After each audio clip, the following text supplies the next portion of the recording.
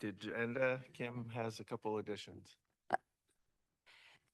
Thank you. I'm requesting a couple of amended agenda items.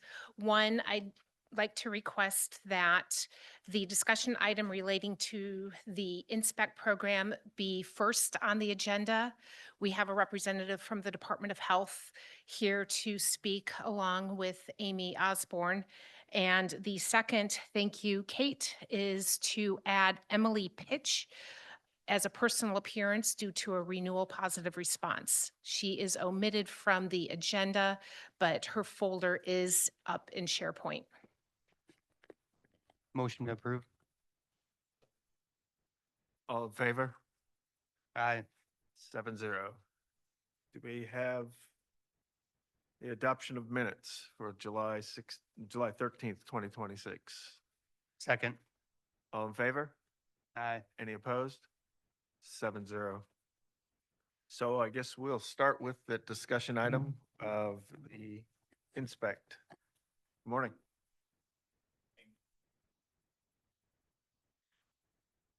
Good morning. I'm Amy Osborne. I am the General Counsel for PLA, and with me today is John Ferguson. He is Chief of Staff at the Department of Health, correct? Yep. So I think some of you may know, some of you may not. There's been discussions over the last few months about where inspect should live. It's lived in PLA since its inception. PLA has been the administrator pursuant to statutory authority over inspect program. Now you all have authority and too with inspect, but where and how it's administered is given to PLA. We've been in conversations with health because health has reached out and believes, and along with the governor's office, believes that inspect could be better utilized in health. And I'll let John kind of talk through that a little bit more as well, but aligns with the state's public health initiatives. And it's health data that probably is collected outside of health that's not normally collected outside of health. They collect a lot of other data, and so it would be useful. One of the reasons why we haven't brought it to your attention until now is that we've been trying to work through a couple of different things, some contractual issues, working through what the terms might look like and moving that administration of inspect, but also, as you know, Kara has left. And so we are trying to work through that as well. So I'll give it over to John to see if he has anything to add, and then we're happy to talk about or answer any questions. Thank you. I really appreciate having the time this morning. So John Ferguson, Chief of Staff and Deputy Health Commissioner for the state. Inspect has been a very, very successful program, both with what PLA has done and the board has done with it. Our goals and our intent is not to change anything that is necessarily done with the board. Instead, looking at the administration of the program. We house a lot of health data information on our end. That includes the ability to engage with both the Health Information Exchange network, as well as different hospitals, clinicians, and then also the ability to use epidemiologists to study the data, look at trends, look and see where things are heading, and be able to really evaluate that in a much different way. And so in our conversations, we looked at the risks of overdose in Indiana, which is something that the Department of Health is actively tracking and keeping measures on, as well as what the program and the data was able to show. So it was our talk when meeting with PLA to say, if we were able to administer the program, we probably would be able to bring a lot more tools, a lot more different supportive capabilities to it, and be able to provide that to the board. Our intent with this change is not to necessarily have anything felt at the board level, still providing, you all would still provide the same oversight of the actual program itself.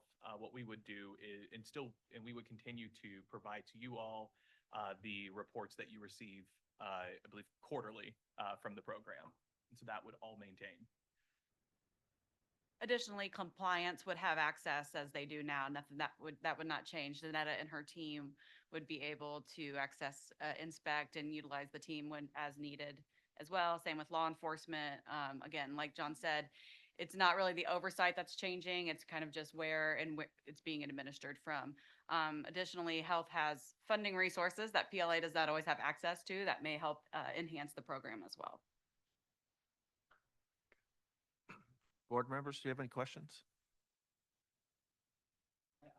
So when it comes to Senate Bill 262, one of the new changes was that the board may disclose prescription drug monitoring program data to a representative of the Indiana Department of Health and the Office of Secretary, the FSSA. So under two conditions: to aid in an investigation and then to prevent overdose deaths. So how will those requests be brought to the board, seeing that the department that would be asking for the investigation is also over the or is also housing the program? We actually already have a few different programs within the Department of Health that have very specific controls around the data itself. Likely in this situation, what we would be doing, especially when looking at overdose death as contemplated in that Senate bill, we would bring any sort of MOU or data sharing agreement to the board for their approval that will specifically state the type of information that we would be using, what the purposes would be, and it would be strictly controlled and monitored. Okay. And then, so would that be true for if it was requested by FSSA? Yes. Would somebody from the Board of Health be up here giving that information and asking for board's approval for that? Yes, that is correct. Okay. The department maintains really strict confidentiality amongst all of its health data, and we would continue to do so with inspect data. Okay. And then you would continue to use your epidemiologist as you have in the past, which the inspect program gives that position authority to get in the program and extract data for different reasons as well, correct? Yes. Okay. Yeah, I had a similar question because we do see a lot of requests from like research groups, et cetera, wanting the data which we always approve or typically approve in which it's redacted. I just want to make sure, does that approval process still come through us? Yes. Okay. As the controlling entity of the inspect program, it would go to. you. Okay, I just want to clarify that that wouldn't change. Is the position at Kara filled being posted and? or- We're still, it hasn't been posted yet. It will be. We're still kind of working through the time frame for that, and if that's a choice that PLA should make, that health should make, or we make that together and how that Okay. works out. But So yes, we would be involved in maybe intervening in that process? I think, Yeah. yeah, I don't see why not. I don't have any concern. That'd be great. So then the position that was held, that Kara held within Inspect, her office was at IPLA, but now it'll be at the Board of Health. Is that correct? Okay. But it is the board's designee still, correct? None of the authority is changing Right, in right. any of that. So yes. Okay, okay. So yeah, I think when Kara was hired, I was president at the time, and I was involved in the process of hiring, as well as Matt should be involved in the process of hiring of this board designee as well. What do you want to try to answer a question in Senate Bill 262 that I have? I will pull it up. Yeah. But I have my computer in front of me. Maybe we'll get back to you. Situation, we'll So try. some of the things that changed obviously were, say, physician dispensing. In the past, they didn't have to report to inspect if they dispensed less than a 72-hour supply, which it looks like that has changed. So anything they dispense out of the office has to be reported to inspect. With the exception in Senate Bill 262, with the exception of veterinarians. They still have to report if it's greater than a 72-hour supply, but they don't, if it's less than a 72-hour supply. And then the other one is a drug administered directly to the patient. So, and it brings up OTPs here. So I just want to get a clarification on it. So, I believe an OTP, is defined as a drug treatment program, but I think this specifically, is specifically for inpatient type OTPs. So I guess the technicality is I think some OTPs buy their controlled substances from wholesalers, and they, administer that um, as an inpatient. But I believe also there's OTPs inpatient that that get their medications for their patients from pharmacies. Um, so when that drug is dispensed from a pharmacy to an OTP, and the OTP is administering it, does the pharmacy need patient consent to report that to inspect? Because in the law, in 262, it says that an OTP can only report to the inspect program if they obtain patient consent. So that's just a little nuance that I just want to confirm on, should pharmacies be reporting these? I think that's something we'll have to look into. I'm not sure that we can Okay. provide that answer today because that is a little bit more nuanced than I think I'm prepared to answer. Maybe John has some thought about that, but Yeah, I think I would probably want to get back. Okay. With Yeah. our Okay. regulatory counsel. Okay. Good. Thank you. I have a couple questions. So I just want to make sure I understand what is happening and kind of look at a reference frame for this. Is this more of like you're just informing us, as in like this is happening, or are you telling us so that you can have our opinions on this? Let's start there. both. So PLA does have the authority to administer the program, right? You have the oversight, we have the administration piece. And so we have worked together and we've worked in conjunction with the governor's office. This move is happening. However, we want to work with you all as a team to make sure that we are addressing concerns, issues that may arise in the transferring, in the implementation following that. It's not just a dumping inspect into health and then, no more help or anything like that. So it's a little bit of both. Okay. And then I guess I'm rather ignorant with when it comes to like how many people are currently a part of the inspect team. I know that there's, off the top of my head, I can think of two positions, I guess. Are there more than that? Okay. So then are both of those positions going to then fall under DHS? Yes. Okay. And then I guess, can you explain a little bit more or elaborate a little bit more on why the move is happening? I know you had mentioned a couple of things. I guess, can you just get into a little bit more specifics? Yeah, I was actually, before I was coming up here, I was like, how did this, I'd actually had to remind myself too. A lot of what we are doing is trying to anticipate and improve health outcomes. And one of the most significant ones facing Hoosiers is regarding overdose. And Inspect is one of the most valuable tools in doing so. We were familiar with the program. We obviously use a lot, as was mentioned earlier, with our epidemiology program, using some of the information in order to better track trends. So part of when Governor Braun took office was looking at really the whole board, and board, I mean the game board, I guess, if we were of everything in state government, to really make sure that everything is where it properly should be, which began conversations on our end, especially around our trauma and injury prevention programs, as well as our fatality review programs. And one of the tools they thought was that there was a lot of data and information and support that we could offer the program. As was just mentioned, it's just two individuals. And so really being able to have the backing of the 881 other individuals of our office, we hoped would be a really big value add. So we approached PLA with that proposal. And I think we found that there was a lot of alignment in what we did, especially as we said that, we were definitely wanting the board to still be the one in charge of the program. What we were wanting to do is more of that actual administration portion. And so that's kind of the origins of how we got here. And I would agree with that. And I think PLA did a kind of an internal assessment that we don't have the resources to really provide to Inspect, whether it's through the board or through funding or whatever it may be, the way that health could make that program be even better for all people involved.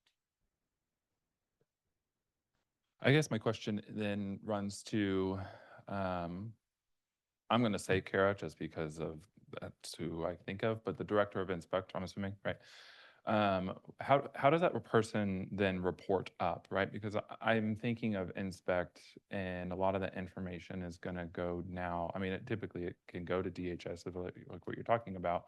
Now you said 881 people, right? How do you create that separation where now that director might have to say, no, I can't give you that information because like that's information that is supposed to be held within inspect. Yeah, so right now we are envisioning this program reporting through, and I apologize because the title is very weird. So I actually had to he reports directly to me, but the Chief Public Health Intelligence and Transformation Officer. It's a bit of a mouthful, but that position holds all of our data and technology, and there is a lot of different places that information cannot necessarily flow between different parts of the department. It's a very standard practice in our area, specifically around, we both hold HIPAA protected information, confidential information. We actually have FERPA information as well. So we are very familiar and comfortable with making sure that that any data that's shared between programs, it is allowed to be shared. And we also put in guardrails where that data cannot be shared. All right, thank you. Any other questions? Seems, I was just going to say, just to kind of summarize, the location of the program is essentially the only thing changing. Oversight and process and a lot of those things are all the same. Is that correct? Okay, thank you. I'm good. yeah, I think this is a pretty common situation in large organizations, which PLA and DHS is, where you have a matrix reporting structure and just utilizing the resources for the best way possible. Yeah, is there going to be any change in, of course, the inspect program is, from what I understand, is funded by the CSR fees. And then obviously there's requests that come to the board to use CSR funds for, certain things. So is there any change in where those funds are going to be housed? No, CSR funds will still remain with PLA. The contract for Bamboo is expiring next year, and we'll have to set a new contract. It's my understanding that it's pretty much covered for the next year, the life of the contract. Funding after that, we'll discuss with health, but sometimes we also get grant funding directly from health. So this way we won't even have to worry about that because they will already have the ability to fund inspect directly with their federal grants. Okay. Any other questions? Well, thank you very much. All right, thank you.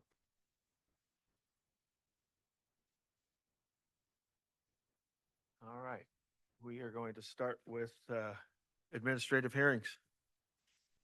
And we'll start with the final hearings with Michael Eads.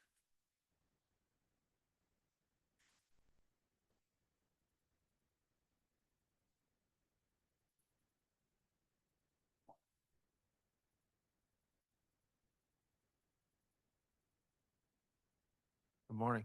Morning. All right.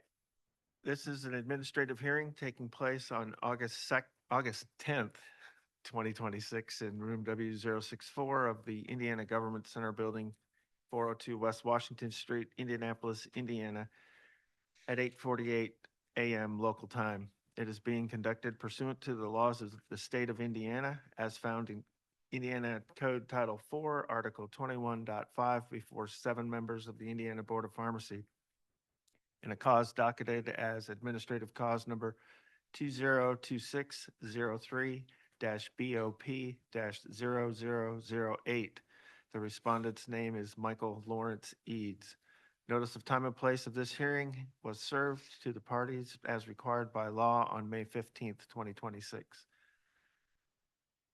This is the final hearing on the state's complaint, which was filed on May 6th, 2026. We will start with swearing in Marjorie. Will the official reporter designated for this hearing please stand and be sworn? Raise your right hand, state your name.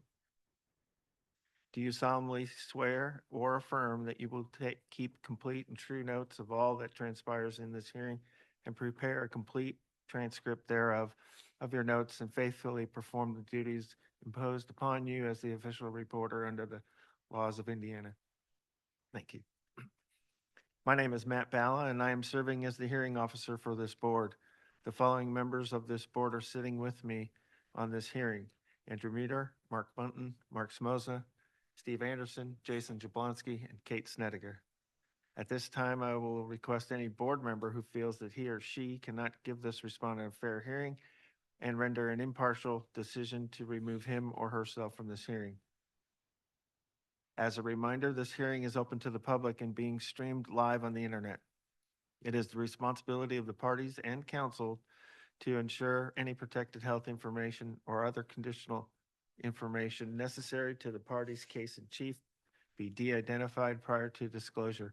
Failure to properly protect patient information could result in objection and exclusion of testimony of witnesses. We have appearance of counsel. Alex James for the state.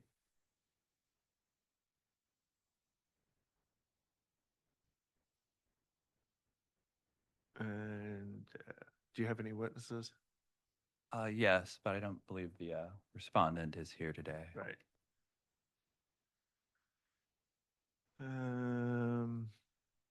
Will all those who know themselves to be witness or who may be witnesses in this cause, please stand and raise your right hand to be sworn?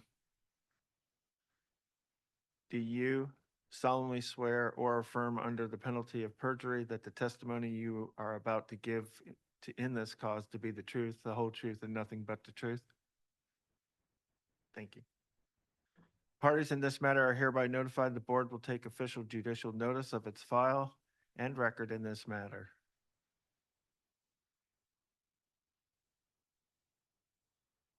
Do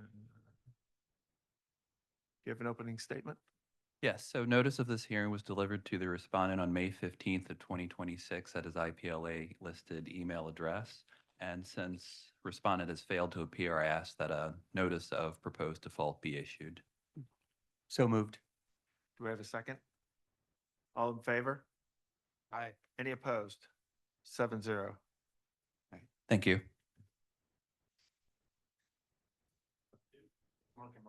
I guess we'll close this hearing. These proceedings, according to notes, are hereby concluded. This cause is therefore adjourned until further order. What's that? Christy Miller.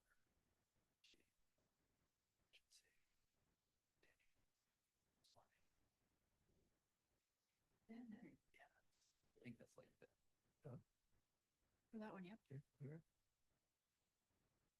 All right, Christy Miller will be next.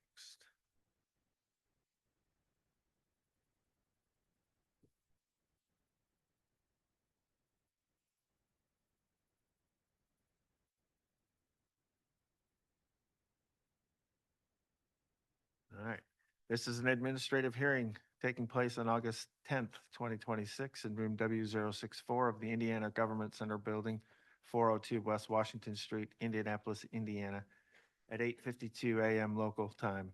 It is being conducted pursuant to the laws of the state of Indiana as found in Indiana Code Title IV, Article 21.5, before 7 members of the Indiana Board of Pharmacy in a cause docketed as administrative cause number 202605-BOP-0016. The respondent's name is Christy Nicole Miller. Notice of time and place of this hearing was served to the parties as required by law on May 15th, 2026. This is a final hearing on the state's complaint in which was filed on May 6th, 2026. My name is Matt Balla, and I am serving as the hearing officer for this board. The following members of the board are sitting with me: Andrew Meter, Mark Bunton, Mark Smosna, Steve Anderson, Jason Jablonski, and Kate Snedeker. At this time, I request any board member who feels that he or she cannot give this respondent a fair hearing and render an impartial decision to remove him or herself from the hearing. As a reminder, this hearing is open to the public and being streamed live on the internet. It is the responsibility of the parties and council to ensure any protected health information or other conditional information necessary to the party's case in chief be de-identified prior to disclosure. Failure to properly protect patient information could result in objection and exclusion of testimony of witnesses. We have appearance of counsel, Alex James for the state. and it looks like the respondent is not here. Yes, so as a preliminary matter, the respondent in this case asked for a continuance due to a family emergency.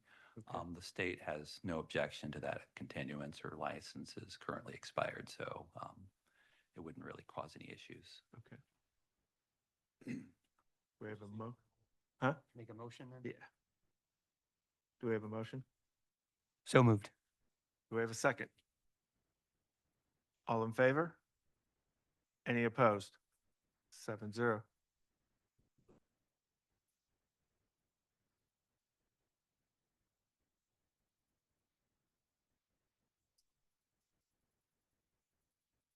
Next up will be Genoa Healthcare.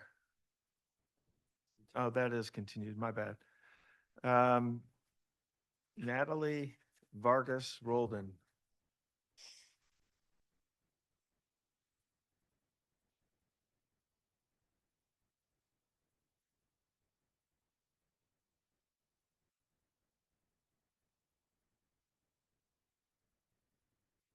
Had a preliminary request before you open. We have two agreements, the summary suspension and the settlement agreement. If we could do it in one hearing. I know it's later on the agenda, but for the record, I think it makes sense to have it in one.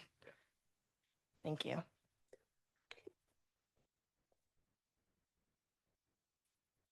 All right, this is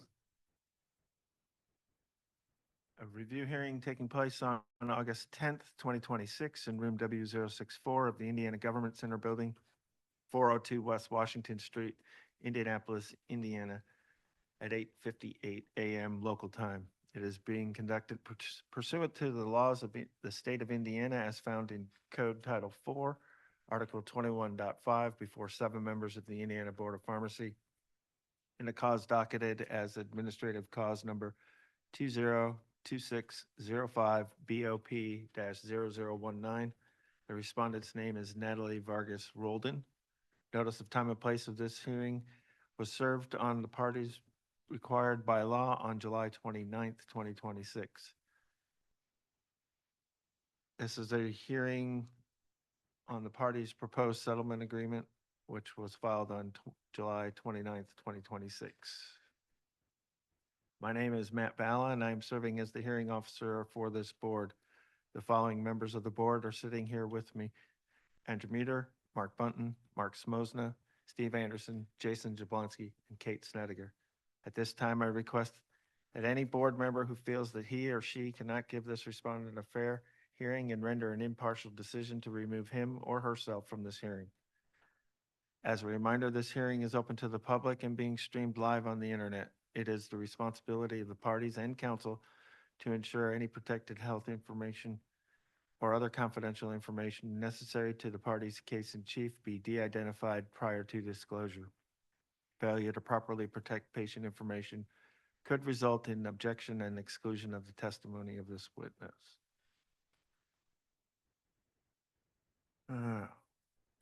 Appearance of counsel. Rebecca Hammond, Deputy Attorney General on behalf of the state.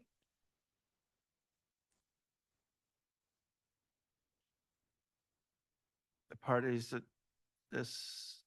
in this matter are hereby notified. The board will take official judicial notice of the record in this matter. You may proceed. Thank you. I think it makes sense to start off with the voluntary summary suspension agreement first. So you should have that before you. This would be your first renewal of that summary suspension. It was originally filed in May. The facts are not changed from when you first granted summary suspension, but significantly we've reached that settlement agreement that we'll go to next. But this is simply to track with the final order, so there's no lapse in time. There's language here in our voluntary summary suspension agreement that we both understand if there's a final order issued in the matter that will override this temporary order. So I would first request that you grant this summary suspension agreement. So moved. Do we have a second? Second. All in favor? Any opposed? All right. Thank 7-0. you. And then going to our proposed settlement agreement, you'll see the substantive terms are pages 4 through 7. This, we had to craft something a little bit specific here since IPRP is not available for pharmacy technicians. So that's kind of what this is getting at here. So the state would simply request that you accept our agreement today. We have a motion.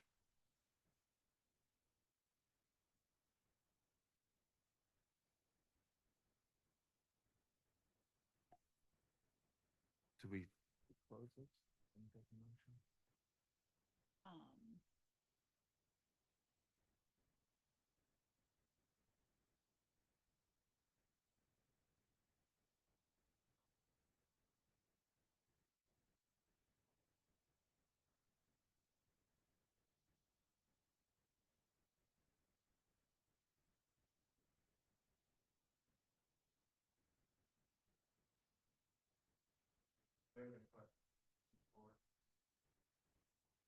Do we have any questions from the board?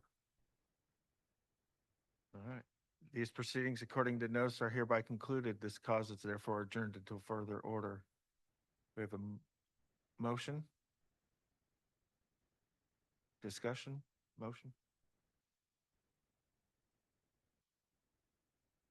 Seeing no discussion, I move to accept. Do we have a second? I have closed it. Second. All in favor? Aye. Any opposed? 7-0. Thank you.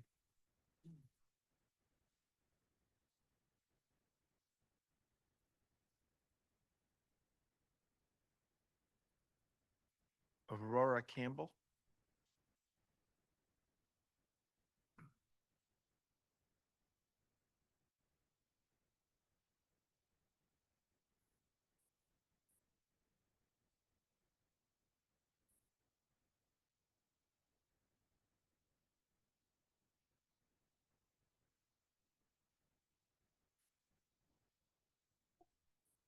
This is an administrative hearing taking place on August 10th, 2026 in room W064 of the Indiana Government Center Building, 402 West Washington Street, Indianapolis, Indiana, at 9:01 a.m. local time.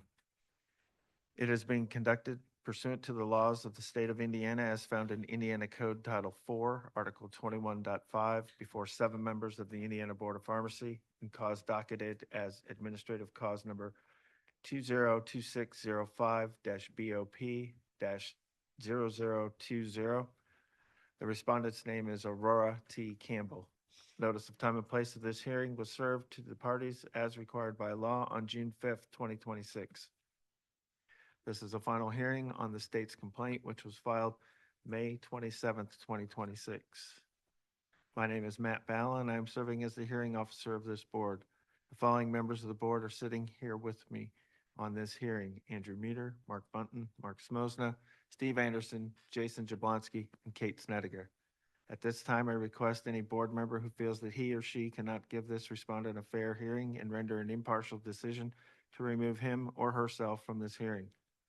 Mr. President, this is a former CVS technician that I do not know. I feel I can be fair and impartial, but I didn't want to notify the board and council. I have no objection to it. Thank you. As a reminder, this hearing is open to the public and being streamed live on the internet. It is the responsibility of the parties and council to ensure any protected health information or other conditional information necessary to the party's case in chief be de-identified prior to disclosure. Failure to properly protect patient information could result in objection and exclusion of testimony to this witness. May I have appearance of counsel? Alex James for the state. Obviously, the respondent's not here. Yes, so again, since the respondent was served on June 5th, 2026 at her IPLA listed email address, the state would ask that a notice of proposed default be issued. So moved. Second. All in favor? Aye. Any opposed? 7-0. Thank you.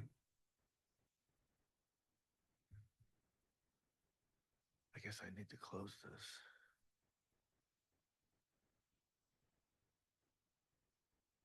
These proceedings according to notice are hereby concluded. This cause is therefore adjourned until further order.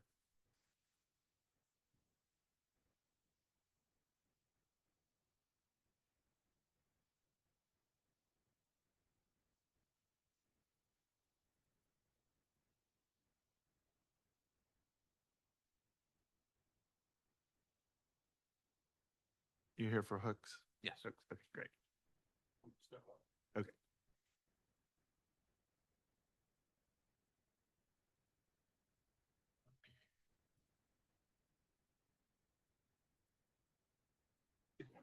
What? Who was singing?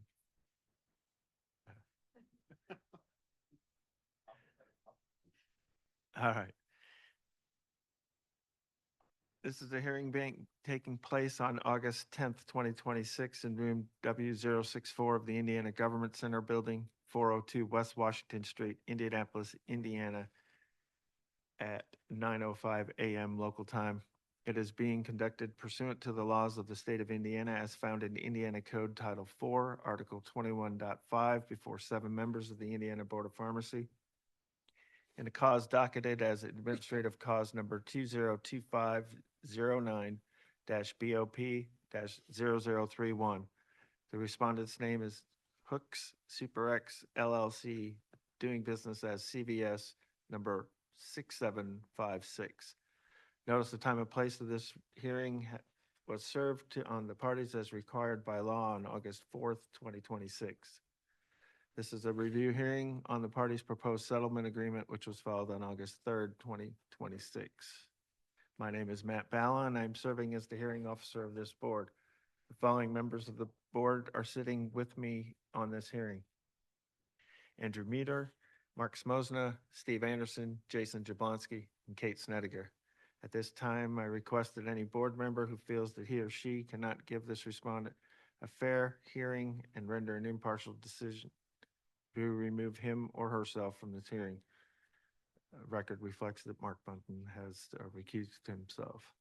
As a reminder, this hearing is open to the public and being streamed live on the internet. It is the responsibility of the parties and council to ensure any protected health information or other confidential information necessary to the party's case in chief be de-identified prior to disclosure. Failure to properly protect patient information could result in objection and exclusion of testimony. May I have appearance of counsel? Ryan Eldridge, Deputy Attorney General for the state of Indiana. Do you have any witnesses? I do not. Parties in this matter are hereby notified the board will take official judicial notice of its file and record in this matter. You may proceed. Yes, thank you. On August 3rd of 2026, there was a proposed settlement agreement filed on this matter between the state and CVS 6756. I believe the board has the agreement in front of them. I'll remain available for any questions, but I do want to highlight certain things from it. When compared to the administrative complaint, you will notice that there was a large amount of charges that have been removed from it. The reason for that is in the course of the investigation, there was a determination that there was not a pharmacist on duty at the time that this occurred.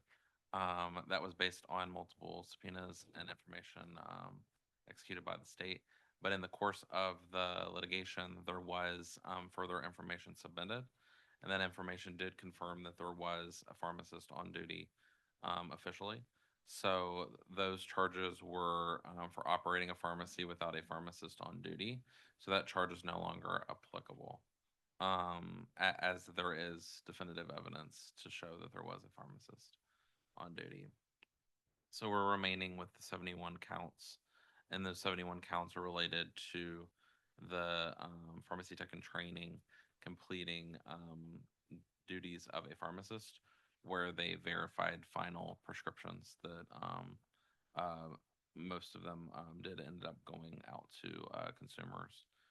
We did have a settlement conference with the president on this case, and ultimately from that we came up with a 1-year indefinite probation passing one, at least IPLA inspection prior to petitioning, probation withdrawal, quarterly reports to the board, a $5 statutory fee, and based on the gravity of the situation, we did come up with a $25,000 fine, as, the final resolution. I am available for any questions if any of the board members have questions. Board members, do you have any questions? Yeah, so I have a couple questions. So this is a CVS in Seymour, correct? Yes. And the original story was that the pharmacist, it's a 24-hour pharmacy, and that the pharmacist left and the tech filled the prescriptions without any pharmacist on duty, right? Was that Yes. the original story? Filled and verified. Sorry, Kate. Sorry. I'm not trying to No, put no, no. verified. Pull out your pharmacy language No, on you're me. That's good. fine. I apologize, Kate. No, no, no, I'm it's all sorry. right. But That's what yeah. yeah. So they completed final verifications, which are required by law to be completed by a pharmacist. There is evidence to support that, and they have agreed that that did occur by this pharmacy tech and training employee. The further information that was obtained in the course of litigation was that where it first looked like there was not a pharmacist on duty at all, Right. there was later determinations that there was. It was a floater pharmacist. And the reason that that was not in the records is because it's kept in corporate records, not in the individual pharmacy records, because they were filling in at the location. But we did obtain that in the course of the investigation or the litigation to determine that there was not the larger issue of that the pharmacy should not have been open at all. Right. So the tech did that stuff while the pharmacist was standing there? There was a pharmacist in the building, but I can't confirm what it was, since it was multiple prescriptions Right. where and it was over a period of time. But there was a pharmacist in the building, and there was the completion of those duties ultimately by that person. But that's not to say that the pharmacist okayed it. It's just that they completed it in their system. But the pharmacist there was was- on site and must have known that there were pharmacy duties going on without his or her oversight.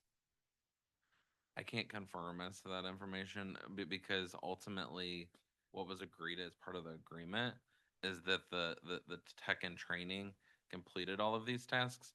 That's not to say that other tasks weren't completed by the pharmacist itself. It was quite a busy location and a 24/7 pharmacy. So And I'm okay with the agreement where you landed, but I'm just kind of curious about the penalties on the tech versus the penalties on the pharmacist, particularly if there was a pharmacist on site. and I can't confirm or deny whether there was an investigation of the pharmacist. I can tell you that there was never any litigation filed against. But you don't know That internal person? discipline, of course, Yeah. for CVS, right? The Right. board is free to choose whether to file if they see in any case. But I can tell you there is a pending case involving the pharmacy tech and training. We were just waiting for for the pharmacy to come forward, and then for the tech and training to be later litigated before this board. So Ryan, on the reading over the investigation over this amount of time we've had, it looked like that there was a pharmacist on duty, but the initials that printed out on the label that verified it were was the tech's initials, correct? Yes, that is correct. So then how does the pharmacy system allow something to be verified by a tech if that happened? So do we know if the pharmacist verified it, but the tech's initials came out on the label? So I believe I can direct you one second, and I'll direct you to a specific paragraph so I can explain a little bit further. So paragraph 17 of the mitigating circumstances, this is in response to this incident. The internal policy has been revised and updated on a nationwide basis. All temporary credentials have an automatic timeout of 2 hours. So what he did was he obtained temporary credentials through the system. Those temporary credentials, according to this agreement, would allow him to enter his information as a pharmacist. And then then he was able, according to the system, to complete that final verification. So the technician actually updated his own credentials or her credentials, is that correct? That is what is being agreed upon as part of this agreement, yes. Yeah. And is a 2-hour gap in time where that's allowed.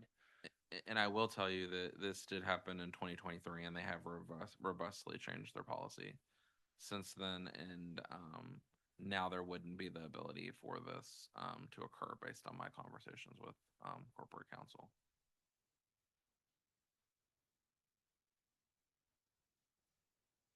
Do you have a copy of the policy? I do not. That is something I could, though, indicate to council as they have worked multiple times with this board. And I can indicate that that would be something the board would desire in the first quarterly report, because then the board is able to then question and ask further, like for updates or for a personal appearance regarding the policy and any changes they might want to see. Yeah. Okay. So I want to make sure I understand. And they might actually be online listening too, Yeah. because they've indicated that. They might be, but I would indicate that to them if that's of a desire to the board too. Okay, I guess I want to make sure I understand this correctly. So, because I'm thinking of a technician getting hired on, Mhm. right? Sometimes I agree with regards to like, sometimes that can be kind of labor intensive to get somebody onboarded and stuff like that. So then maybe how do we figure out the credentials? So maybe they have a generic login or something along those lines. But to me, it seems like what's happening here is those credentials in which the technician logged in, right? Then got the individual said that they were a pharmacist credential wise in the system. Yes? So I will. This is I get what question you're going for, and I think I can give a little bit clarification to that and how this would be different. He was also leadership through CVS. Got it. Yeah. Okay. Okay. So it wouldn't be typical for other like pharmacy tech and trainings or a pharmacy tech that came on. Yeah. Because Yeah, it was that it person was a wouldn't have manager of same- the store, I think, or something, Yes. assistant manager or something. I think I remember reading that at some Yes, he point. was a store manager. Yeah.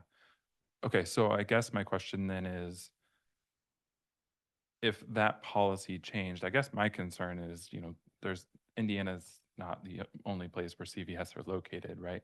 So I wonder, I mean, And it was a change in nationwide policy, not specifically for just the state of Indiana. yeah, this would based be on outside of information. our purview, obviously, but I mean, it seems like something that would be a bigger picture where this potentially could happen outside the state. So, yeah,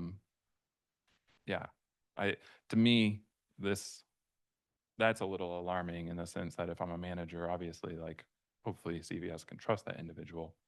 But it seems like in this case, that didn't happen. So, Yeah, and 71 times. correct. And then we landed, how did we land on the $25,000 fine? Obviously, per law, and I know this conversation happened at last month's meeting. We have to look at the law that was in place at the time the incident that occurred. Obviously, so 71,000 is the largest possible or maximum fine. We discussed, and there was obviously I can't talk about settlement negotiations. But we came to that as there were mitigating circumstances, meaning that it's been 3 years with no incidents at the store. It all happened on one date in a very short amount of time, and it was immediately rectified. I will tell the board just just because I've had these conversations with opposing counsel and corporate counsel, and I believe they would be okay with it, is that they did within just a couple days have someone come in and fully audit all of the prescriptions, and there was then follow up with all of the patients. So it wasn't something where there was a long period of time that went by, or that it happened over a long period of time, like we sometimes see with diversions. Yeah, so if you take $25,000 and divide it by the 71 counts, right? That averages out to $3,352, right? But that's the math. Sorry. I don't expect you to do that in your head, Ryan. I apologize. So, correct me if I'm wrong, but I think we started, our baseline is $500, and then we either ramp that up or decrease that based upon the extenuating factors. That is again based on newer law. Well, I Um, thought that went into effect. I don't know when the charges came about, but I think that came into effect last year.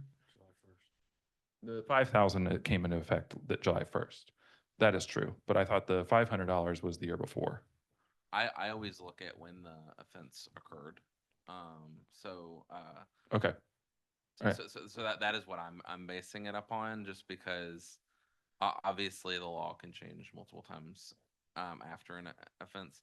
But that is a factor, and then the reason that it factored into that is that again, it had been such a long period since the original conduct occurred. And I will provide a little bit of information on that. This was a very complex case to try to figure out all of the ins and outs of. So that is the reason, and I believe it came to us approximately 6 months to a year after the conduct already had occurred. But that all factors in also, because we want to make sure that we're not bringing something multiple years after the fact with no other issues and being punitive on an action either. You said you got this case about 6 months to a year after, right? Approximately. Okay. And then the original action was, It was he was terminated in November of 2023, and it looks like the scripts that were involved were September of 2023.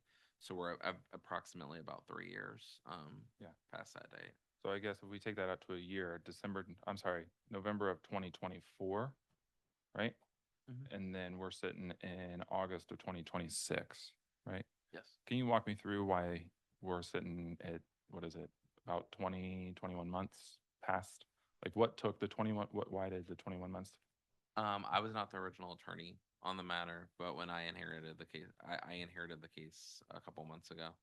And what ultimately it was getting information from multiple parties involved, and also determining the extent of it. It involved multiple data analytics of how many scripts were verified, how many scripts went out, different information like that we had to review aggregate information, and that is not typical of cases that we have. But when I inherited it, we turned it around in a couple months. I can't speak to before that period. I apologize, just because I don't want to give inaccurate information. Ryan, I'm not familiar with the total process on how a prescription at CVS gets into the bin, the will call bin, but so it sounds like this could have happened without the pharmacist on duty knowing we know that, correct? That is correct. It can it looked from some of the information that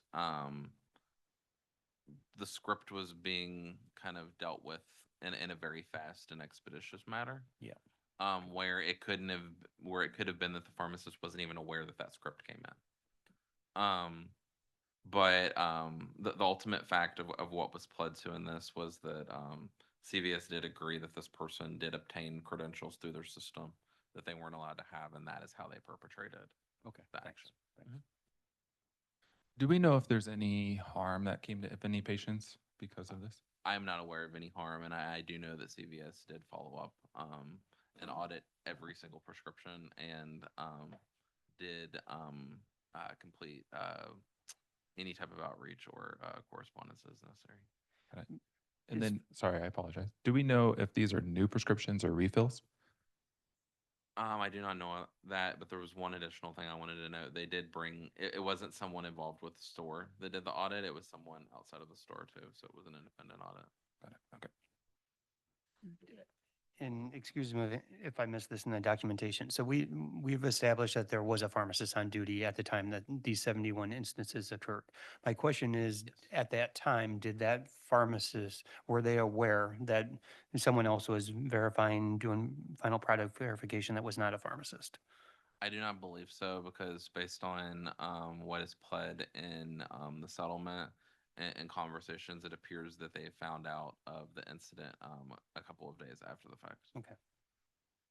I mean, unfortunately, with the system, I can see how a pharmacist, they could be on lunch break, or at a different station. This is happening in the drive-through or whatever else. And they had no clue that final verification was being conducted by, a member of management. Possibly, yes. Yeah. Correct. That's We why don't know I'm what the asking if we, pharmacist was doing or we had- thinking. It sounds like they were on site, he or she was on site somewhere, but that's possible, or it's possible that they turned their back and willingly let that happen, right? And I will also note that it's a pharmacist that wasn't as familiar with the store. It was a floater pharmacist that was filling in at the location. Any more discussion or questions? Closing. I would just ask that the board accept this agreement. I believe it's appropriate to resolve this matter.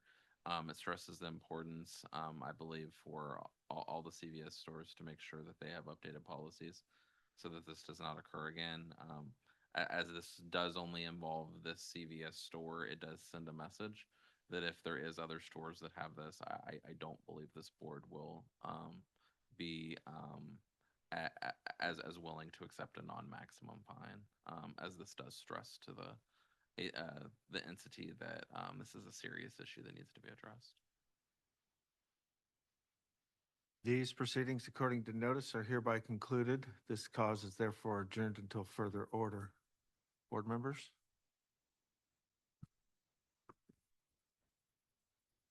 I feel like I have a little bit more questions after this than less questions.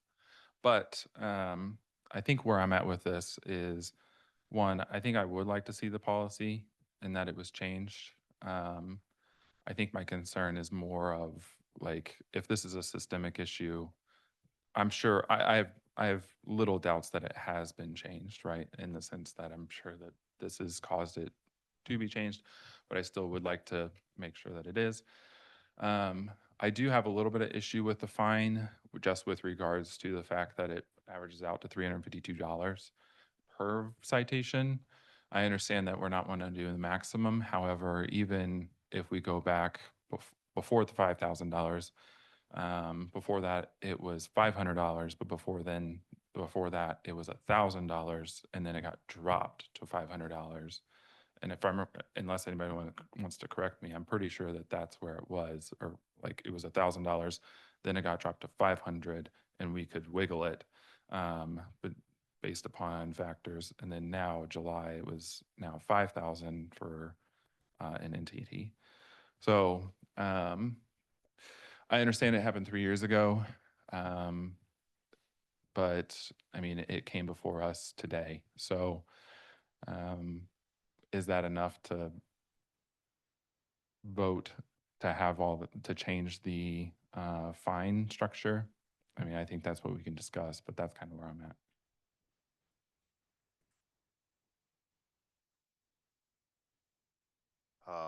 Yeah, I guess I'm, personally okay with the PSA at this point. I mean, in the past, we would have seen, one charge of failure to properly do something. So the fact that we have 71 is a movement in the right direction, even if the fine is not the max. So I'm okay. I mean, this was a very complicated one, and it took them forever to get through it. I understand that, but I feel like probably I could support it. Put it That that motion. Any other discussion? Do we have a motion? I would make a motion to approve. Do we have a second? I second. All in favor? Aye. Any opposed? All right, 6-1-0. 5-1-0. Thank you, Brian. Thank you.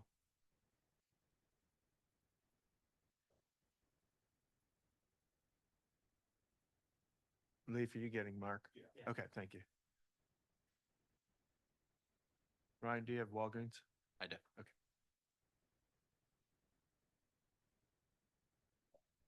And it's a PSA? It is, yeah. Okay.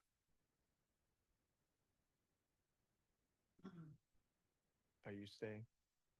Since you were a former? Yeah, I mean, I'll have one because I used to have this territory. Yeah.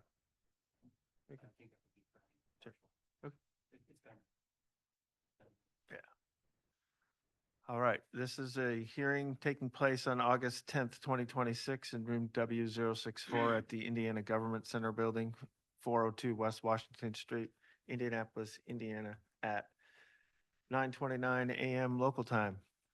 It is being conducted pursuant to the laws of the state of Indiana as found in Indiana Code Title IV, Article 21.5, before 7 members of the Indiana Board of Pharmacy in a cause docketed as administrative cause number 202604-BOP-0013.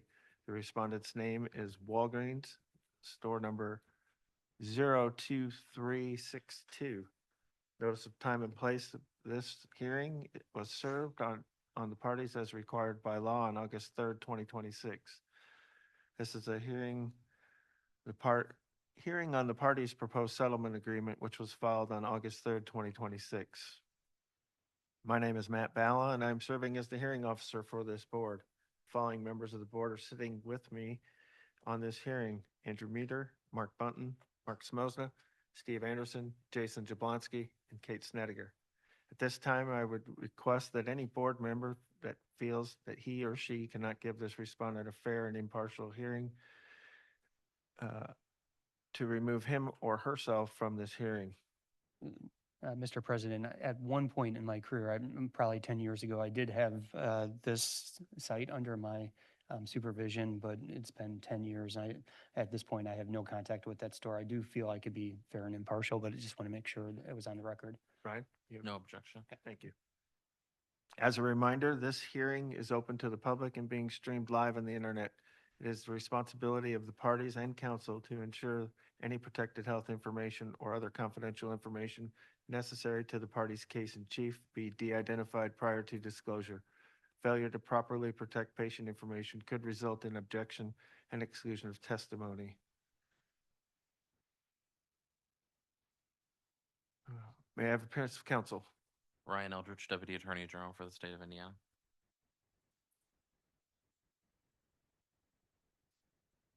Do you have any witnesses? I do not.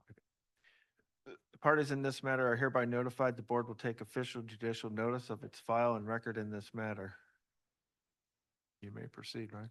Yes, thank you. A proposed settlement agreement was filed on August 3rd of 2026 involving Walgreens 2362 counsel for Walgreens and the state. This agreement is before you. I believe you have it before you. It only involves 2 violations, one for unauthorized disclosure of PHI, specifically that one patient was given another patient's information on a script without their authorization, and that there was also a dispensation of incorrect medication under the Laws and Drug Act, which was an assisting violation by the pharmacy being open and allowing that to occur. As a result, the parties have agreed upon a letter of reprimand, a $5 statutory fee, and a $1,000 fine. The reason for the $1,000 fine is twofold. One, this conduct occurred before the change in the law, and 2, we didn't feel that $2,000 was appropriate, as it was one incident, but there were 2 different violations related to that one incident. We believe this is in line with recent precedent involving Walgreens and CVS cases that have resulted in a letter of reprimand for PHI violations or incorrect fills of one medication. So we would ask that the board approve this agreement. Do you have any questions for Ryan? These proceedings are, according to notice, are hereby concluded. This cause is therefore adjourned until further order. Discussion? We have a motion. I would make a motion to accept it. We have a second. I'll second. We have a motion and a second. All in favor? Any opposed? 7-0. Thank you, sir.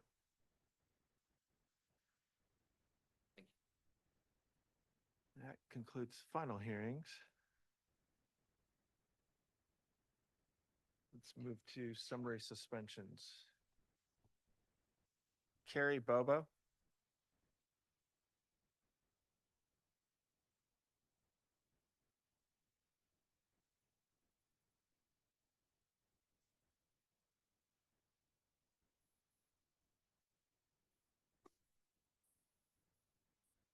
We're making you get your steps in.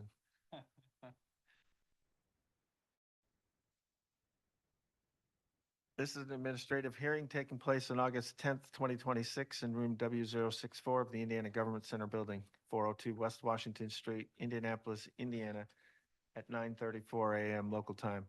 It is being conducted pursuant to the laws of the state of Indiana as found in Indiana Code Title IV, Article 21.5, before 7 members of the Indiana Board of Pharmacy in a cause docketed as administrative cause number 202602-BOP-0007. The respondent's name is Carrie R. Bobo. Notice of time and place of this hearing was served as provided by law on April 29th, 2026. Notice was also given to the Office of the Attorney General of the State of Indiana. This is a hearing to determine whether the respondent's summary suspension should be extended. My name is Matt Balla, and I'm serving as the hearing officer for this board. The following members of the board are sitting with me on this hearing: Andrew Meter, Mark Bunton, Mark Smosna, Steve Anderson, Jason Jablonski, and Kate Snediger. At this time, I request that any board member who believes he or she cannot give this respondent a fair hearing and render an impartial decision to remove him or herself from the hearing. Mr. President, this is a former CVS employee. I also am an employee of CVS. I feel I can be fair and impartial in this case, but I did want to let the board and council know. I have no objection. Thank you. As a reminder, this hearing is open to the public and being streamed live on the internet. It is the responsibility of the parties and council to ensure protected health information or other confidential information necessary to the party's case in chief be de-identified prior to disclosure. Failure to properly protect patient information could result in objection and exclusion of testimony of the witnesses. May we have appearance of counsel? Alex James for the state. The parties in this matter are hereby notified. The board will take official judicial notice of its file and record in this matter. You may. Yes, the respondent's license in this case expired on June 30th, 2026. And since the respondent has no active license to practice, I would ask that the summary suspension be allowed to lapse.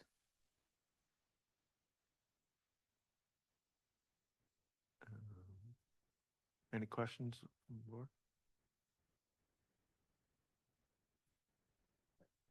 I guess my question is, if this individual were to reapply for a license, would they be able to, without it flagging, through that be, because currently they're under a summary suspension. I just want to make sure 3 months down the road, they can't reapply for a license. Yeah. Yeah, that's Yeah. where I was a little bit confused in asking the question. Because if they don't have a license, then we have no authority. If it's suspended, is that correct? Well, they currently don't have an active license, but we could act upon that Sure. expired license, from what I understand. I just worry about, things getting lost in the shuffle 6 months down the road and they reapply for a license and, it's granted again because we never took action on their previous license. This did happen like twice at the last meeting, for what it's worth, Jason. So It did. the state took it down a new road. Okay. Everything changed.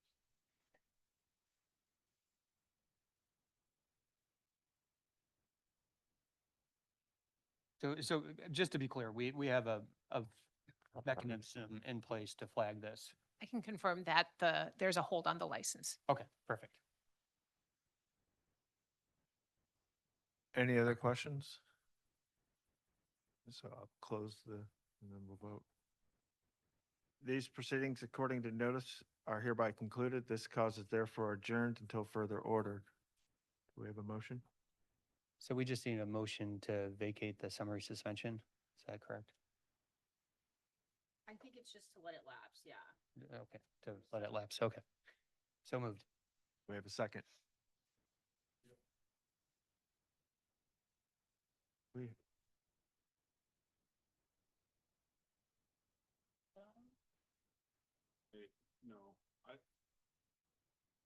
No, in the absence of any action, it'll just lapse on its own, which is what it would do if we never set it for a hearing today to begin with. So I guess you don't have to do anything. It's just that you have a hearing in front of you right now.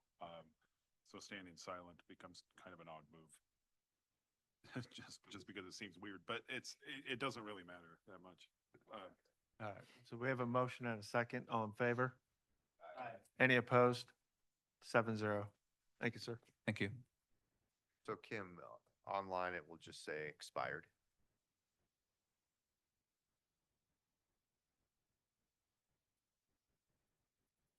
Will the suspended fall off that?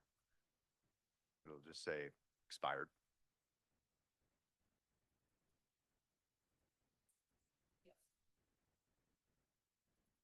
Angela Beach will be next.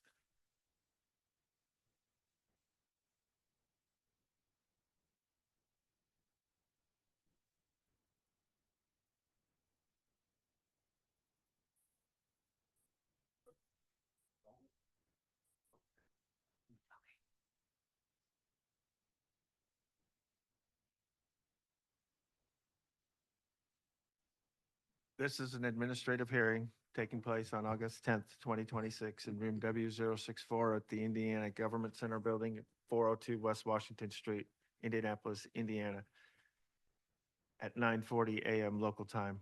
It is being conducted pursuant to the laws of the state of Indiana as found in Indiana Code Title IV, Article 21.5, before 7 members of the Indiana Board of Pharmacy in a cause docketed as administrative cause number 2026-05-BOP-0015. The respondent's name is Angela Beach.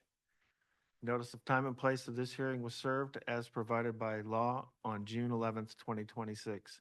Notice was also given to the Office of the Attorney General of the State of Indiana. This is a hearing to determine whether the respondent's summary suspension should be extended.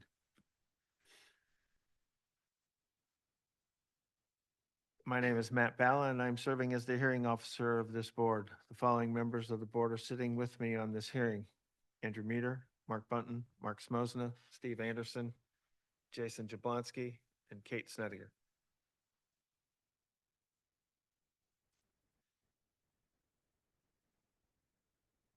At this time, I request any board member who believes that he or she cannot give this respondent a fair hearing and render an impartial decision to remove him or herself from the hearing. Mr. President, this is a former CVS employee. I also am a CVS employee. I feel I can be fair and impartial in this case, but I want to let the board, counsel, and Ms. Beach know. I have no objection to him continuing. I have no objection either. Thank you. As a reminder, this hearing is open to the public and being streamed live on the internet. It is the responsibility of the parties and council to ensure any protected health information or other confidential information necessary to the party's case in chief be de-identified prior to disclosure. Failure to properly protect patient information could result in objection and exclusion of testimony. May we have appearance of counsel? Alex James for the state. And Ms. Beach, you realize that you have the opportunity to be represented by an attorney, and you obviously don't have someone with you. Would you like to proceed? Yes, please. Okay, thank you. Well, all those who know themselves to be witnesses or who may be witnesses in this cause, please stand and raise your right hand, and that would include you, Ms. Beach. Do you and each of you solemnly swear or affirm under the penalty of perjury that the testimony you're about to give in this cause will be the truth, the whole truth, and nothing but the truth? I do. Thank you. Parties in this matter are hereby notified. The board will take official judicial notice of its file and record in this matter. Does either party wish to make an opening statement?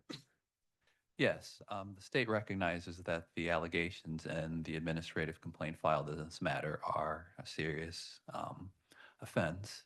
However, on June 15th, 2026 of this year, what the evidence will show is that the respondent has signed an IPRP RMA, and since signing that RMA, that she has been in total and complete compliance with her program. Thank you. Ms. Beach, do you have opening Go ahead. statement? Okay. No.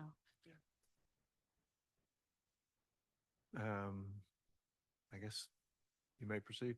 So the state would like to call Tracy Trout. Ms. Trout, can you please state and spell your name for the record? Tracy Trout, Tracytraut. Ms. Trout, what are your duties for IPRP? I am the program director for IPRP and I manage a team of 4 case managers, and we are responsible for making sure that our participants are in compliance and acting within their board orders and the board's wishes. And so are you familiar with the respondent in this case? I am. And how are you familiar with her? She enrolled in IPRP on 6/15/2026. Can you explain how she's being monitored currently? So Ms. Beach signed a 3-year RMA. She's going to be on 16 urine drug screens per year until she obtains employment. She'll move to 26. Successful completion of her criminal probation requirements. 2 self-help meetings a week. She needs to obtain a worksite monitor when she goes back to work. Monthly meeting log. She needs to obtain a sponsor and submit quarterly worksite monitor, and sponsor reports. She has a diagnosis of alcohol use disorder severe and stimulant use disorder, methamphetamine type severe, both in early remission. And can you also share with the board her compliance? Yes, she has been extremely communicative, and she is 100% compliance with everything she's supposed to be doing. We had one slight mishap, which was not Miss Beach's fault. They dropped her drug screen cup, and then she had to sit again and drink a bunch of water, which then caused her sample to be dilute. Sorry to be TMI in your in here. That was not her issue. It was the lab's issue, and she gracefully took another UDS, and that it was all fine. So she's been a very good participant. Okay, I have no further questions. Ms. Beach, do you have any evidence or information you'd like to share? Not unless you have questions. Board members, do we have any questions for either Ms. Trout or Ms. Beach? I was just going to ask Tracy, so she's, just to confirm, this has been 6 weeks? Okay, I Yeah. just wanted to make sure. Yeah. Thank you. Any other questions? Closing statement? No, I just asked that the summary suspension be allowed to lapse as Ms. Beach does not present a clear and immediate danger to the public. Thank you. These proceedings, according to notice, are hereby concluded. This cause is therefore adjourned until further order.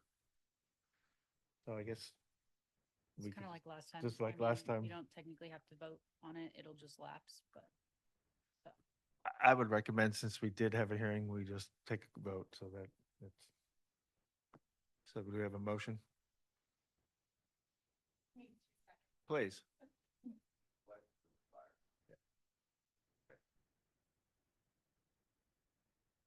And it'll be flagged in the system? Yeah. I just want to be sure. Yeah, I mean, This is a pretty serious Yeah, incident that that- occurred, and it yeah, occurred exactly. less than 6 the months ago. the facts are, pretty Alarming. serious. Yeah, You know, so so I from just that wanna aspect, make I just want to sure. make sure that that mechanism is 100% in place. So agreed. Absolutely. Thank you.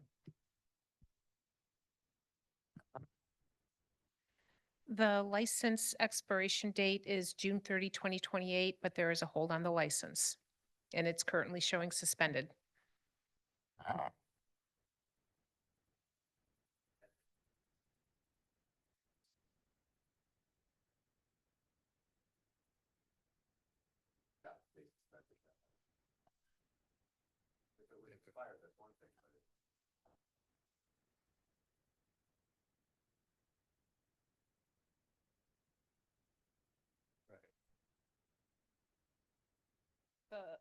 The license was renewed June 12, 2026. Was renewed. And there is a hold on the license. If you might better explain what a hold means, I just want to make sure. We need more, Mike. A hold is just that, it holds the license. So if there was an attempt to renew, like in the last case, it would show up on a list that would require it, so it couldn't renew automatically, is what I'm saying. Is there any renewed, that's. Yeah, so this one has to stay suspended. We might reopen it and see if the state has any insight on, All right, we're going to reopen this. yeah, and just see if he can provide any If- kind yeah. of. Did you hear that? Can you provide additional information? With regard to the license, I mean, I think your guys' concern is that it's gonna be, it won't be suspended anymore, so it would just be active if the summary suspension lapses. I think Yeah, that's their concern. yeah. Probably should be.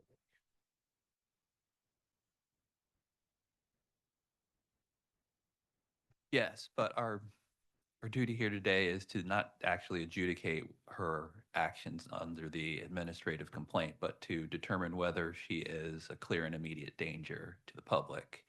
And since she is under an RMA and she has all sorts of monitoring in place, it's the state's position that since she has shown compliance for a period of time, that allowing the summary suspension to continue is not going to serve an additional purpose. Am I able to ask Tracy a question since we reopened? Yes, go ahead. Tracy, can you comment on that? This is a pretty short period of time. Like this Mhm. is like, what, 6 weeks? Yeah. We don't usually return folks with addictions back to the pharmacy world in 6 weeks, do we? This is really Typically, short. typically that has not happened. no. Right. So your opinion on Well, I would Angela's ability to recommend that practice? I recommend that she does not go back to practice right now. I think she needs some time to get her feet underneath her and Right. our recommendation would be, I mean, she can certainly go obtain other employment, but I'm not a pharmacist, but I am the consumer of some of that and I see what goes on in pharmacies. Right. So, which isn't great behavior sometimes. So it's a high stress position. And right now with the things that she's been through, I would like to see her just step back from that a little bit and take some time to get her feet on the ground. Right. I mean, usually we see you recommend not returning to work, and I'm just going to paraphrase here, but it seems more like close to 6 to 12 months Mhm. before you feel like would be okay to be back in a position of Right. access. With severe to- diagnoses, yes. Yeah. But if this suspension lapses, Good job she's, tomorrow. she's free and clear to work. Yeah. Even regardless of recommendations. Right. That's why I feel we need to do whatever we need to do. This needs to stay suspended for a longer period of time than just 6 weeks. I didn't see any information in the file on a criminal case. Is there currently a criminal case from a March? Okay, but no conviction yet. But still pretty significant charges involving narcotics and controlled substances. But Ms. Beach, when is the next court date for you? It's September 9th. I've signed plea agreement, so it should be hopefully not further continued past that date.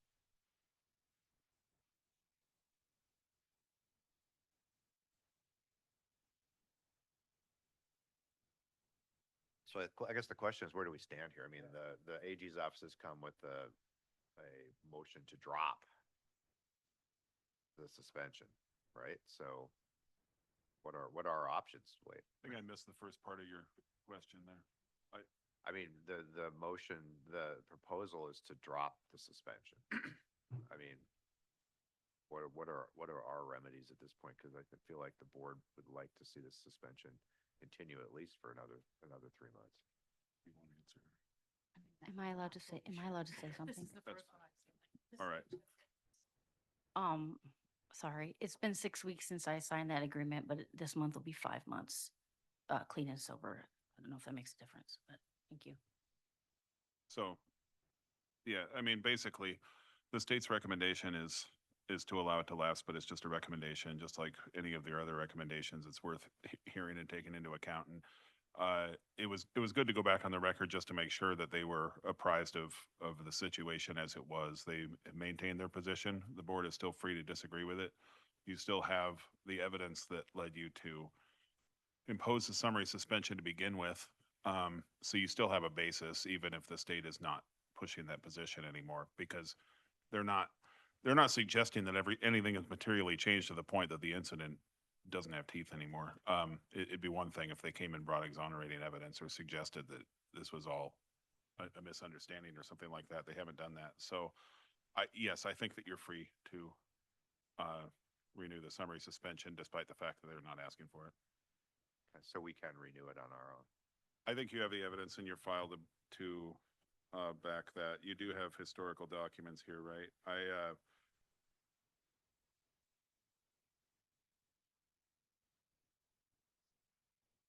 You had you have the order accepting voluntary summary suspension last time around does put it as a matter of record. So that's part of taking official record of your file in the matter. Those remain the legal facts on the record for purposes of this proceeding. So I think so. They need to close. We can't, the max for suspension we can do is 90 days. Is that correct? Correct. All right. These proceedings, according to notice, are hereby concluded. This cause is therefore adjourned until further order. Board members, I feel we should extend for at least 30 or no, 3 months. I'd like to hear how the respondent is doing 3 months from now from IPRP. That a motion? Is all second. I have a motion to extend the suspension for another 90 days. I'll second. All in favor? Any opposed? Okay, 7-0. Thank you.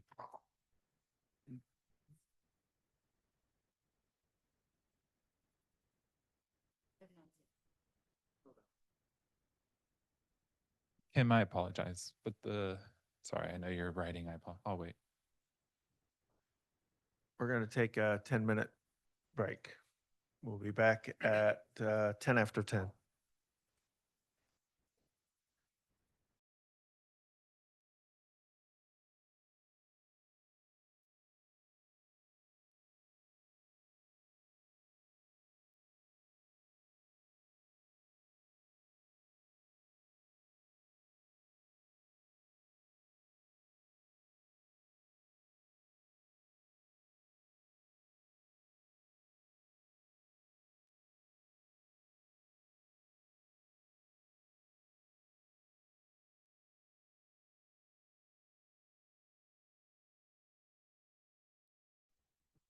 All right, we are back in session.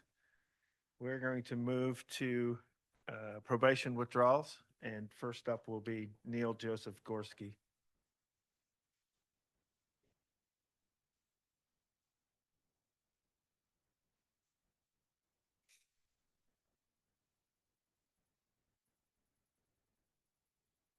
Margie, you ready? Okay, great. This is an administrative hearing taking place on August 10th, 2026 in room W064 of the Indiana Government Center Building, 402 West Washington Street, Indianapolis, Indiana, at 10:10 a.m. local time.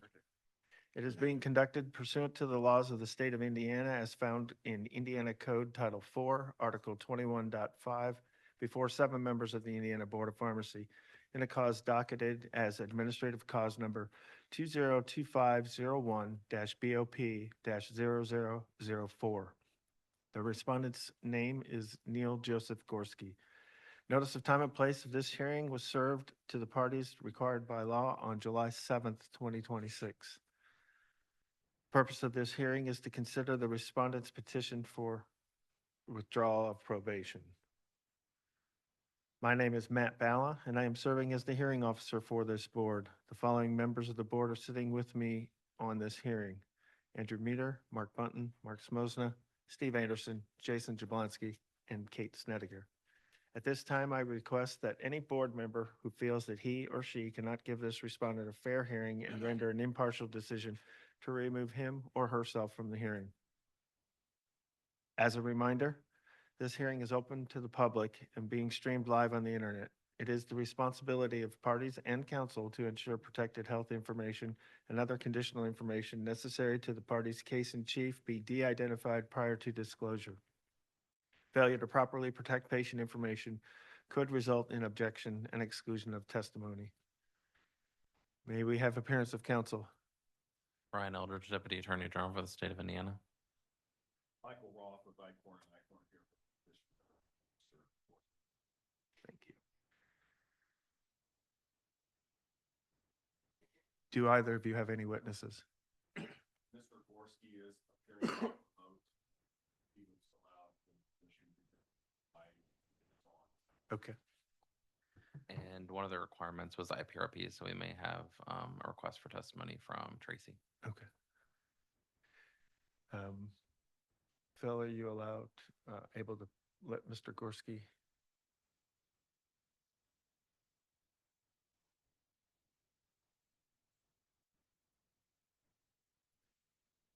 There he is.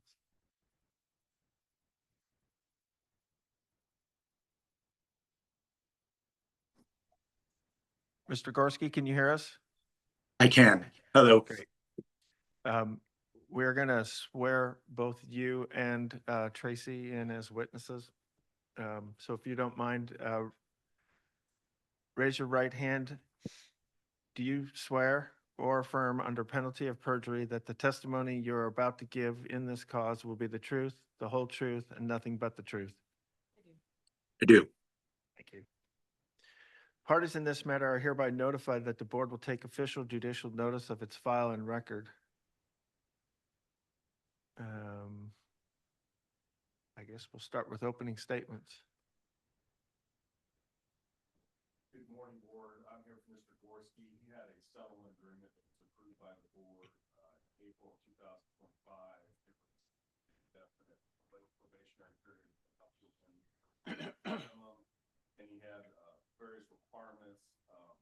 Mr. Gorski now lives in Hawaii. He has not been actively practicing, but he was trying to get a license in Hawaii. And he had attached to this petition for withdrawal probation exhibits A through F. The board has that in their file. He has been in complete compliance with all material provisions of the settlement agreement. Both me and my colleague, Carly Brandenburg, have been in conference with Ryan, Mr. Eldridge, and we think now is a good time for Mr. Gorski to have his probationary period lifted. It's beyond 1 year, we're 1 year, 4 months. He is in complete compliance. He continues to do therapy sessions, quarterly reporting. He's been in good standing with IPRP. All of that is documented here, and we are now just asking the board to review his probation. Have a full active license so that he can comply. Mr. Gorski is here today to answer your questions on how his progress is, and we ask that you review his probation license. Right. Thank you. Just to date back to what originally brought this before the board, Mr. Gorski did sign a settlement as opposing counsel was highlighted. There were multiple mitigating circumstances that I believe are important for that settlement to know where Mr. Gorski was at that time. It also contributes to where he is now. But the original issues that brought him before the board were drug diversion and an addiction or diversion of medication with intent to use that medication. Ultimately, though, this was not the incident of someone that stole medication in order to divert it for selling the medication or diverting due to a prior existing addiction. It was a pharmacist that at the time was dealing with life stressors, the death of a close family member that resulted in him stealing medication on one occasion. I believe it was 10 tablets of morphine for personal use. It was immediately dealt with, and he immediately entered into an IPRP agreement and also signed a settlement with the state.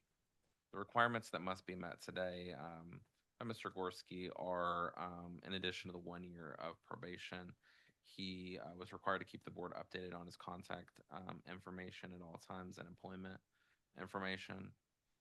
Quarterly self-reports were required. This will show documentation that he's meeting with his therapist or psychiatrist on a quarterly basis. There was also 8 hours of continuing education and professionalism, 1 year compliance with the IPRP RMA, and a $5 statutory fee.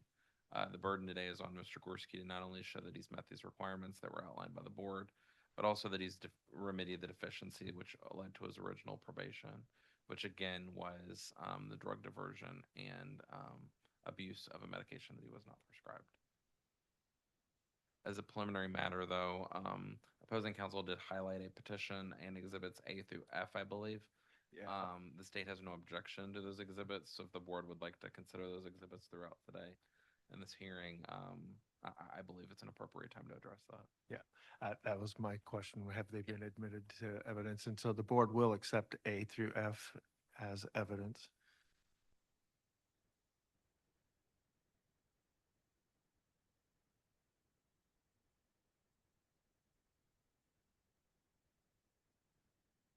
Sir, would you like to call your witness? Yeah, we would call Mr. Gorski. Neil, Hello. if you could just, you already been sworn in, and just introduce yourself to the board members and what you're currently doing. Oh, yeah. Hey, Matt, and fellow board members. Currently in Hawaii right now, helping out with family matters. My sister got sick, so I was drawn to Hawaii to help her and her kids here.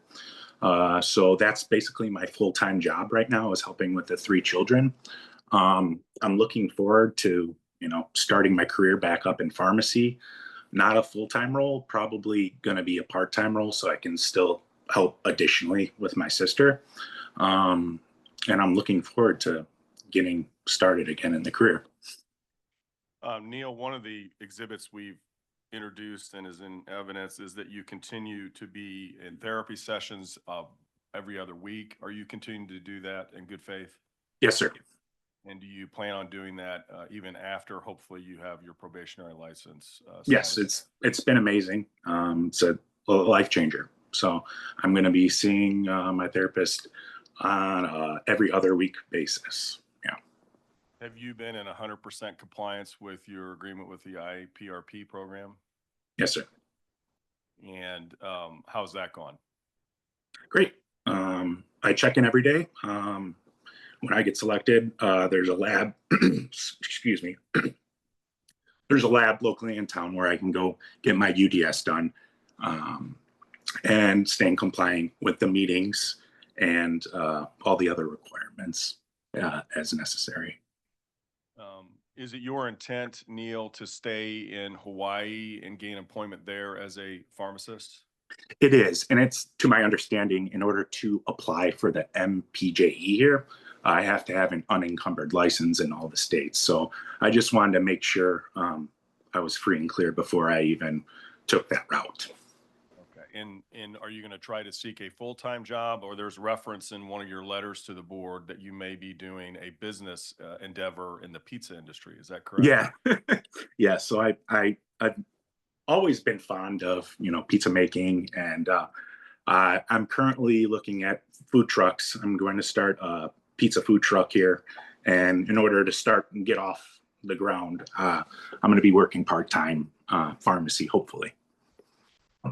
One of, I think, the board's concerns, and I'm being as candid as possible, is do you think you're over the life stressors? I know it was related to the death of a family member, and now you've dealt with your sister's illness.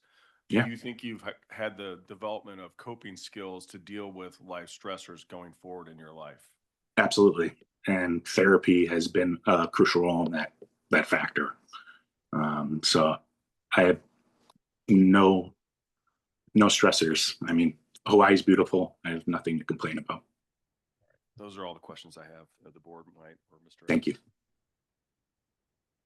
I just have some brief questions. Hello, Mr. Gorski. Hello. Your original issue that brought you before the board was drug diversion of 10 morphine tablets or pills. Is that correct? Yes, sir. And since that original diversion of medication, has there been any other incident of taking a medication that you were not prescribed? No. And where are you currently employed at this time? I'm not employed right now. And for your period of probation, I know it's been about a year and a half at this point. Have you sought employment as a pharmacist in Indiana or in Hawaii? I have not. Well, I briefly worked at In Touch Pharmaceuticals, and then once my sister got sick, that's when I resigned that position and had to come to Hawaii. And how long were you with In Touch Pharmaceuticals? It's hard to say. I think about 2 months. Okay. No discipline or any issues while you were employed there? No. And did they submit anything to the board on your behalf? No, they have not. And you're still currently enrolled in IPRP? I am. Yes. To your knowledge, have you had any issues with your compliance with your IPRP agreement? No.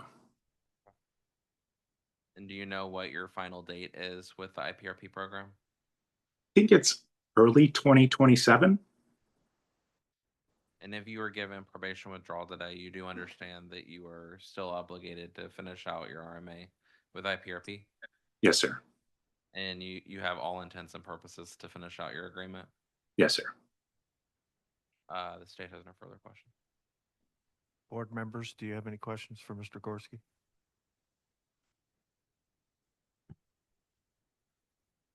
Hello, Mr. Gorski. Yeah, Hi. there you go. If I turn the other way, my back will be to you, so I apologize. So, I just have a couple questions. The 10 tablets, did you take those 10 tablets? Meaning I didn't. you, I took them from the pharmacy. I didn't consume them. sorry. Yes, I should have been more clear. I apologize. What happened to the 10 tablets? What happened to them? They ultimately were flushed down the toilet when I realized I made a crucial mistake and lapse in professional judgment. Gotcha. Okay. And then just another question about the therapy. So when you moved from Indiana to Hawaii, when was that? I'm sorry. This was June 2025. Okay. And then did at that time, did you stay with the same therapist or did you find a new one? I had to find a new one because of, licensing issues, like going across state, I guess. I had to find someone that was in compliant with Hawaii. Gotcha. And time zones and all that, I'm sure. Yeah. So, okay. All right. Thank you very much. Thank you. Any other questions? Do you have any other additional evidence? No, I other than if Tracy could just verify that he is in full compliance with the agreement that he signed. Mr. Gorski signed a 3-year RMA on 1/15/2024. It was a 3-year RMA. He was put on 16 urine drug screens while he was not working as a pharmacist. When he begins to work as a pharmacist, it'll go up to 26. Obtain a sponsor. He has 2 self-help meetings a week, and he continues to attend therapy. He completed PHP, IOP, and aftercare while in monitoring, all successfully, and he continues with his individual therapist, and he is currently in compliance with his RMA.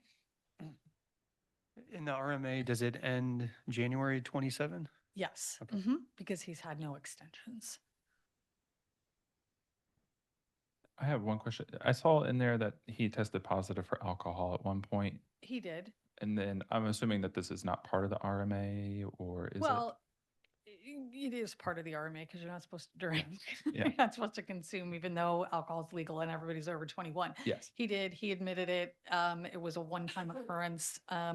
He let us know. He had a long talk, from what I can see in the notes, with his case manager at the time, and we have not had any further incidents. So. All right. Thanks, Tracy. Any other questions? I guess we'll move to closing arguments.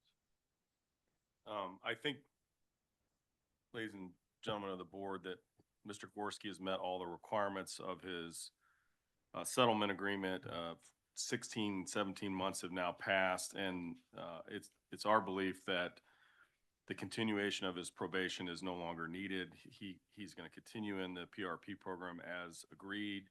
He's going to continue with therapy for his own good. And I believe he's shown and demonstrated today, this was a life-changing experience for him and moving forward. He wants to continue to practice, but in a part-time role. And he needs to have the probation removed in order to get a Hawaii license. This is encumbering him on getting employment there. Thank you very much. Thank you. Right? Yes, thank you. The state has no objections to the probation being withdrawn today. The one concern that we have is that he hasn't really had a long period of working as a pharmacist while on probation.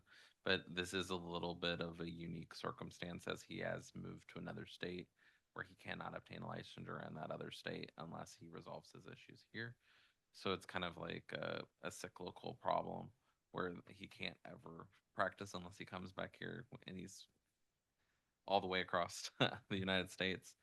So ultimately, that is the reason for our no objection, and we believe that it does create kind of a clear indication and separation from other cases where individuals that might still be within Indiana and may not be obtaining employment would not be able to obtain the same probation withdrawal. And also, we would like to note that he has been extremely compliant with IPRP with no issues except the one issue. So with the alcohol test, which he immediately, as Tracy said, reported to it and owned up to it. So we would have no objection at this time. Okay, these proceedings according to notice are hereby concluded. This cause is therefore adjourned until further ordered. Board members, discussion or a motion?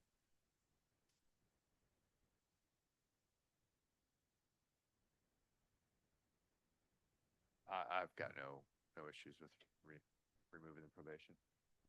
Anybody else has any other discussion? I'll make a motion to remove the probation. We have a motion and a second. All in favor? Aye. Any opposed? 7-0. Congratulations, Mr. Gorski. Thank you so much. Thank you.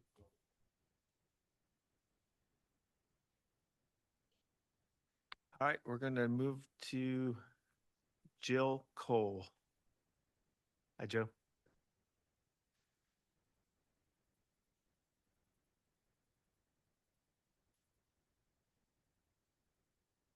We have I guess no one from the AG. All right. All right, this is an administrative hearing taking place on August 10th, 2026 in room W064 of the Indiana Government Center Building, 402 West Washington Street, Indianapolis, Indiana, at 10:30 a.m. local time. It is being conducted pursuant to the laws of the state of Indiana as found in Indiana Code Title IV, Article 21.5, before 7 members of the Indiana Board of Pharmacy, in a cause docketed as administrative cause number 202408-BOP-0020. The respondent's name is Jill C. Cole. Notice of time and place of this hearing was served to the parties required by law on July 27th, 2026. Purpose of this hearing is to consider the respondent's petition to withdraw probation. My name is Matt Balla, and I am serving as the hearing officer for this board. The following members of the board are sitting here with me on this hearing: Andrew Meter, Mark Bunton, Mark Smosna, Steve Anderson, Jason Jablonski, and Kate Snediger. At this time, I request any board member who feels that he or she cannot give the respondent a fair hearing and render an impartial decision to remove him or herself from the hearing. As a reminder, this hearing is open to the public and being streamed live on the internet. It is the responsibility of the parties and council to ensure any protected health information or other conditional information necessary to the party's case in chief be de-identified prior to disclosure. Failure to properly protect patient information could result in objection and exclusion to the testimony. We have appearance of counsel. Does not appear that the state is here. Ms. Cole, do you realize you have the opportunity to be represented by an attorney? You don't have one with you, but would you like to proceed? I would like to proceed, yes. Great.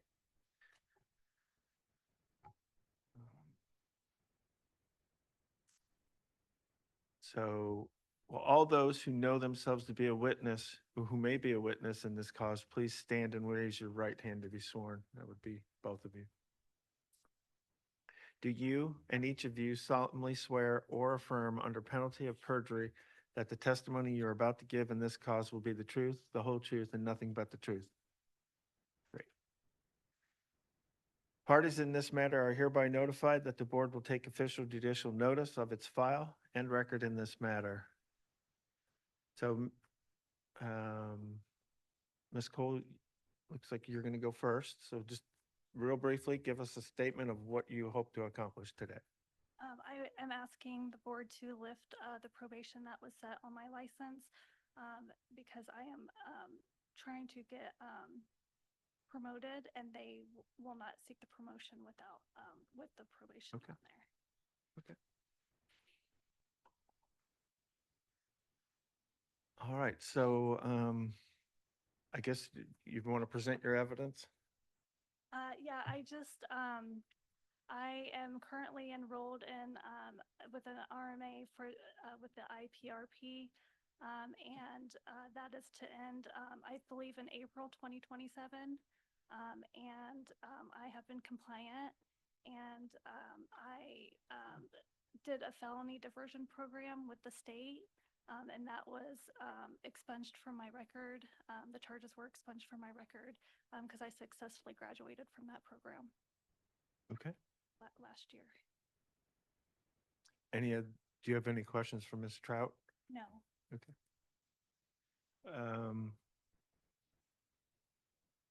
Board members, do you have any questions for Ms. Cole? Where are you working at? I am currently in the billing department at Young at Heart Pharmacy. Okay. What kind of promotion are you looking to get? Billing manager. Nice.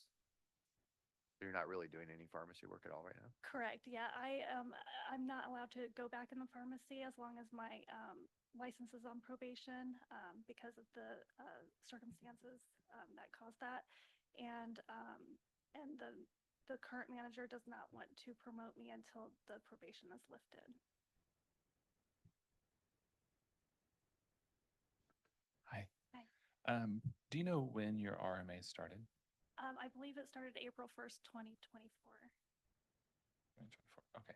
And then, correct me if I'm wrong. So you stole medications from a pharmacy, is that correct? Correct. Okay. And then, do you know the quantity in which you were stole? It was 1,000 count bottle of Xanax.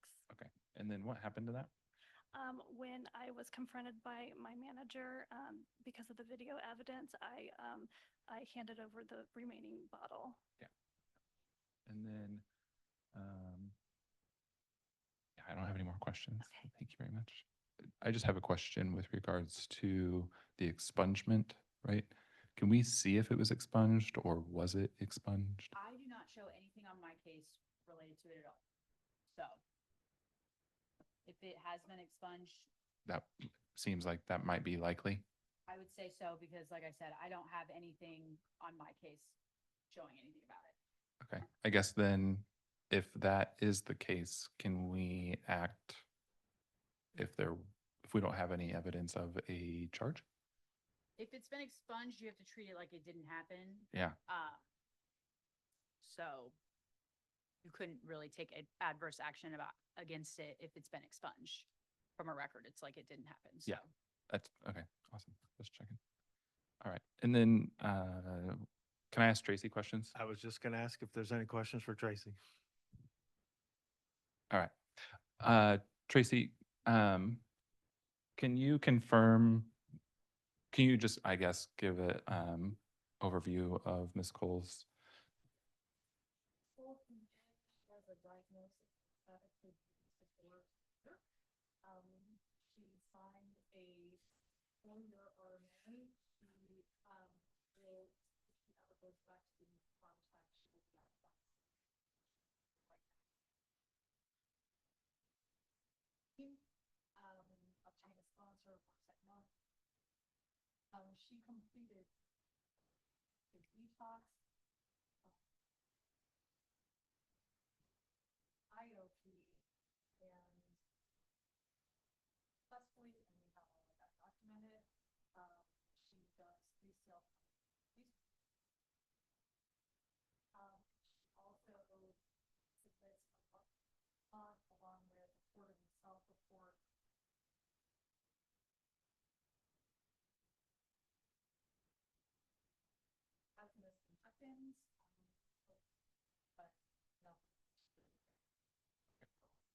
And then, so with regards to technicians, right? The cost for this, I don't know if this might be a question for Ms. Cole or for you, Tracy, but just to bring this up, do you have any idea of how much Ms. Cole has spent or? She does pay for her drug screens, which are really pricey. I would say, average price of a drug screen for the 13 female forensic drug tests at most lab $69. Oh, can you push the button? Sorry. Sorry. I apologize. Now I wondered why my voice sounded so wild. And then I thought, do I not have my hearing aids tied? You gotta watch me. Anyway, all right, so we'll start back at the beginning. Drug test costs $69. The site fee can range anywhere from about 15 to 40, depending on what site she's using. So you can do the math on that. Yeah. And then it's $150 a month for her to be in the program. Okay. And that money goes not as profit for us, but it goes into our needs assistance fund because we have a lot of people right now who are financially struggling and we are really tapping into that NAF fund for people. So that's where that goes. But that's what farm techs have to do for us. So. Okay, awesome. And then this might be a question for Ms. Cole, so I apologize. Switching back and forth. Is that an issue? Yeah. So with the increase from 16 to 26, That's only if she's going to be around medication, and on her current job, she is not. and that would be the case where you would not be around medications still, is that correct? Correct. The only reason why they would want me to go back into the pharmacy if I was to pull a medication from the tote that we did not get a paid claim for. And that's the reason why they want the probation lifted so that I can go back and do that. Got it. Okay. Thank you. Thank you, Tracy. Yeah, so probably what we'll do based on that is we can put her maybe at 18, whatever, but I do want to be reasonable with that because she is not physically behind the counter. Thank you. Ms. Cole, you understand that if we remove your probation, you still have to complete your, Correct. Yes, and I intend to do so. and you intend to? Yes. Okay. Any other questions? When does it end again? Spring of next year? I thought I signed a 3-year one, but Ms. Pratt said Yeah. 4-year. So I made a note, so we'll check on Okay. that. It'll either be 27 or 28, so. All right. Any other questions? Okay, so we'll just brief, 30 seconds, closing statement. Just what you want to, what you presented and why you were here. Yeah, I just want to ask the Board of Pharmacy to lift my probation from my license. I have successfully completed all the programs except for my RMA. I am still currently working on it, but have been compliant and but have done the felony diversion program and completed successfully inpatient, outpatient detox and everything like that for my rehab. Great, thank you. These proceedings, according to notice, are hereby concluded. This cause is therefore adjourned until further order. Board members?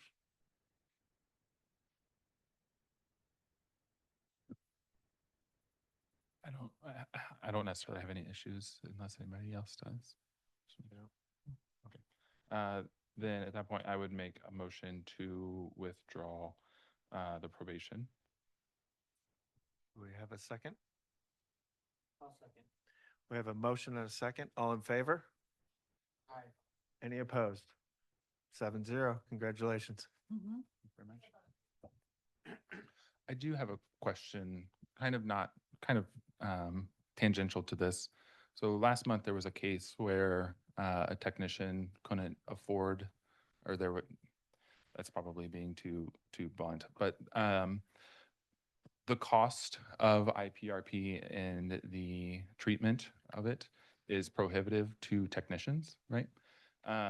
So I am curious, with regards to pharmacists and using of those funds, does it come from the CSR fund? Do we know where that comes from? That is a separate fund that is assessed at the time of pharmacist renewals. Okay, and then I guess my question is, can we tap into that for technicians? Is there, like, could we make Could we vote to use those funds for technicians? That is codified, so that it would require a change in the law. So I know it's codified with regards to that we have to use those funds for pharmacists, right? But is there anything that prohibits us from using funds, right? There's a difference between a mandatory decree, right? Versus something that we can do, right? I'd have to redirect to board counsel. Ms. Cole, you're free to go. You don't need to participate in this conversation. Thank you. Sorry. Yeah, thank you. Thank you so much. Good luck. Thank you. Leaf, I think when legislation passed, funding for recovery for pharmacists, it was based on, I believe the budget was based on the number of pharmacists in the state and not the number of pharmacists and technicians.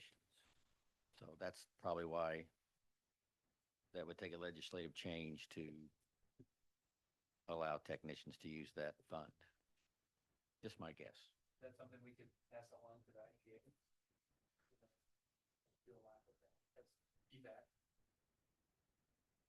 Yeah, I mean, I'm not opposed to that. I guess my question still stands with regards to we could still take a vote to use those funds though, correct? Or no? Could we use the CSR funds? I mean, we allocate it for other reasons, like, the conferences, et cetera, but I don't. That's a separate fund. Yeah, oh.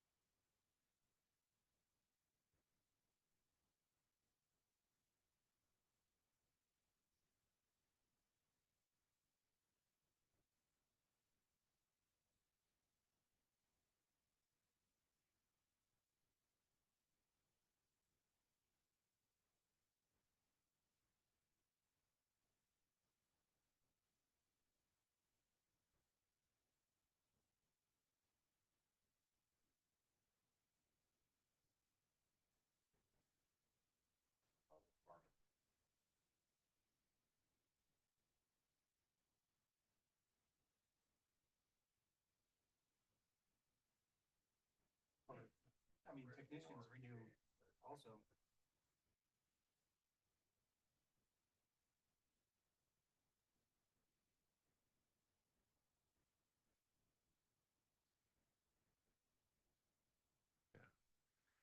I think probably just refer that to IPA. I mean, especially with the shortage of pharmacy technicians. I mean, this. Right. How many times have we had the same conversation where?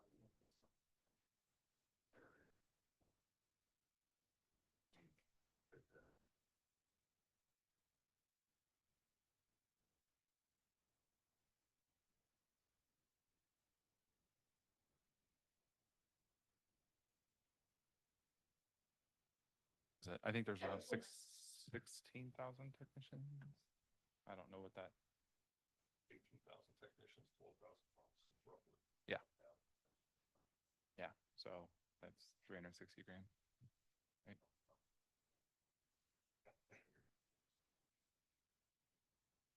Yeah, no, I agree. So, yeah, no, that's fine. All right. We are going to move on to the next probation withdrawal, and it is Vanessa Romero, who is Due to circumstances, we've allowed virtual appearance for the probation withdrawal. She has confirmed.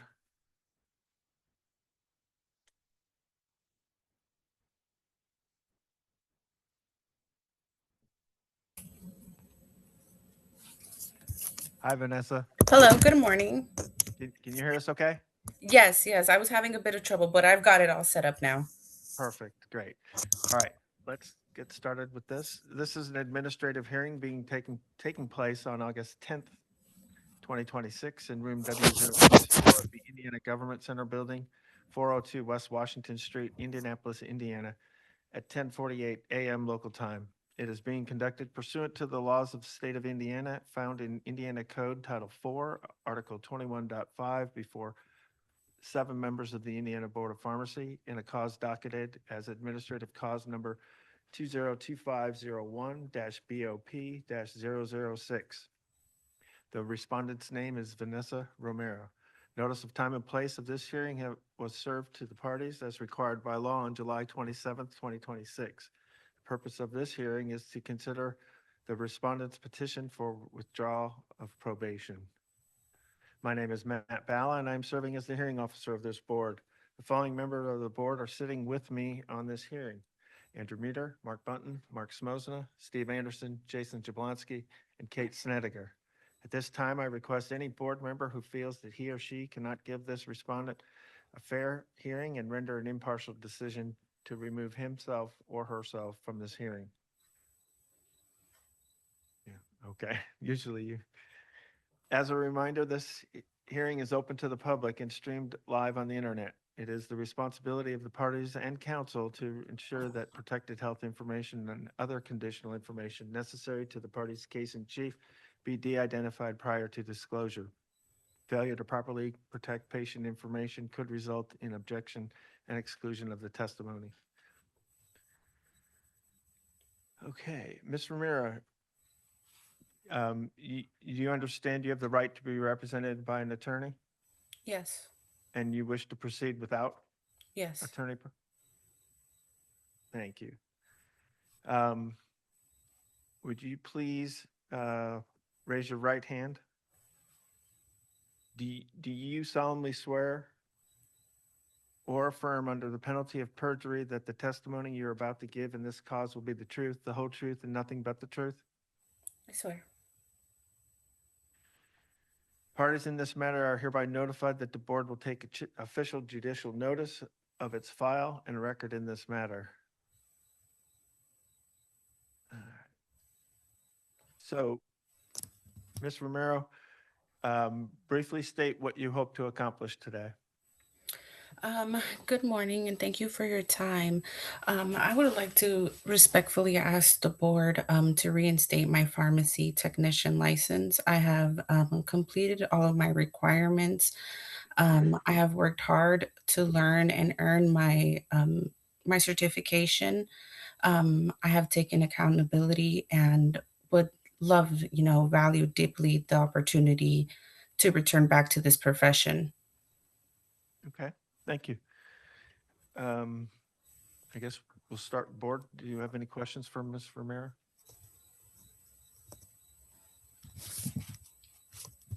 Ms. Romero, can you just briefly give us a summary of what your requirements were for your probation? My probation, I believe, was 6 months on, what was it, the lawful probation or was it from the pharmacy board? The pharmacy board. The pharmacy board was asking me to complete my probation and all of my requirements that the court had asked me for. Okay. And are you currently employed? No, not at the moment. Okay.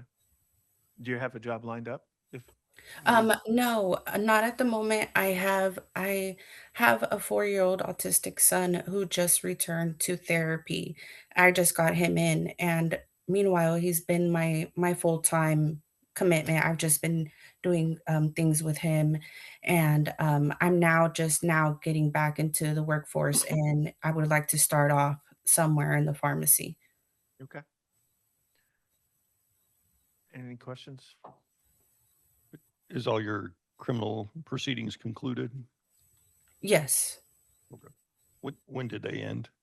They ended, I believe, last year in I'm not sure on the exact month, but I believe it was last year, maybe on in March.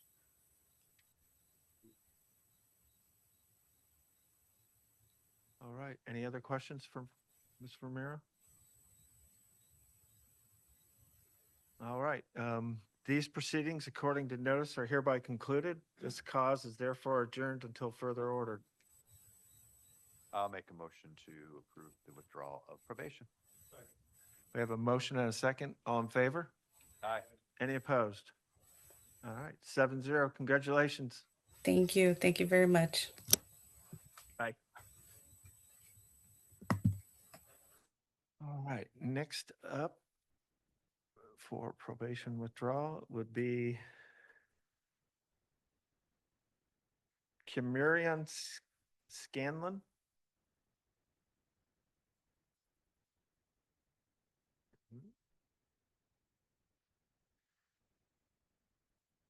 That will conclude probation withdrawals. We'll come back and see. Reinstatement. Jeffrey Onekuwu.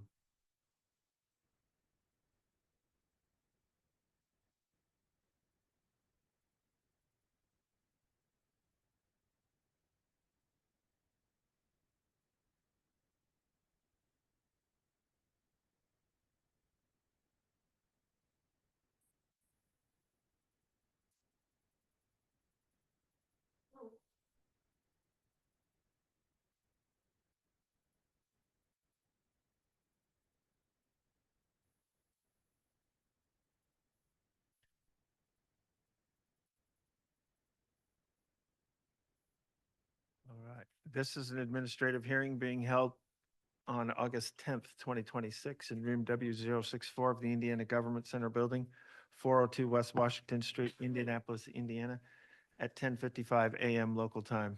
It is being conducted pursuant to the laws of the state of Indiana as found in Indiana Code Title IV, Article 21.5, before 6 members of the Indiana Board of Pharmacy in a cause docketed as administrative cause number 2026 06-BOP-0028. Notice of time and place of this hearing was served on the parties as required by law on July 27th, 2026. The purpose of this hearing is to consider respondent's request to reinstate from suspension. My name is Matt Ballin. I'm serving as the hearing officer for this board. The following members of the board are sitting with me on this hearing: Andrew Meter, Mark Munton, Mark Smosna, Steve Anderson, and Jason Jablonski. At this time, I request that any board member who feels that he or she cannot give this respondent a fair hearing and render an impartial decision to remove him or herself from the hearing. As a reminder, this hearing is open to the public and being streamed live on the internet. It is the responsibility of the parties and council to ensure any protected health information or other confidential information necessary to the party's case in chief be de-identified prior to disclosure. Failure to properly protect patient information could result in objection and exclusion of testimony. May we have appearance of counsel?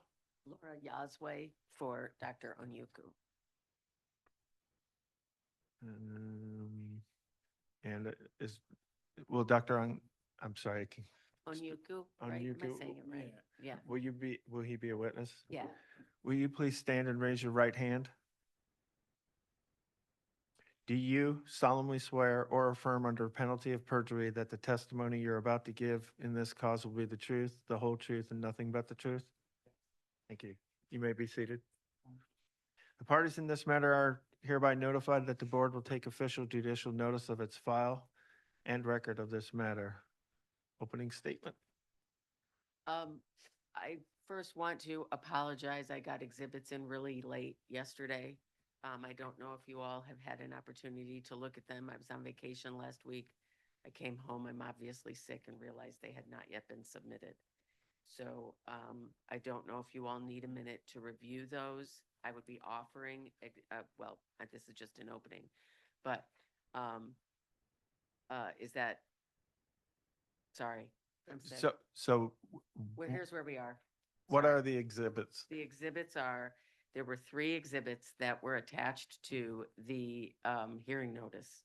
Okay. Then I submitted Exhibit D, which is the statement that Dr. Onyuku provided to the board in October of 2025, seeking reinstatement of his CSR. I also submitted the documents that were associated with his criminal allegations, which were dismissed within a month. I also submitted bylaws from his hospital and transcript, documentation regarding his CMEs. So is it fair to say A through G? Yes, please. Okay. So the board will accept exhibits A through G. Thank you. Do you all want a minute to look at them? I'm so sorry I got them in so late. Yeah, let's just give us. Okay, I appreciate it. minutes. Thank you.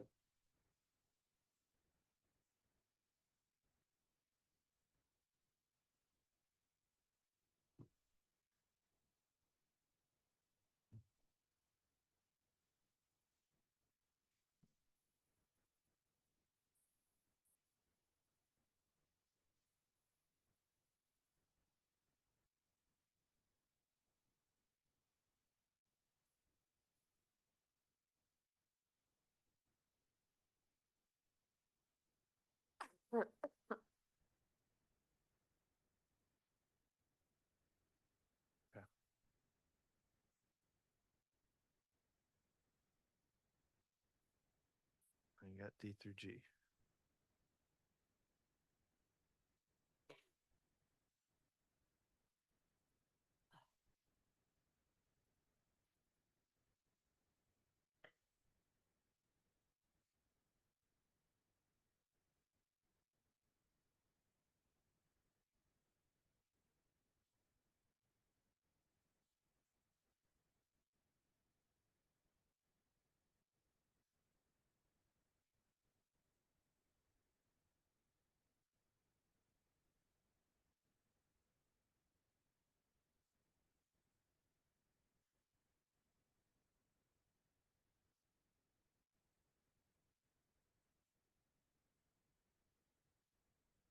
Oh, waiting for the exhibits, sorry. Oh, they haven't been uploaded? They're in the process. Oh, I thought they We had have been. D through G, but we're waiting on A through C. A through C should be part of the board's file already. Okay. As they were attached to the hearing notice Okay. for some reason. So I did not resubmit those. Okay. Because they were already they were attached to the hearing notice. Okay. I can resubmit them if that would be easier. You want me to do that?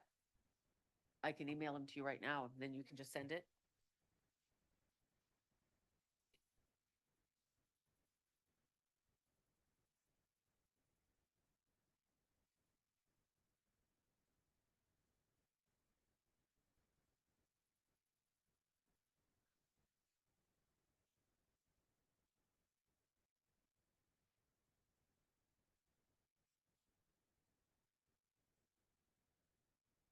I'm just gonna send you, Kim, the hearing notice, because they're on there, so.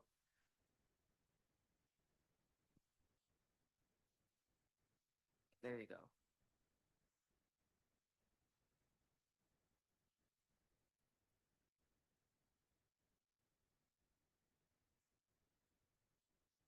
Can we keep going while we're waiting on those? You can, Okay. go ahead. So in 2020, my client, he was charged criminally. And you should have those, that's Exhibit E. With a lot of counts of dealing in a controlled substance by a practitioner. But within a month, the charges were dismissed. When and I have to say that's very rare, like they were charged, immediately dismissed. As part of the criminal charges, the AG's office filed a petition for summary suspension. That was also immediately dismissed. So there was a 1 month where he was on a summary suspension. Then that was dismissed. No charges from the AG were ever filed. There's been no discipline on his license. However, as you all know, if there is a summary suspension, the DEA yanks your DEA registration, and then that was the end of his CSR. He didn't bother to try to get the CSR back. He thought, this has become troublesome. I don't want to deal with that anymore. However, now the hospital that he's working at is asking for all of its doctors and nurse practitioners who have admitting privileges to have a CSR and a DEA. That is the only reason he's trying to get this back. He has been administratively on an involuntary leave of absence since March because of the issues we've had getting this case scheduled. So at this point, he doesn't want to prescribe. He's not going to prescribe. But he only wants the privilege to be able to do that so that he has hospital privileges. Otherwise, he can't work. And like I said, he hasn't worked in 5 months because of it. In that endeavor to ensure that he is safe, however, you can see that he has taken, if you look at my last exhibit, CMEs, some of them are not dealing with controlled substances, but a fair amount of them are. And the certificates that I've provided to you are. And if you look at the transcript, many of them also deal with controls. So I don't know if you want to hear from my client, but that's the nuts and bolts of the whole thing. Dr. Onyuku, do you have anything to add to what I said, really? No, please. Thank you. Okay. And so the documentation that I provided the bylaws. Oh, I thought that was me. The bylaws that I provided don't specifically say that you have to have the CSR and the DEA to maintain your hospital privileges, but is that your understanding of what's going on at the hospital now? Yes. Okay. So what have you been doing in the past several years without a CSR? How have you been managing not having that? I think in the hospital, we have all the specialties there, just like cardiology and pulmonologists in the hospital. So when patients have a need for any of these services, I usually will, I will request for a consult for the appropriate, specialty. And as a matter of fact, I've done that with those, who need pain medications, and it's been going well until they changed the bylaw. I think last year I said every physician in the hospital must have the ability to, write prescription. Now, is your practice going to change though? Are you going to start prescribing, or are you still going to refer to the specialties? I was still going to refer to the specialties because I have no intention to do that. And why are you not? Why don't you want to be prescribing the controls at this point? I think at the time that the state, liberalized the control medications, it became a threat to physicians because it became a threat. Oh, I'm sorry. I'm sorry. It became a threat to the physicians in the sense that when you are in your office, these patients, thought they had the right to get those control medications. And I also had to learn to be my consulting room, with my cell phone. So at any time that they threaten, I have to call the police to work them out. And I don't intend to be going through this incessant, harassment. So that was why I voluntarily, gave up the DEA license. But now that the hospital are now saying that you need to have that, because the specialists we have, for pain control, I'm not the only one. Any of the physicians of high repute have learned not to do with those patients. So this guy involved said, no, I'm being overwhelmed. I no longer intend to be taking a consult from everybody. And many of those patients, they come to the hospital, they are mandated to get all medications they need. And on discharge, the pain specialist, no longer give them outpatient control medications. So it saves me that headache of being harassed in the office. So now I'm obligated based on the hospital bylaw. And you done? Yeah, I think I'm done. Okay, Thank you. Okay. And you took the CMEs, you took several, even though you don't plan on using it.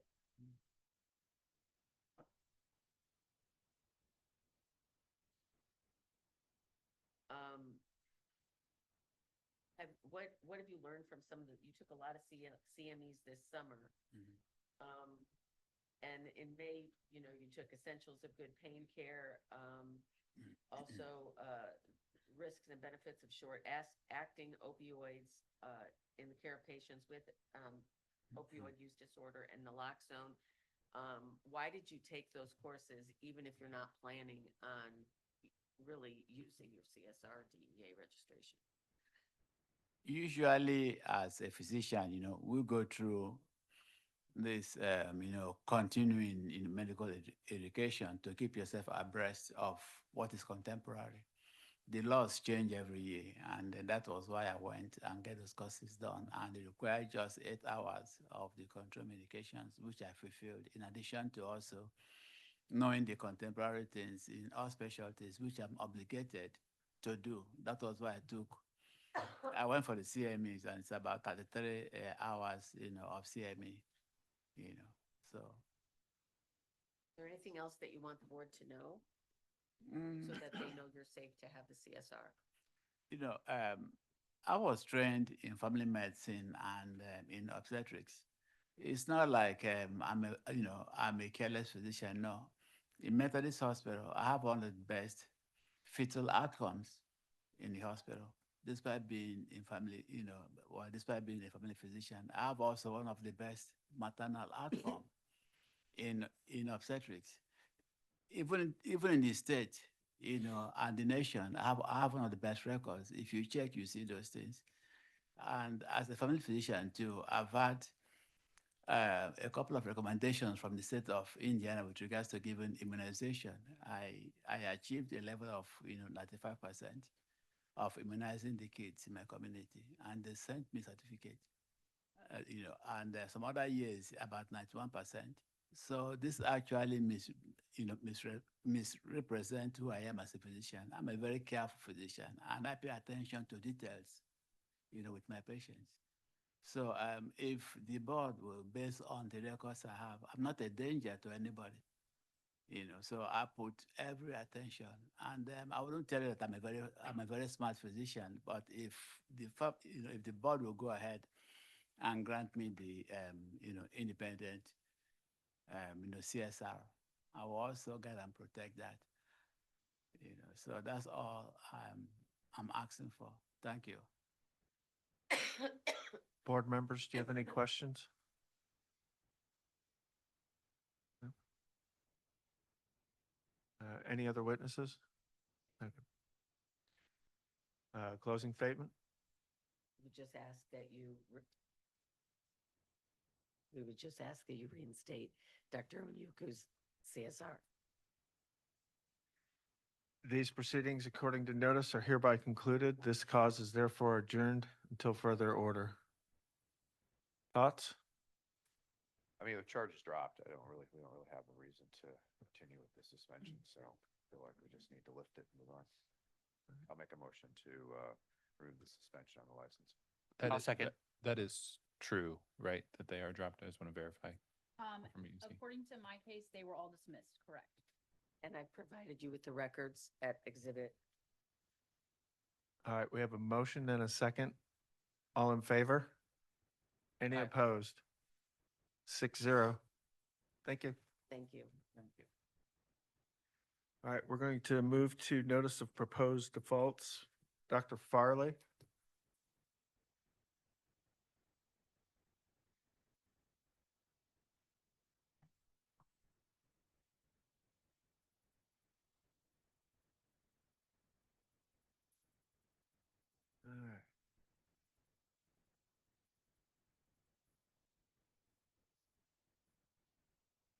This is an administrative hearing taking place on August 10th, 2026 in room, is it W064 of the Indiana Government Center Building, 402 West Washington Street, Indianapolis, Indiana, at 11:13 a.m. local time. It is being conducted pursuant to the laws of the state of Indiana as found in Indiana Code Title IV, Article 21.5, before 6 members of the Indiana Board of Pharmacy in a cause docketed as administrative cause number 202511-BOP-0039. The respondent's name is Johann David Farley. Did I get that right? Thank you. Notice of proposed default order was issued in this matter and filed on June 10th, 2026.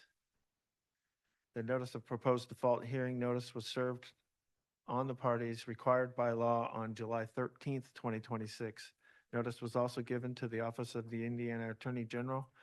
A response to the notice of proposed default was received from the respondent. The purpose of this hearing is to conduct any further proceedings necessarily to conclude this matter.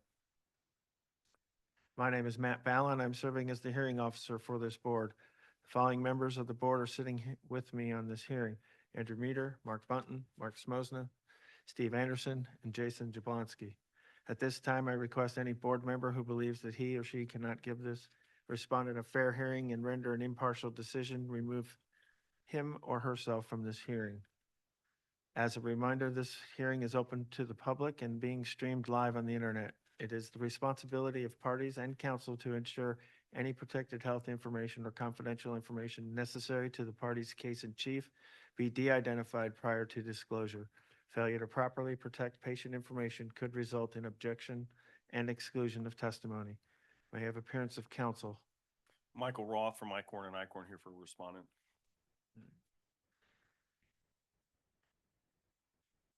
And Kim, I was just curious, I'm trying to deconfuse myself about this procedurally. So it looks like this comes as a result of probation that was because the state brought an action. I know that he just read in the script that the state was served. It looks like the default hearing notice went out only to the respondent side. Is that? It's my understanding that uh, the uh, the respondent's counsel made an attempt to respond to the notice of proposed default. And so the advice was to go ahead and set this for hearing so that the board, I think, would then, an option would be to vacate. That part is perfectly fine. I'm wondering why the state isn't involved. And I was wondering if they weren't alerted. It was Natalie Stidd was on the certificate of service and she works in Mafuku, so she doesn't work in this building in the same way that a lot of the OAG does. That was the only thing that I was Yep. questioning. And I've tried contacting Mr. Eldridge several times. I asked Ms. Snyder, I said, who is representing the state? And I never ever got any response. Yeah, as to and who if was it fell representing. under Natalie, it's outside of the usual LE Okay. umbrella. I just didn't know why no state attorney was served on the notice. I don't have an answer for that. And I was here in March, at the March 9th hearing, and the board, and we all discussed this. He does not have an active CSR. He has no DEA. There's nothing the board can do to his licensure. He doesn't have licensure. He is right now on an indefinite suspension of his medical license, which is under a settlement agreement. We are in the process of petitioning to reinstate his full license. That is a separate matter in front of the medical licensing board. So I know I've been in front of this board 2 or 3 different times, in December and in March. I just don't understand what it is the board is asserting that he's done that requires a default. I apologize. I have deconfused myself. No, the reason I see Natalie's name is because this is brought as a result of the settlement that happened in front of the medical board, which was prosecuted by Natalie, which is not the same thing as her bringing an action in front of the pharmacy board. So I'm no longer think that it's a problem that she wasn't contacted about this because it is a separate matter. So sorry for the false alert. And I've tried my best today to not talk very much. And this time I was like, this is so weird that I think I have to say something, but I'm sorry. Forget about that. It's okay.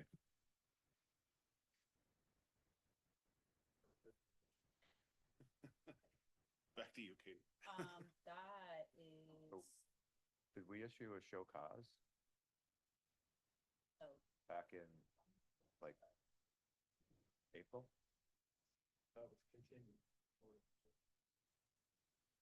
The original order to show cause was issued November 25th, 25, and it was in relationship to the encumbrance of his medical license. I appeared at the December 8th hearing remotely, but I was not granted access for whatever reason. I sent a letter to Ms. Snyder. That was then taken off. That was in February. And we've come back now, this is the third time that I've been here to address a rule to show cause when he doesn't have an active CSR. He has no DEA. They both lapsed in September. So there's nothing for this board to do with this doctor's license. And I think procedurally, the action of the board is to consider vacating the notice of proposed to vault.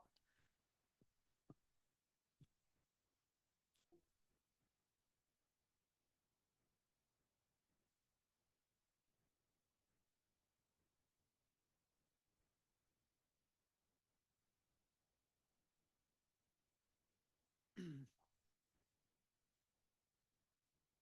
understand. I mean, the thing is that this isn't your standard show cause authority that falls under probationary licensees. It's your general power that you have over CSRs to bring show cause if the situation merits a situation where there may be an immediate danger to deal with that could potentially go to suspension or revocation. This is one of those situations where when you've asked me, they've come up and you've asked me about probation. I said, no, there's no in between. There's only the extremes, and it's a blunt object for dealing with emergencies. So that's how that came up, and the board does have the authority to issue a show cause order if it's specifically to CSRs and no other license that you govern, if situations come up that warrant it. So that's why the show cause was issued, was because of this settlement with the medical licensing board. So that's what brought us here today. Or at least that's what brought us here into this action generally.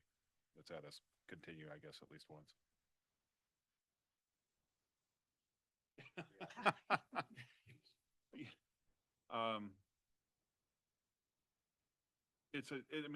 It's ultimately a show cause that was brought to determine whether or not you were going to do something against his CSR in light of, if he doesn't have one at all, then you truly do have nothing. Have we confirmed that there's nothing active, just to?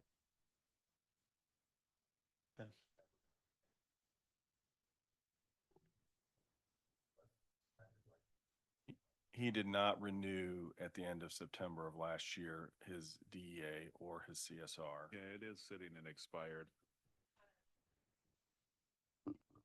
It appears as though this was all initially triggered by a new pending application for a CSR. So that, I don't think, Doctor, you can answer that. You're under oath. Did you apply for a new CSR? Well, Natalie told me to go ahead and keep your license alive. And when I tried to do that, the system wouldn't allow me to go further. Okay, so Because he had a settlement agreement which put his license in indefinite suspension, which we are now petitioning to have removed.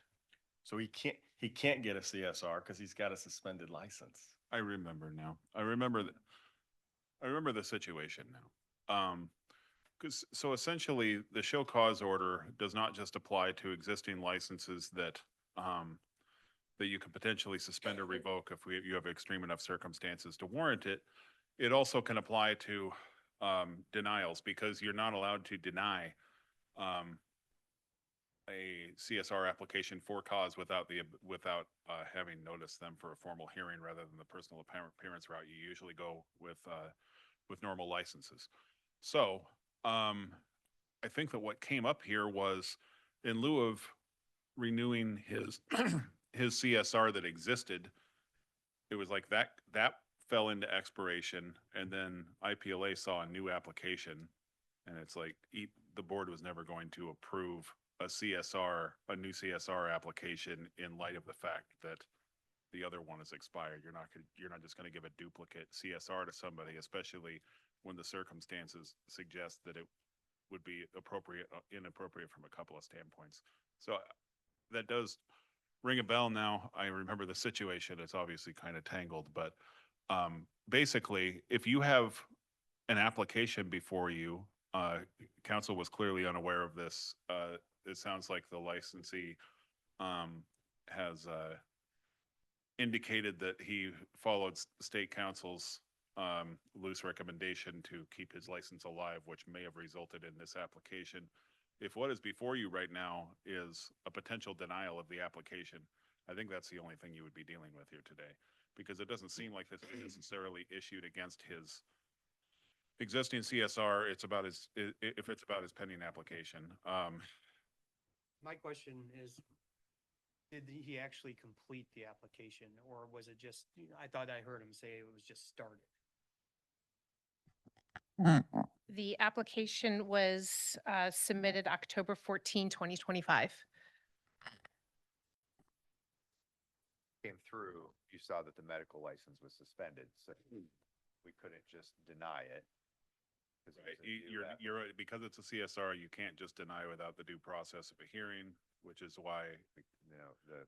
it looked appropriate to me. Because this was an oddball situation. It still is an oddball situation, and I talked through it with Kim at the time. And yeah, it is the appropriate step that that if you're going to act decisively to deny an existing application, you do have to give them the chance to show up for a hearing.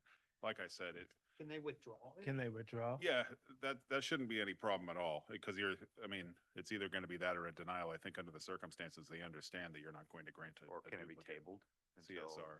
the That was gonna medical be my, board finishes their proceedings? Well, yes, except for the part where there's an existing CSR, so you're probably never going to agree to issue a duplicate. He would bring that back into compliance rather than Oh, it'd just be a get you to renewal. issue a brand new one It'd be at all. renewal of the old existing one. And how long is an application good for? Because it sounds like this was from October of Well, this 25. this application is for a new one though, not a renewal. So But we but would- even a new one, does it ever expire? They get treated as abandoned after a year. Legally speaking, they're not. 'Cause I we're think running into that. It's already August. you're not. I will say that that's an IPLA norm and policy, and it is not the law saying it's not going to be a deemed renewed in the same way that a renewal is, where you get 120 days full stop, you have to act, or else it's going to be called renewed. The year is just so they don't have dormant applications sitting in their house forever. But what was turned in was a new CSR, not a Yes. renewal. So really what we need to do is deny or have them withdraw the new Yeah, application. there's no problem with them And then denying. wait until the medical board figures out what's going on, and then he can apply to renew his CSR. Yeah, he can, or reinstate an expired CSR. That would be fine at that point too, once he's in a position where that's appropriate. so I've conferred with Dr. Farley, and he wants to withdraw the October application. And once we get the resolve or resolution with the medical board, he'll petition to have the other one reinstated. Okay. And do we need to vacate something, the NOPD? Do we need to vacate though? Yeah, I mean, well, you can vacate the hearing because it's now mooted by the fact that the application no longer exists. It's been withdrawn. I mean, Right. you can just accept the withdrawal. I don't think we ever deny those, so. So close the hearing. Yeah, close it and vacate the hearing. All right. These proceedings, according to notice, are hereby adjourned until further order for the board. So we need a motion to vacate. Motion to vacate the hearing. Second. All in favor? Aye. Any opposed? So we'll do 6-0, and we're going to count Kate abstain since you weren't here for that. So then they want to withdraw the CSR application. That is correct. We withdraw it, and then once we get the medical board issue worked out, hopefully in this fall, then he'll petition to have it reinstated, the old And- CSR. Do we need to vote on that withdrawal or just accept? You can just accept, I've But- never known of the board to do anything but just accept Okay. a withdrawal. It's fine. It's not like a license surrender. That's a Okay. whole separate issue. This is fine. Okay. I'd say just, So the board His will withdrawal accept counts. your withdrawal of your current pending application. Thank you, members of the board. Thank Glad you. we could get it clarified. Thank you. Thanks. All right, next up is Elizabeth Roost.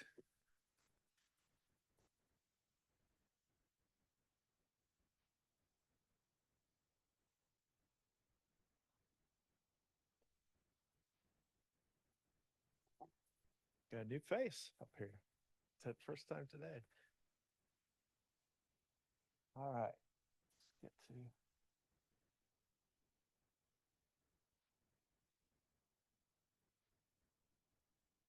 All right, this is an administrative hearing taking place on August 10th, 2026 in room W064 of the Indiana Government Center Building, 402 West Washington Street, Indianapolis, Indiana, at 11:28 a.m. local time.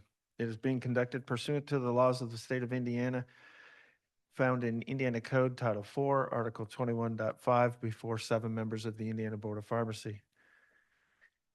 In a cause docketed as administrative cause number 2025-05-BOP-0010, the respondent's name is Elizabeth V. Roost. Notice of the proposed default order was issued in this matter and filed on June 23rd, 2026. Notice of proposed default hearing was served on the parties required by law on July 27th, 2026. Notice was also given to the Office of the Indiana Attorney General. A response to the notice of proposed default order was not received from the respondent. The purpose of this hearing is to conduct any further proceedings necessary in order to conclude this matter. My name is Matt Balla, and I'm serving as the hearing officer on this board. The following members of the board are sitting with me on this hearing: Andrew Meter, Mark Bunton, Mark Smosna, Steve Anderson, Jason Jablonski, and Kate Snediger. At this time, I would request that any board member who believes that he or she cannot give this respondent a fair hearing and render an impartial decision to remove him or herself from this hearing. Mr. President and Council, this is a former CVS employee. I feel I can be fair and impartial as a CVS employee, but I did want to notify the board and council. The state has no issue with Mr. Button's participation today. Okay, thank you. As a reminder, this hearing is open to the public and being streamed live on the internet. It is the responsibility of parties and council to ensure any protected health information or other confidential information necessary to the party's case in chief be de-identified prior to disclosure. Failure to properly protect the patient information could result in objection and exclusion of testimony. May we have appearance of counsel? Deputy Attorney General Autumn Murphy on behalf of the state. Thank you. And I have reason to believe that respondent may be wanting to participate by the live stream video conferencing system. So I would just ask if we can do a review of individuals on that and potentially give her permissions. I don't believe that she confirmed.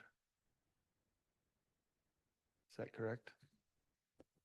We were not previously notified of her request to appear virtually, so it will be up to the board as to whether or not you wish to allow, and we have verified or not if she's on.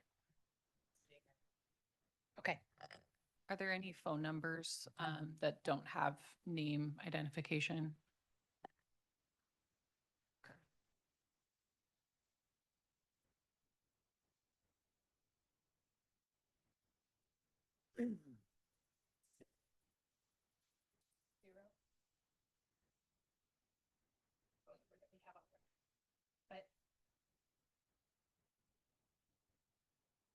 I as well. The state also has a 260 number for her. So at this point, because she is not attending by live stream or in person, the state would ask that the board hold respondent in default. This matter did get noticed for June 8th. Last month, she emailed me and asked to attend, and she indicated that she had a stomach or gastrointestinal illness that prevented her from being present. And so last month we tabled this matter for today, and she has again not appeared. I have received emails this morning. She wrote this morning at 8:16 a.m. I will be participating in today's meeting via Zoom. I have to take my son to school, therefore I'll be connecting a little late, but I will be there virtually. And then I also received an email from her a little bit later that I responded to and copied Director Snyder. 10:20 a.m. Hello, I am struggling uploading my documents and logged in to participate via video. At the very least, I will email you the documents requested. I have not received any further communication. At this point, we've given her grace in giving her one extra month, but she has still failed to attend. And the state would ask that this matter reach a final resolution today by holding respondent in default.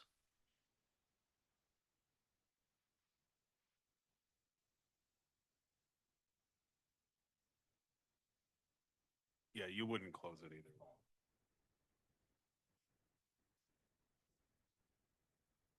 So do we have a motion? I'm gonna make a motion to have her found in default. I'll second.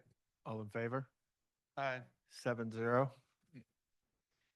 As a preliminary matter, the state would ask, since there is no one here to object as to authenticity or any other legal ground for objection, that we go ahead and admit for purposes of efficiency, states exhibits 1 through 7.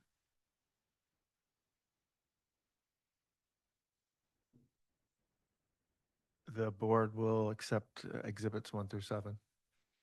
And if the board is agreeable, I will just do a consolidated discussion of the evidence and closing. We are here today on an administrative complaint involving 15 counts. Counts 1 and 2 are for conviction of crime having a direct bearing on ability to practice competently, and counts 3 through 15 are diversion of a alleged drug. Respondent in this matter has admitted both in written statement and in prior testimony that she removed buprenorphine naloxone, also known as Suboxone, over a course of 13 months. I would ask the board to turn to Exhibit 2, which is the set of CVS 6517 employment records for respondent, and specifically turn to page 40. This CVS narrative describes how the discrepancies were discovered and investigated by CVS.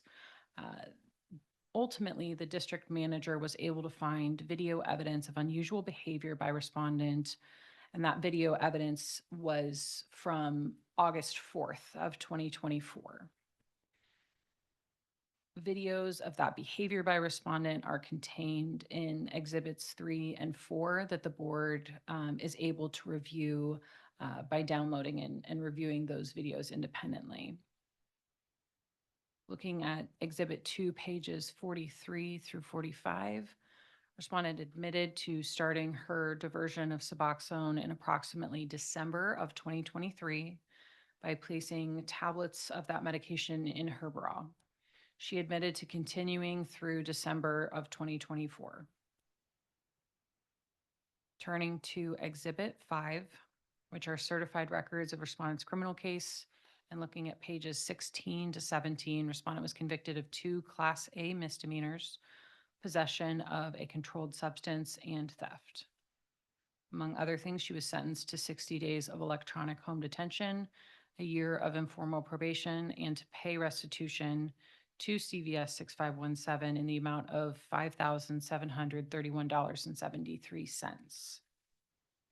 Exhibit 6 is the My Case criminal docket as of June 1st, 2026. And this exhibit shows that respondent has paid the entirety of the restitution judgment to CVS. Exhibit 7, which was downloaded by me from My Case, shows that respondent has completed her electronic home detention, but still must complete her informal probation. I will represent as an officer of the court that as of this morning, respondent's criminal docket does not contain any reports of probation violations or any other filings since the correspondence admitted as Exhibit 7. The criminal docket does contain evidence that respondent has paid her outstanding balance of court costs and fees, resulting in a 0 balance due. I will also represent the respondent has not had any new criminal charges filed against her in the state of Indiana based on a My Case search. The state has provided conclusive evidence of counts 1 and 2, and that we have provided you certified copies of the criminal records, including the sentencing order.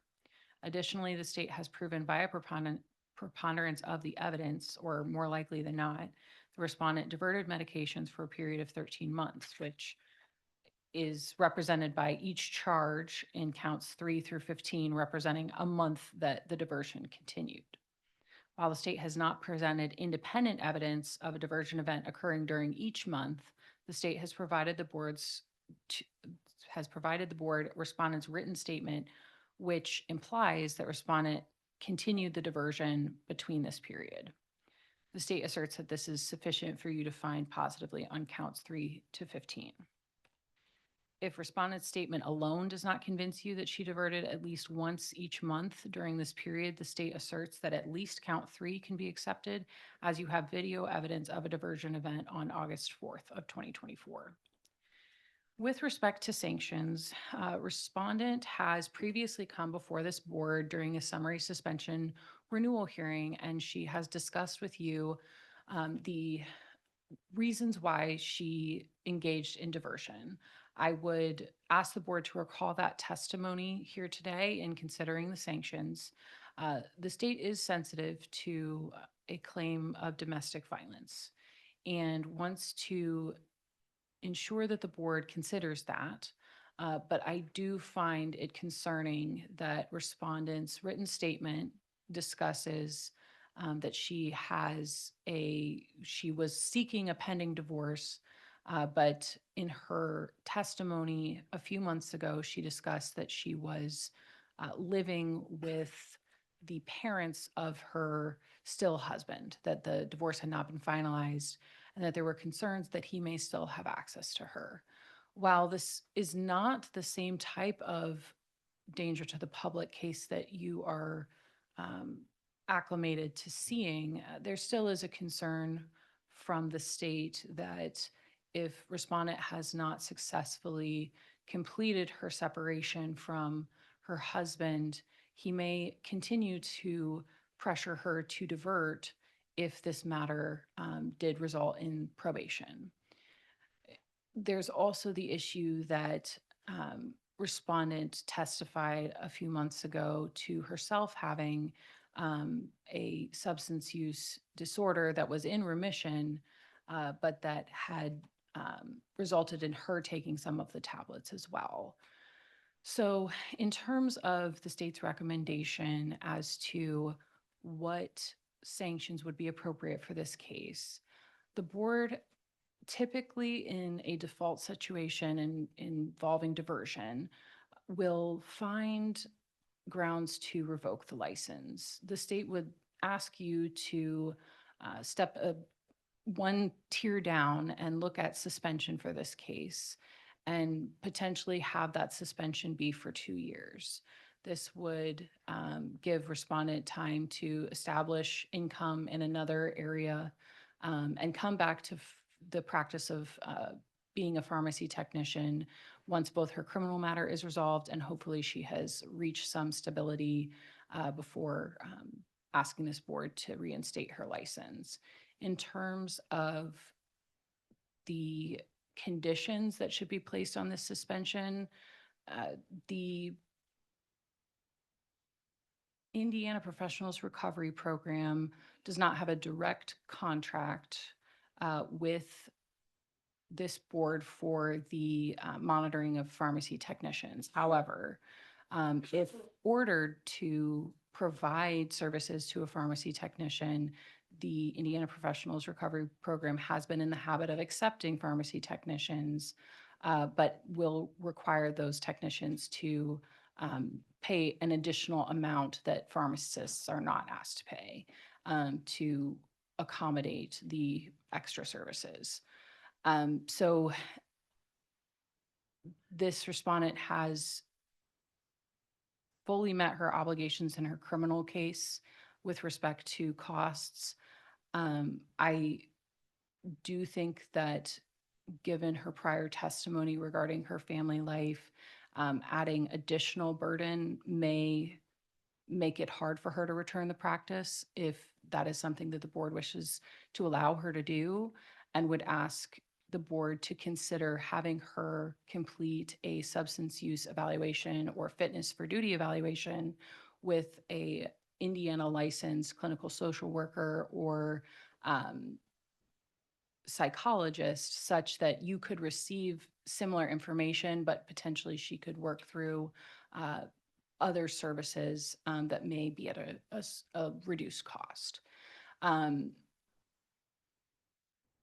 In terms of specific conditions, that would be the state's recommendation, is to have a fitness for duty evaluation, including a substance use evaluation and completion of her criminal probation.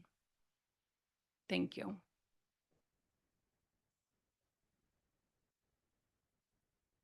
Board members, any questions for council?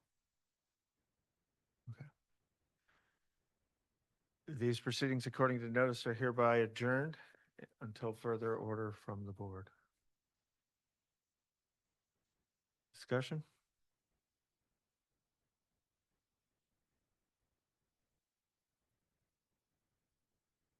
I don't disagree with a lot of those recommendations. I remember this case, and certainly I was emotionally bothered by the domestic component of this. And so I agree with kind of those recommendations. A 2-year suspension would give her the time to sort out her personal life and be able to come back as a pharmacy technician. So If we do 2 years, it puts a hard date on, they can't come prior to that. Is that correct? yeah, Or is it if we, I'm just throwing this out there, if we suspended just indefinitely, if, 18 months from now she came, before the board and we thought she was deemed, fit to practice, then we could. grant that. I think that's fair. Like probably a year. I mean, I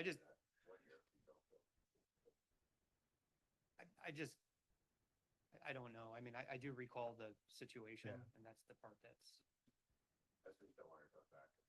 Correct. I know, I Right. agree with that. So 6 months? Yeah, let's, I'll make a motion to suspend for 1 year, minimum of 1 year, and then, she would have to come back for an appearance. Do you want to include the fitness for duty? Yes. Anything else? So I would just note, to protect the board's precedent here, because Ms. Murphy noted correctly that most of the time, if you find a violation of this sort, it tends to be revocation. So coming in underneath that because of these circumstances is perfectly fair. I would explicitly find mitigating factors if I were you. That way, nobody can throw it in your face later that it seemed like it was arbitrary that you came in different on this one. Just state those in the motion? Yeah, that's Yeah. fine. You could just include mitigating factors in the final order, including her past testimony during the summary suspension proceeding related to her personal circumstances and home life. I mean, What he said. yeah. Yeah, if we could just, include that in the statement, that'd be good. Do we have a second? Yeah, fitness Yeah. evaluation. Completion of her criminal Completion probation. of.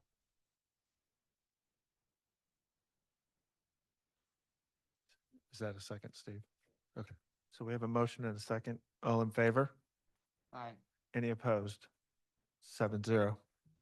Thank you. That concludes our administrative hearings. I guess, what time? Oh, yeah, we were going to go back to. Yeah.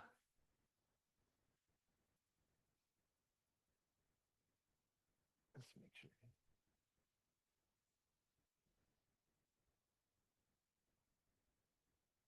Was that a summary suspension? Oh. I'll just call them one more. Marion Scanlon. Okay, so do we table that, continue? Huh? Okay, all right. So we'll, Well, it, in terms of waiting, because it's been set, you kind of are, I guess you can table indefinitely. I guess that's fine too. Yeah, I mean, usually the thing is schedule it for next time, and then if they no show another time, you do a formal notice of proposed dismissal to just get it off the books altogether. Okay. That's usually the route is it, yeah, if it's first or second.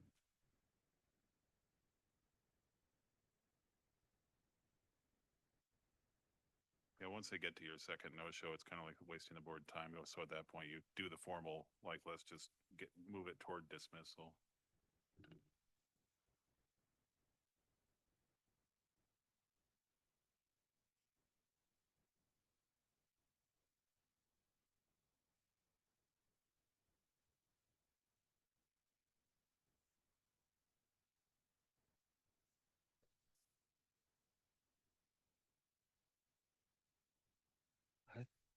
I don't remember the name. I think it's his first time. So let's just move it to next month. All right, do you guys want to take a 15, 20-minute break? All right, we'll be back at 10 after 12.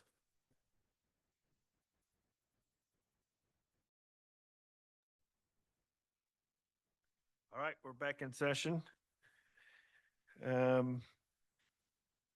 guess the question, do we go to full board appearances or discussion? Because the full board appearances is at noon. So, okay. All right, we'll start with full board appearances. E-Town Vital Care, E-Town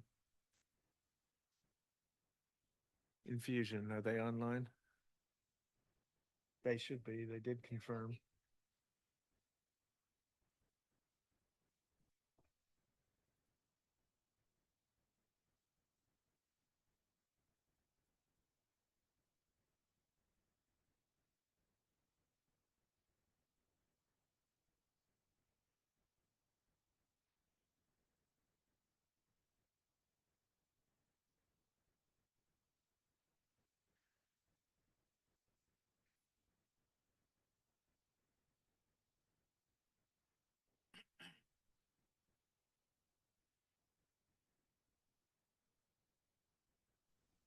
There's, Hi, can you hear me?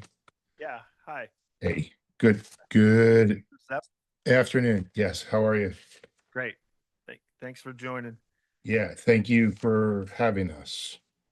So you have an initial application for a license, and my notes show that we requested an NABP VPP inspection. Yes, and we have begun that process. So, and I don't know, just for clarification, um it's not, I don't know how you frame initial application, but effectively we acquired this business in December of 2025.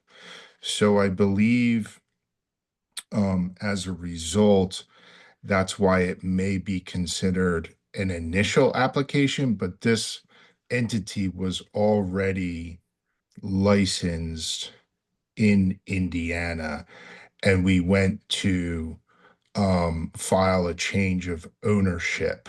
It was a stock purchase and not an asset purchase. So as a result, we assume, all assets and liabilities. However, I believe when we went to file this application for change of ownership, previously NABP was not required. Now it's being requested. We have paid NABP to come out and conduct their survey. So it's not a matter of disregarding, but we are requesting perhaps additional information as to, why is it being required now? Is there anything in particular that we can discuss? And perhaps is there additional consideration in the future? Because, quite frankly, we do not need NABP for anything except for this. We are accredited by ACHC.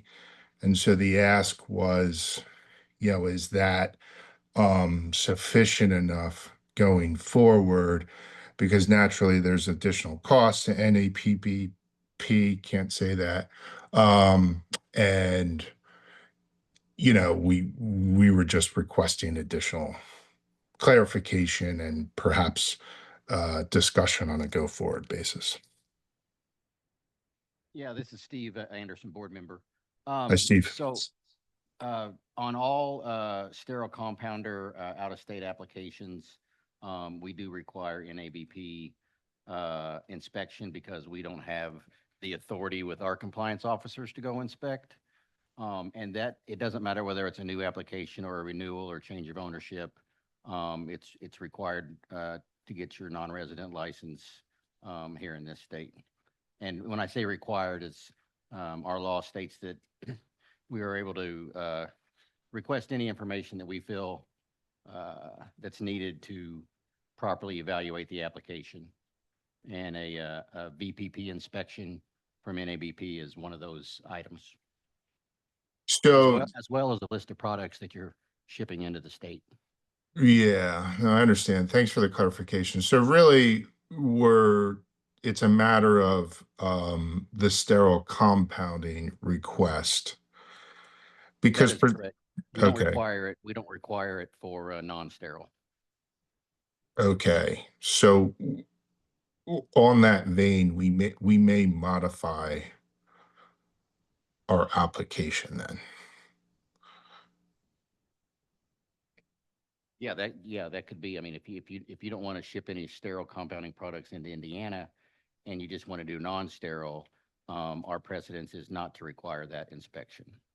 Okay. All right. Thank you. That was very helpful.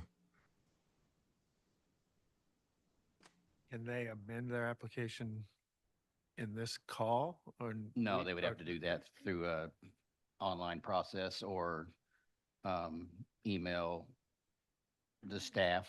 And it's in the minutes, so yeah. Okay.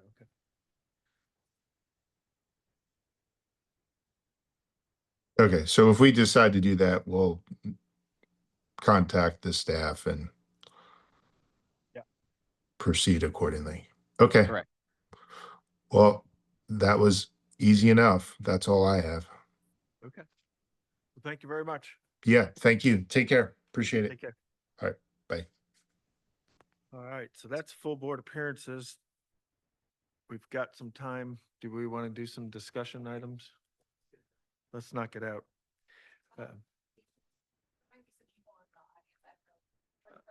Oh. We can't start before 12:30.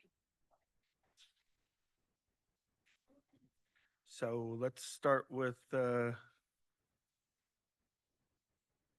compliance. I see Zanetta's back there.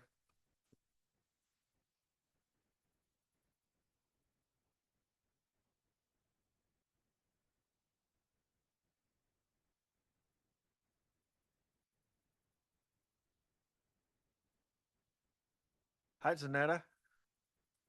Sorry for not giving you enough notice. I was going to call you up here.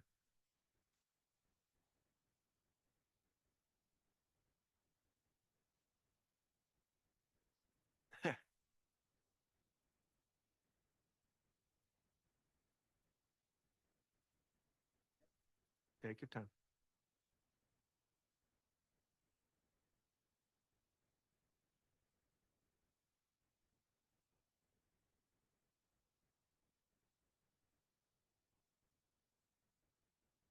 Okay, I'm ready.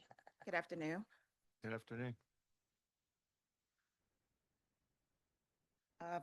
I've uploaded both the violations, the compliance report, the July 106 data. And if you have any questions, just let me know.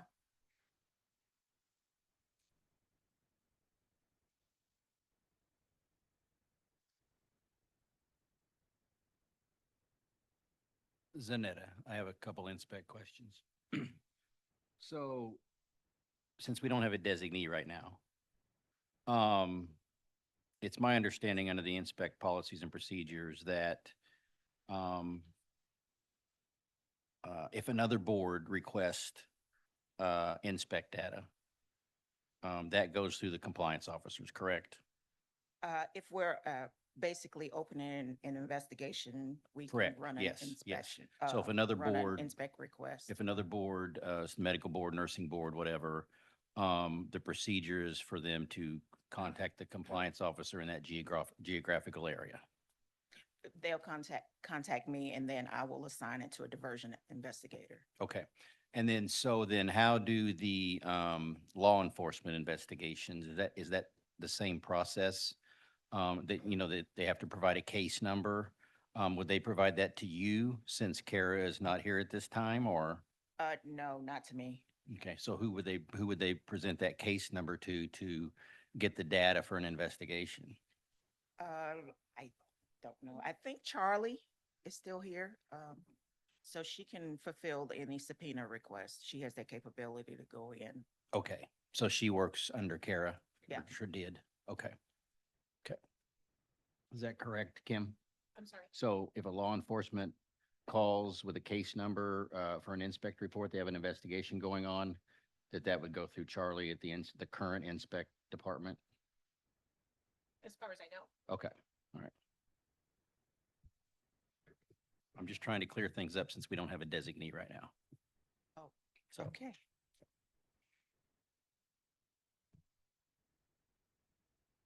Anybody else? I have one. Hi Z. On the compliance director report, you don't have to pull it up, it's not a big deal. The diversion officers completed one investigation and were assigned one new investigation, and 3 are ongoing. I'm sure you probably can't talk about them. That's fine. I'm just curious, can you talk about like broadly the nature? Is it like a break-in or? No.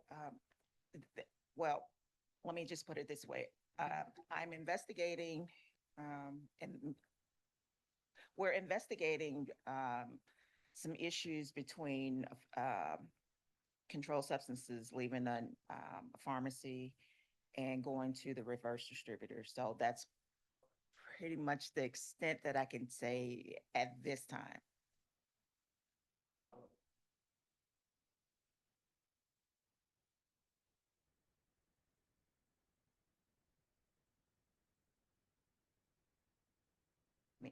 But for the record, if you have additional questions, I may be able to disclose some things offline. All right. Well, thank you very much, Danette. No problem.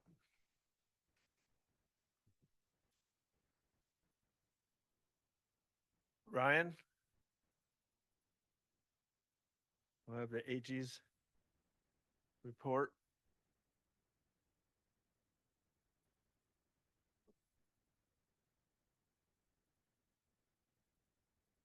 Hello, everyone.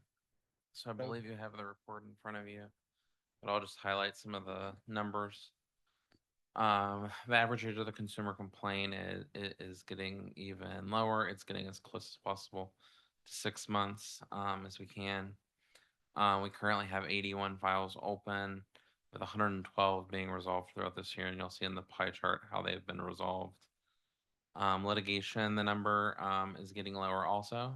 The average age to 12 months. You'll remember that a couple months ago, it was at even 18 months and higher. So we are working to get that number down, and it looks like we have resolved most of the things that come from the COVID era. With 37 current litigation files open, you'll also see a pie chart where there has been 18 files resolved this year and how they have been resolved. I am available regarding any questions regarding this report or anything regarding our processes. I don't have any specific questions. Board members, any questions for Ryan? All right, Okay. thank you. Thank you all. Kim?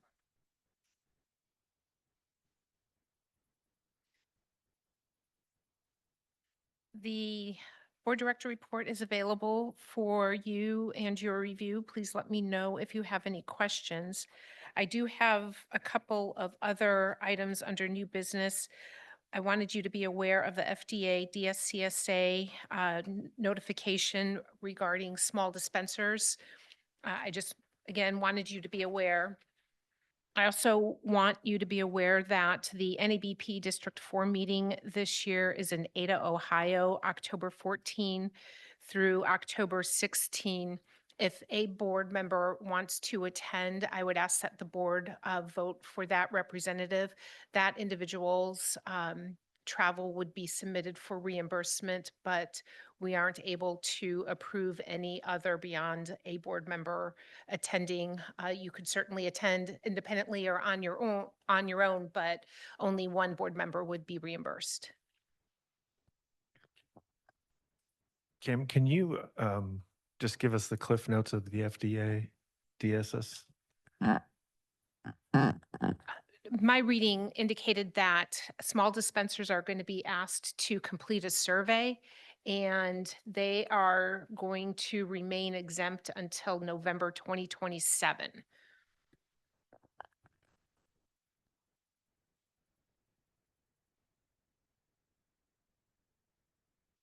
Would it be possible to post that FDA notice on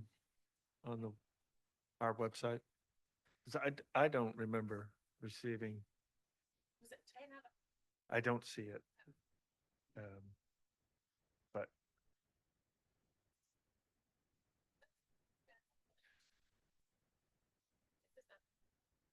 Yes, Okay. I will get that. Thank you. I actually didn't, did that go out to all the pharmacies? Steve, did you guys get the FDA notice of DS? Yeah. You did? Okay. Okay. Okay. All right. Does the board want to make a motion to send a board member to the district? Oh, yeah. Anyone? I'm interested. I just haven't looked at my schedule. Sure. But I know they're most likely tied up. We need someone there, is that correct? Yeah. We don't need someone there. Right. I am attending, Okay. but if a board member wanted to attend, we're limited to being able to reimburse only one. Okay.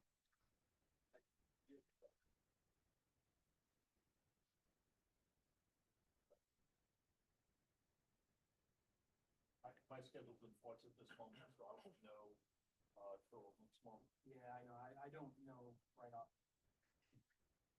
I can't go. Can we vote on sending one and then I'll work it out? Yeah, Okay. that would be helpful. I do. Yeah, no, I think that's great. Kim, I know if we are the one, I think it's valuable for you to be there as well, right?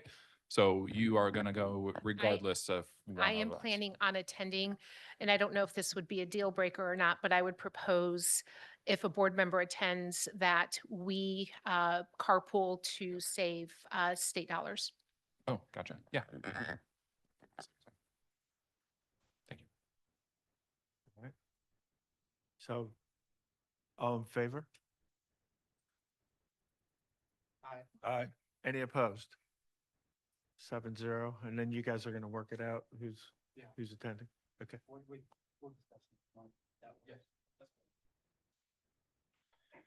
All right, we're done with old new business discussion items, so we'll wait till 12:30 and then resume personal appearances.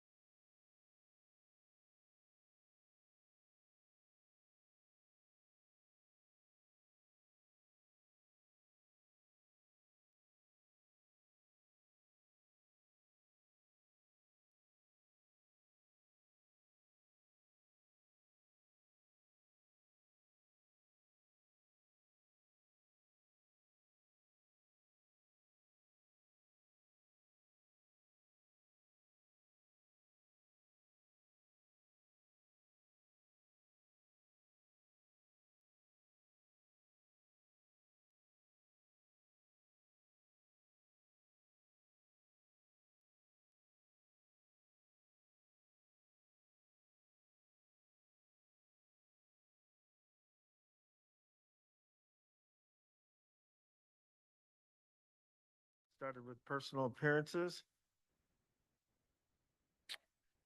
Kim, do you want to do in person first? Yeah, let's do in person first, and well, I guess we'll start with F, Walter Setmeyer, and I think, Mark, you were gonna excuse yourself for this.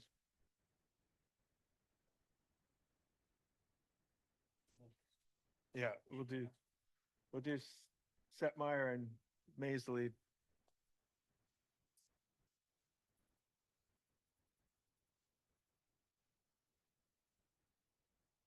So I got some of these beautiful virtual, but I said mine is come down, so they were virtual, but show up.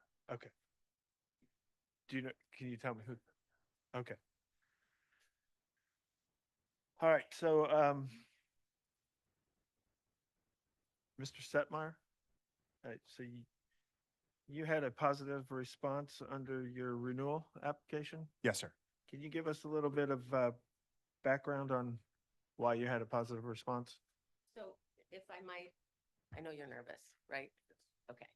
So obviously, I mean, he'll talk, but I know he's nervous. I've told him, I'll get you started. Don't worry about it. So, Mr. Setmeyer had a charge of a DUI.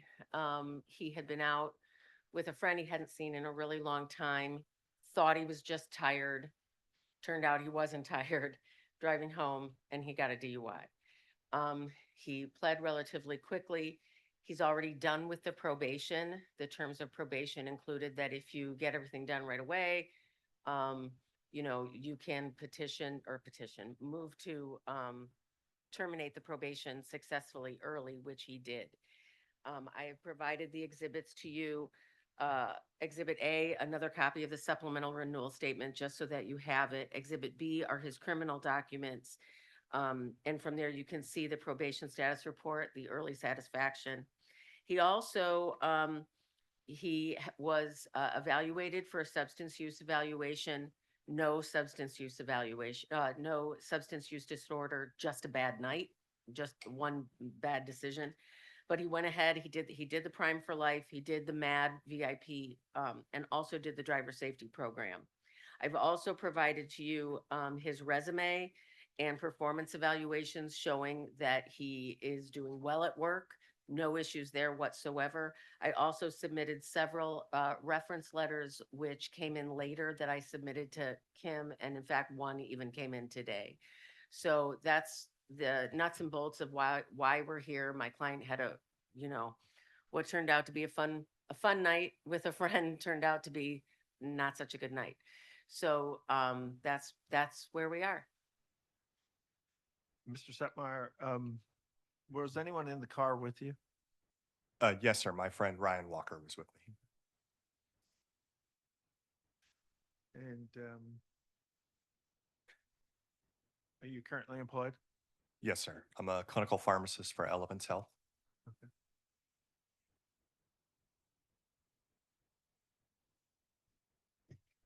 What is the status of your probation then, right now? When does it end? It's already over. If you look at the documents that I've submitted, it was terminated early in March, right? Yeah. So I think if you look at the last page of Exhibit B, it was terminated March 13th, early completion.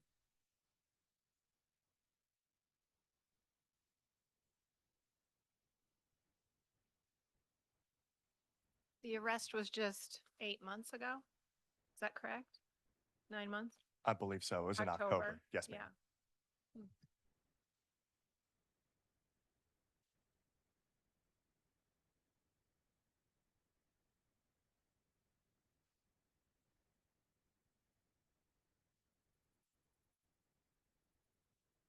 Mr. Setmeyer, how are you? Here, sir. That's half of it. That's a good chunk of it. So, if you don't mind, I just have some questions. So I could be wrong here, but I want to make sure that I have my train of thought in the right direction. So correct me if I'm wrong. You were with somebody and you went out to celebrate. You had a drink or two, a small amount, right? Or how many drinks do you know you had? I believe it was 2 before we left. Okay. And then do you know the time that elapsed after your drink and then before you left and got in the car? No, sir. I only recall it was about 1:45 in the morning, I believe. Okay. So I guess when you say you don't recall, can I have you think about it a little bit more with regards to like, was it 5 minutes? Was it an hour after you were done? When you say we don't recall, I guess my question is like, is there a reason you don't recall the evening? Yeah, the evening for me at that night pretty much begins when I was arrested. Like everything else is basically. Can I chime in? Yeah. It's not because you blacked out that the evening Oh, starts that. No, it's because you were so upset that you got arrested. That's like, that's all you think about? That's the only thing. Okay, I don't want to put words in your mouth, but I don't want to leave the Yeah. implication No, that yeah. it was something else. No, Okay. yeah. It's when I have memories of that night, and I don't like to dwell on that. That is the thing that I remember. Okay. And then do you remember what you blew? What was the blood alcohol? I believe it was 0.15 when I was being processed. Okay. And then what is your relationship with alcohol currently? It's non-existent. You don't drink at all anymore? No. So I have athletic beers, non-alcoholic beer. Got it. Which is what if I'm gonna have a beer, that's what I have. Okay. I don't have a document showing that the probation ended early. You don't have the last. Maybe I can't find it. There's It's a lot the of last documents. I'm sorry, the last page of Exhibit B. We don't, Exhibit B? Yeah, but B as here, in I boy? can, That's okay. Let me just get to the I bottom. have hard copies if you just want to glance at mine. They were submitted last week. All right. I can also confirm that the My Case does show that it was terminated early on March 13th of this year. Thank you. Any other questions?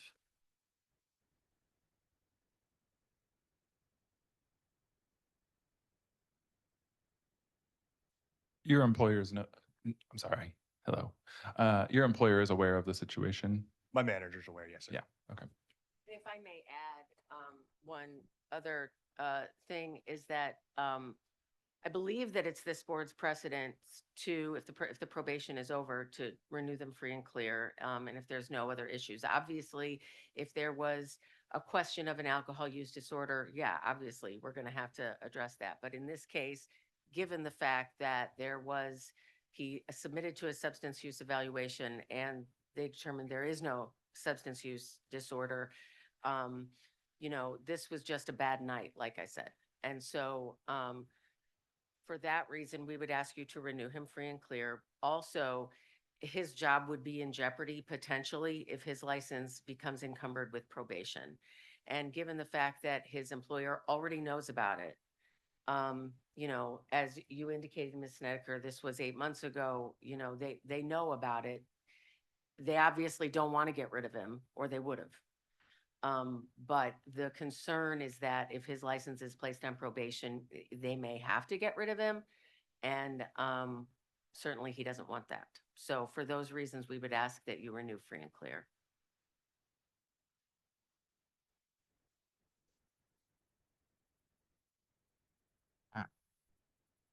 It looks like the BAC was 0.19. To answer your question, Andrew, is 0.19, which isn't a little, it's Right. substantially over. There were also firearms in your vehicle? Yes, ma'am. I reported those to the officer at the time. Okay, thank you.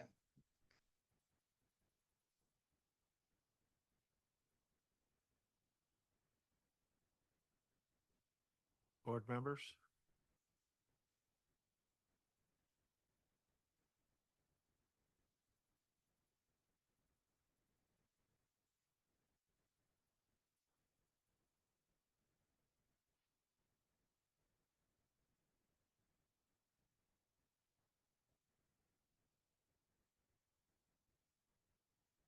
Have you been arrested or had any other criminal issues in the past?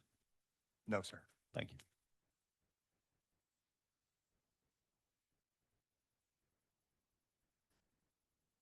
I'm just not loving this just because it just happened so recently to me. I understand that he's off probation, but I just have concerns, particularly given the amount of alcohol involved. I don't know what our options are, but I think it's free and clear or probation, right? Tell us more about the substance use evaluation. Who did it? It was done with Fairbanks. And also, if I might, what I have from them is, I'm in the wrong case. Give me one second. I don't have an actual copy of the eval, but I wouldn't have the eval. I mean, they don't give, us the eval. But I have the, at Exhibit C, on the first page of Exhibit C is the letter from Community Fairbanks indicating that he does not have a substance use evaluation. And it's an email to Mr. Setmeyer's criminal attorney, John Furick. He doesn't have a disorder. He had the evaluation. Thank you. Thank you. But he did complete the Prime for Life course, which was the 20 hours, the 20-hour course, which is generally what they do, in a situation where somebody has a DUI and, but no, real disorder. Yeah, I feel like, I mean, if that substance use disorder evaluation hadn't been done, Kate, a lot of times with high blood alcohol, we send them to have one done.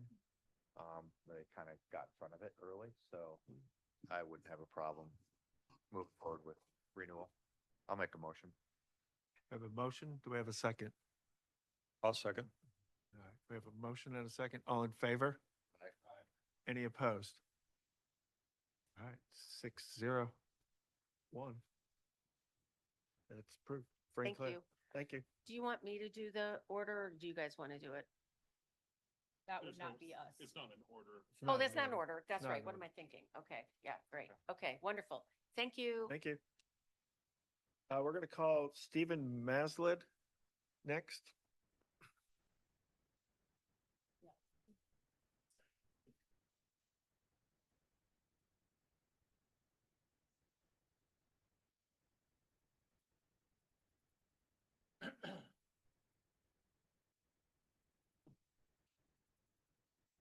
Mark coming back?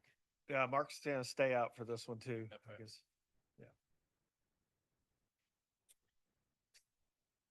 Mr. Maslid, thanks for being here. Tell us a little bit about the positive response.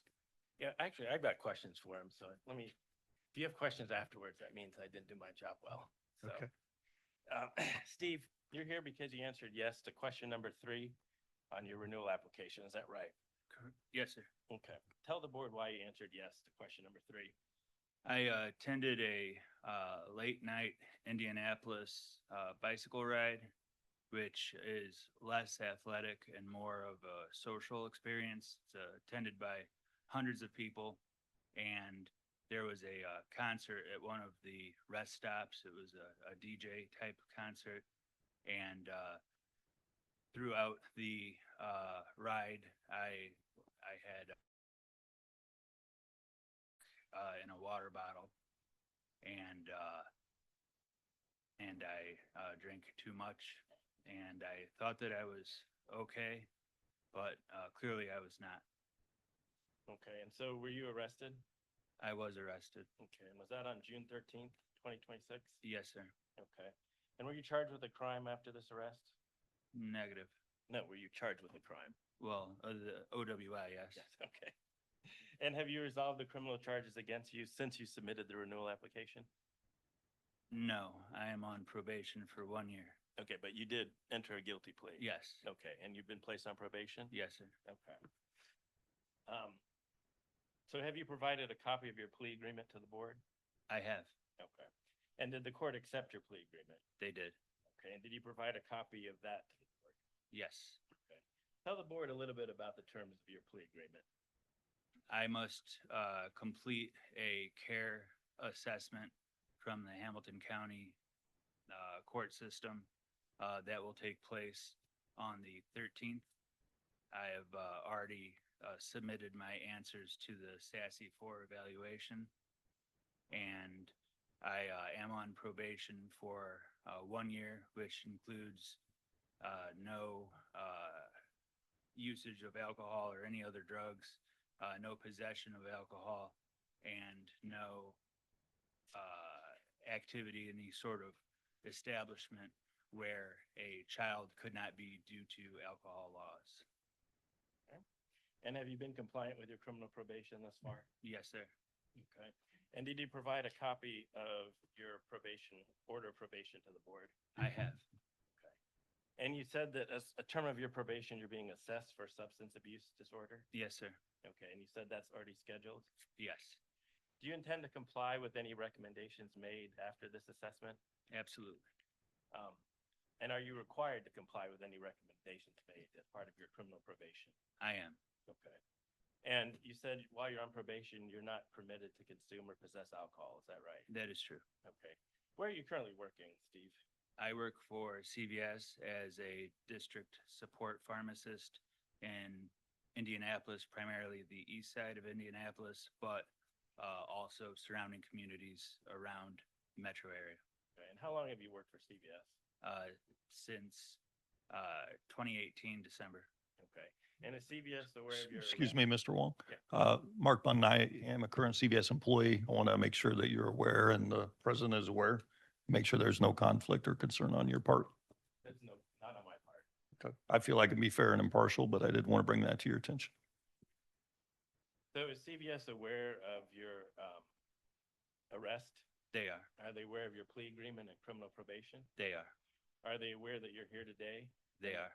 Okay, and are they aware that you had a positive response under your renewal application? They are. Okay. Tell the board a little bit what you've learned from this incident. I am ashamed for the situation that I've put myself in.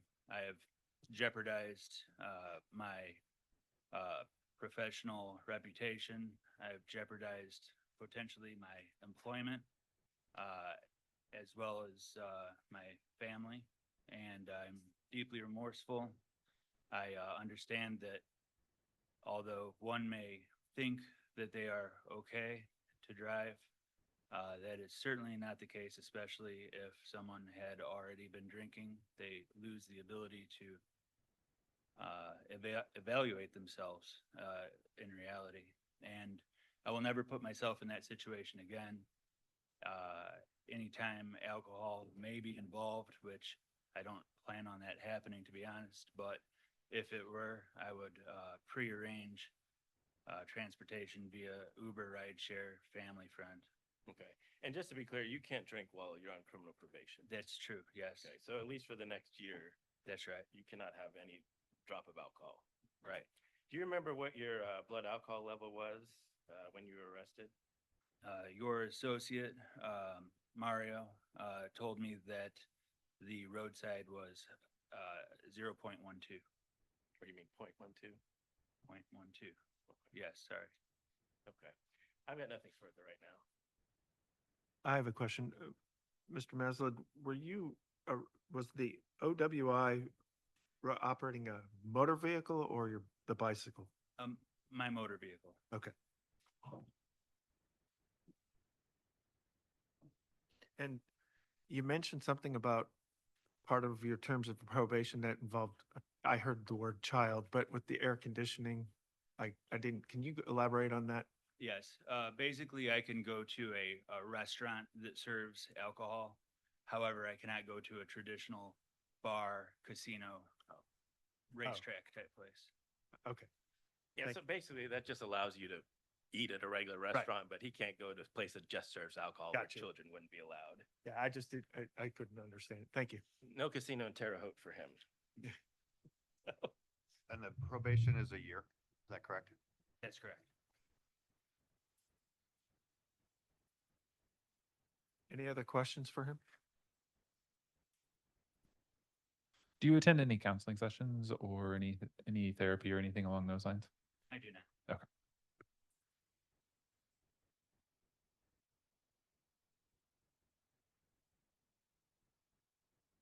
So our options are free and clear or probation. Well, your options are actually renew, free and clear, they renew and refer, and probation if he agrees.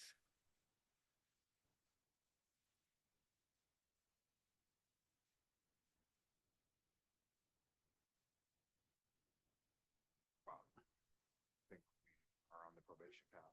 Just what are the terms, right? Yeah. Yeah, I would agree.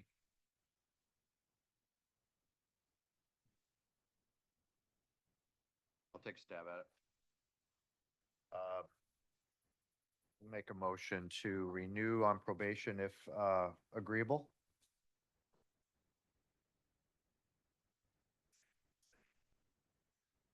Are you agreeable to renew on probation? What are the terms? Sure. Following obviously the terms of the criminal matter, and then also, since you're already going to be doing a alcohol assessment as part of the criminal, I would add on number 3, that you have to present this order to your employer for signature. And number 7, notify the board of any relapse, any alcohol issues. And number 8, any other discipline in the other states. Okay, so it would be probation for the indefinite until, and cannot petition until the end of the criminal probation? Correct. Okay. Running the term of the criminal probation. Okay. If the criminal probation were to end early, it could come back early. And then obviously comply with the terms of the criminal probation. Yep, and then 3, 7, and 8 on the list. Okay. Yes, sir. Yes, we would agree to that. I have a motion, and do we have a second? Okay, we have a motion, and a second. All in favor? Aye. Any opposed? 6-0-1. Thank you. Thank you. Hey, Matt. Yes. I think we have several people in the audience who are here for personal appearances, but may not have an attorney with them. Okay, Would it be possible to go there next instead of sure. through the virtual? Yeah. Since they've been waiting. in All right, so person? why don't we just take volunteers since I can't tell who. Come on up and tell me your name. Markstown City. Huh? Markstown City. Yeah. Hi, Hi, what's your name? Joy Tabler. Yes. Oh, there we go.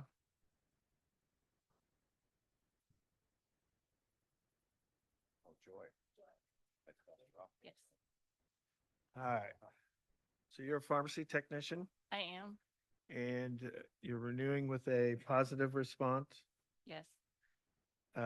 You've heard kind of the drill. Give Yes. give us the scoop. It was my first day of vacation, June of last year, and I decided to do some day drinking into the evening. And my friend told me to go home, and I didn't go home. And when I did go home, I got arrested. I got pulled over because I swerved, and I got arrested. I don't remember much. I blew a .201. I was in jail for overnight into the morning. I think they held me for 12 hours. I did not miss any work. I was actually on vacation because my son was graduating high school that weekend. I never want to see those White County jail cell ever again. I went to court and they took it down to a misdemeanor because I didn't have anybody in the vehicle with me. I didn't have any firearms with me. I was compliance with the cops and the jail. When I went to court, I did a plea agreement. I did 20 hours of community service. I lost my license for 60 days. I can only drive to work, from work, and take my mom wherever she needs because she lives with me. I was on probation for 6 months. I did not drink. I wasn't around any alcohol, which it helped me because I went through a nasty divorce, and that's all we did when I was married is drink. and he's an alcoholic too. And it made me realize that it wasn't me. I wasn't the alcohol. I didn't need the alcohol. Right now, I drink like, I haven't drank in 3 months. Because one, I can't afford to get in trouble again. I've been at my job for 17 years. Where do you work? I work at Walmart. Okay. They do know what happened. I would have got terminated if I got arrested if I had to go to work that day and I couldn't go because I was arrested. I would have got terminated right then and there. I did do I sent information stating that I finished my probation in January of 2026. I also did an intense outpatient program and a relapse prevention group, which helped a lot because it made me realize that alcohol is not the way to go. And it made me realize too, my son told me he was very proud of me for doing everything I did and not going back to drinking. And that made me feel like, that made me think that's a good mom to do that, because he looks at his dad in a different way. But now I can be a better person. Is your criminal probation over? Yes. It was over termination January of 2026. I appreciate you coming in here and sharing this information. I'm excited to see the positivity in your life. If there's no other questions from the board, I'll make a motion to approve. I I'll will second. second. I also would like to voice what Mark said, because I believe I had you down as a virtual, which I don't know if that was the case or not. No. Okay. It wasn't virtual because I was concerned that I didn't have internet access or something was going on, because I was supposed to be here last month and you guys had email technical difficulties and I never got an email stating, and I called that day and they're like, you're supposed to be here. I'm like, I never got the email. So I got even nervous and the people I work for are really proud of what I've been through, because the divorce, it was pretty rough. So Well, congratulations. thank you. Did we vote? I don't Nope. think so. Okay, so all in favor? Any opposed? 7-0, So now what do I do? free and clear. Now what do I do? Cause my license was suspended. Oh. Well, it was You during renewed it. review. I renewed it in June and then I answered a question and then it said that it renewed it till July 15th and then it expired because I didn't come to the board and Oh. I had it and it said, It's still showing as valid to practice while reviewed, and Yeah. that will be, so that is the status. You were Okay. able to work just fine. Yeah, I was This will able to just work. this will bridge the gap until they're able to issue it, but since you don't even need to wait on an order, presumably it'll go to active, but your Okay. status, I was still working. It's just on the wall at the pharmacy. It said it expired July 15th. Yeah, And they just want to make sure that I can print it out and put it on the wall. yeah, it'll probably be available to print in about a week, even. or even I less mean, than that. since I you don't go need back an to order, work for yeah. 8 days, so. But Just thank you keep ver- checking the website. Okay, thank you very much. Thank you. All right, who else is in person without an attorney? Come on up.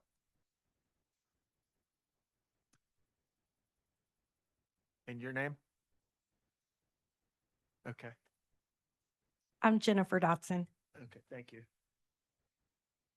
Jennifer, you're a technician renewal with a positive response? Letter I.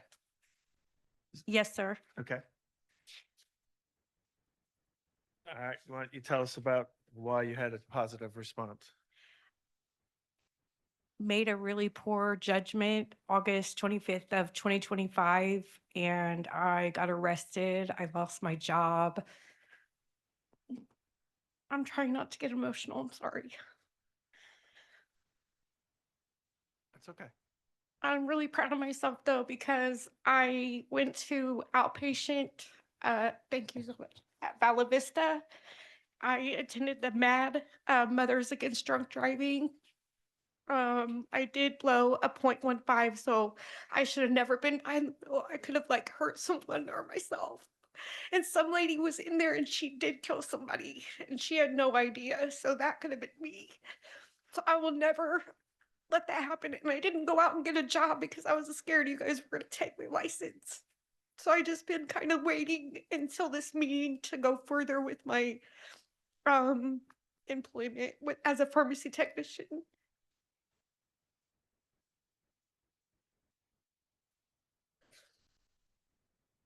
I also was able to get my license back. Um, yes, ma'am. I completed probation within 4 months because I did everything that they told me to do. I also did 30 hours of community service at the Lord's Cupboard and at Goodwill.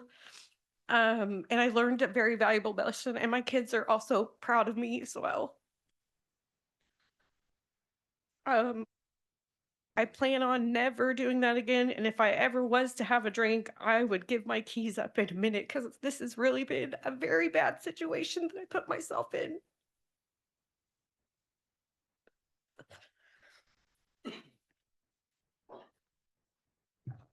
Thank you for coming in and talking to us about this. What is your relationship with alcohol now? Are you drinking or? Very little. I don't really drink, and if I do, it's in like a setting of people. It's not like I have to have it, and it actually turned me off because, those classes really did help me. I had to go to 16 weeks at Bella Vista 4 days a week, 3-hour classes, and I learned a lot. I really did. And alcohol is on the ground, like I don't even have any interest in drinking.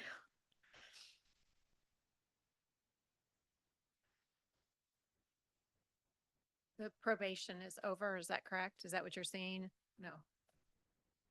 I am not seeing that her probation is up. Were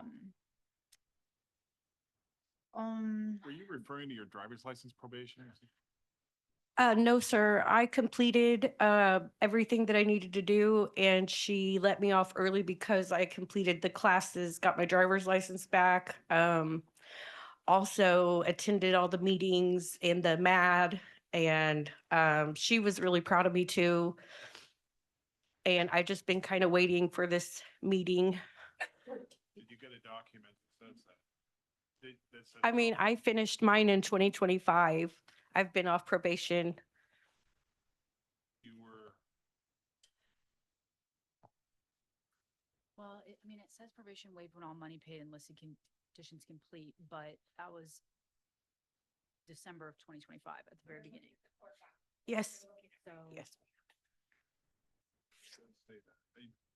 So you're saying you completed everything the same month that they imposed it? No, sir. I got arrested in August and I was off probation in December of 2025. But you were sentenced in December, yes. I understand the incident, certainly. Well, maybe it was later. It has been a whole year, but does it say in the documents I was sentenced in December? Yes. I think because they kept continuing it, but I literally was off probation like fast because I did all of the steps. So it could have been March of 2026 then. Or no, I got my driver's license back in March of 2026. I would think they would have given you documentation when you got off of probation. It's just that the public record doesn't turn that up, which sometimes it does, and it's totally unreliable as to when it will and when it won't. So the absence of it doesn't say that she's wrong, but we can't verify it without that either. So I would think there would be a document that exists to say that. I mean, I'm certain. I believed I submitted all the paperwork, but they did let me off early.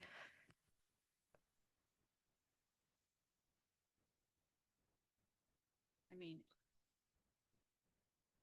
if they run concurrently, it would be December of this year if it were still, Right. so.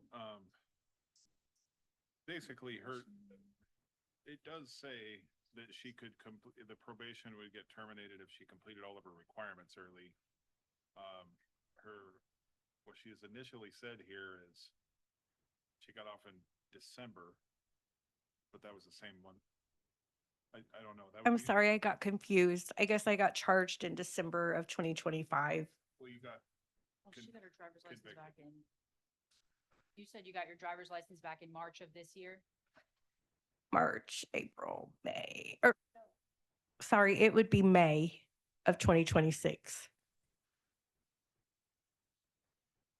so, I mean, the arrest happened, I mean, it does reflect that happened in August and relatively quick to get to the finish line of a criminal case in less than 4 months as it did. So it wasn't terrible delays by the court.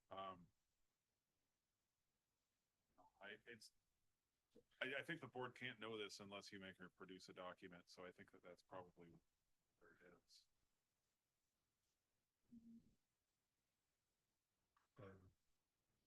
Can you say that again loudly, please? Yes, the public docket does not say that she is off of probation. It does say that she could potentially get off it early if she completed her requirements. However, it never reflects that happened, which is not a reliable sign that it did not happen.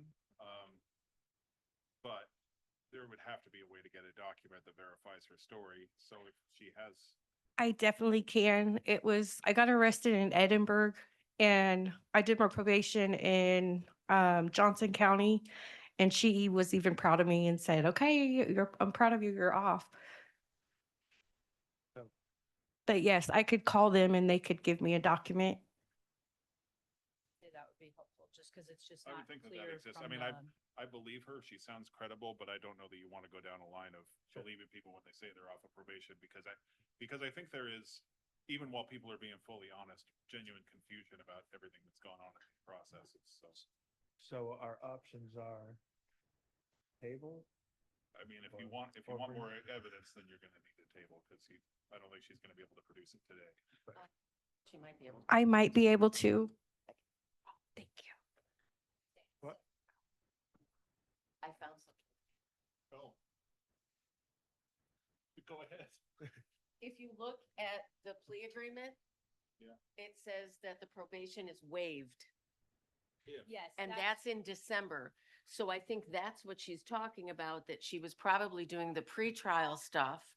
And then they said, well, you did everything we would want you to do, so they waived probation. Have it say probation waived when all money paid and listed conditions complete. Yes, condition. 12/03/2025 active. That's what we've been So saying. that, I see that in the original sentence saying, I just don't have anything that shows that she did complete it and they waived the probation. Does that make sense? Yeah, I just think sometimes that this is what the plea agreement, I mean, this is the document from, this document would be filled out by the court. And so I think that that's what that is saying. You don't always have something from the court specifically saying that things are terminated. And where are you seeing that?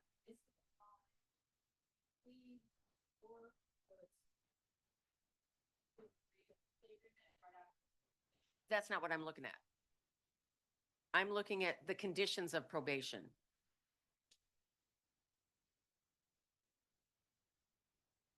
And it says waived. When all conditions met and money is paid, and then it says waived.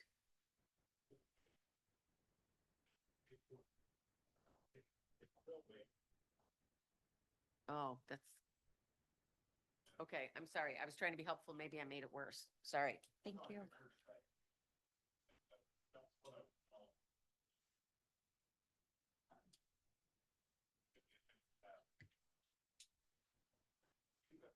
Separate order that specifically lifted the probation. I can't imagine a scenario where the court couldn't provide a document saying she's off. So we're still within the 120 days, so she's still valid to practice? Yeah. I guess I don't know when the application cycle is, but I think so. Yeah. So I think that if we table it, you're still valid to practice. If you could provide that document. What was their enroll date?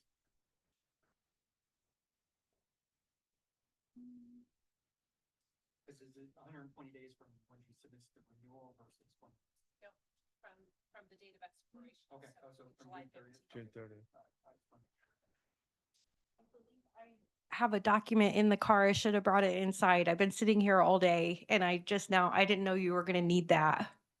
Well, if you have a document in the car that substantiates the notion that you're off of probation, it would certainly serve you well to get it and bring it back. And we're not wrapping any time all that soon. So, Why don't we just, yeah, I mean, if they table now and if you come back into the room waving a piece of paper, they're gonna let you come back up again. I hope I have it, but I do because I have a folder and Yeah, we can pause Sure. this. I mean, yeah, your situation is such that board precedent would point strongly in the direction of they would renew you on probation subject to your agreement. If you're not on probation, you wouldn't have to deal with all that. So it is in your interest to find this, and substantiate it so that it can be proven to the board. But yeah, tabling, nothing, we're not going to stop you from coming back up. If you come back up with a material document, you want to be heard again. Absolutely. Okay. All right, so do we need to vote the table or just pause? You can do, We'll just pause. you can unilaterally table. It's fine. Okay, Like, all right. Go ahead. You can go find your document. Thank you. All right. Who else is in the audience without an attorney? Come on up. Your name, please? Hannah Adams. Okay. Yes. H. All right, Hannah, you're a pharmacy technician Yes. and you had a positive response. Is that correct? Yes. Why don't you tell us about that? I went through a traumatic divorce where my ex left me for my best friend. And I let my emotions get the best of me, and I got into a physical altercation with her, leading me to be arrested and charged with criminal charges. Okay. And that happened in January? No. sorry, No, September. it happened in July of last year. I was sentenced in November, or not November, September of last year. September. Okay, and who's with you here today? This is my pharmacist and my manager. They've known me for a long time. Where do you work? I am. It ends in June of next year. You work for Walgreens? Yes.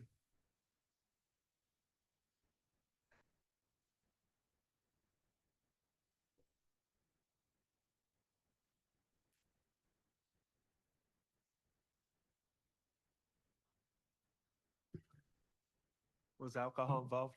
No.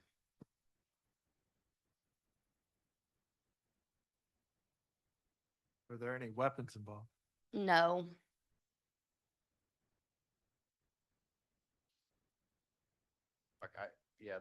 I just have intimidation and Right. residential entry, criminal mischief. With no drugs, no alcohol, I would think that we would just renew. I would agree. Anybody feel differently? No, I just, Yeah, I'm sorry. no, you're good. If you don't mind, you came down today, I apologize, I don't know your name, pharmacist and manager. Is there anything you would like to say? I would. Yeah. I've known Hannah for over 10 years. I've been a store manager for 18. She's been exemplary pharmacy technician. Known her at a young age. She's still in her 20s. But she's actually now my operations manager at Walgreens. She's been thriving great with obviously operations within the pharmacy. I can't help but like over the 10 years I've known her, just to not only see her thrive, but this unfortunate incident where who knows how we act when she was with this gentleman for 16 years, and actually another good friend of her, technician, ends up moving in with the guy behind closed doors. A lot of people don't know, you know, how that feels. I don't. I sympathize with her. She made a bad decision and confronted the young lady. Since then, she's just been doing great, and I always believe in second chances, and she's doing well. Yeah, my name is Matthew Westfeld. I guess I'm a de facto pharmacy manager for her right now, since the manager just left about a week or so ago. I've been practicing in pharmacy since 2011, registered pharmacist since 2017.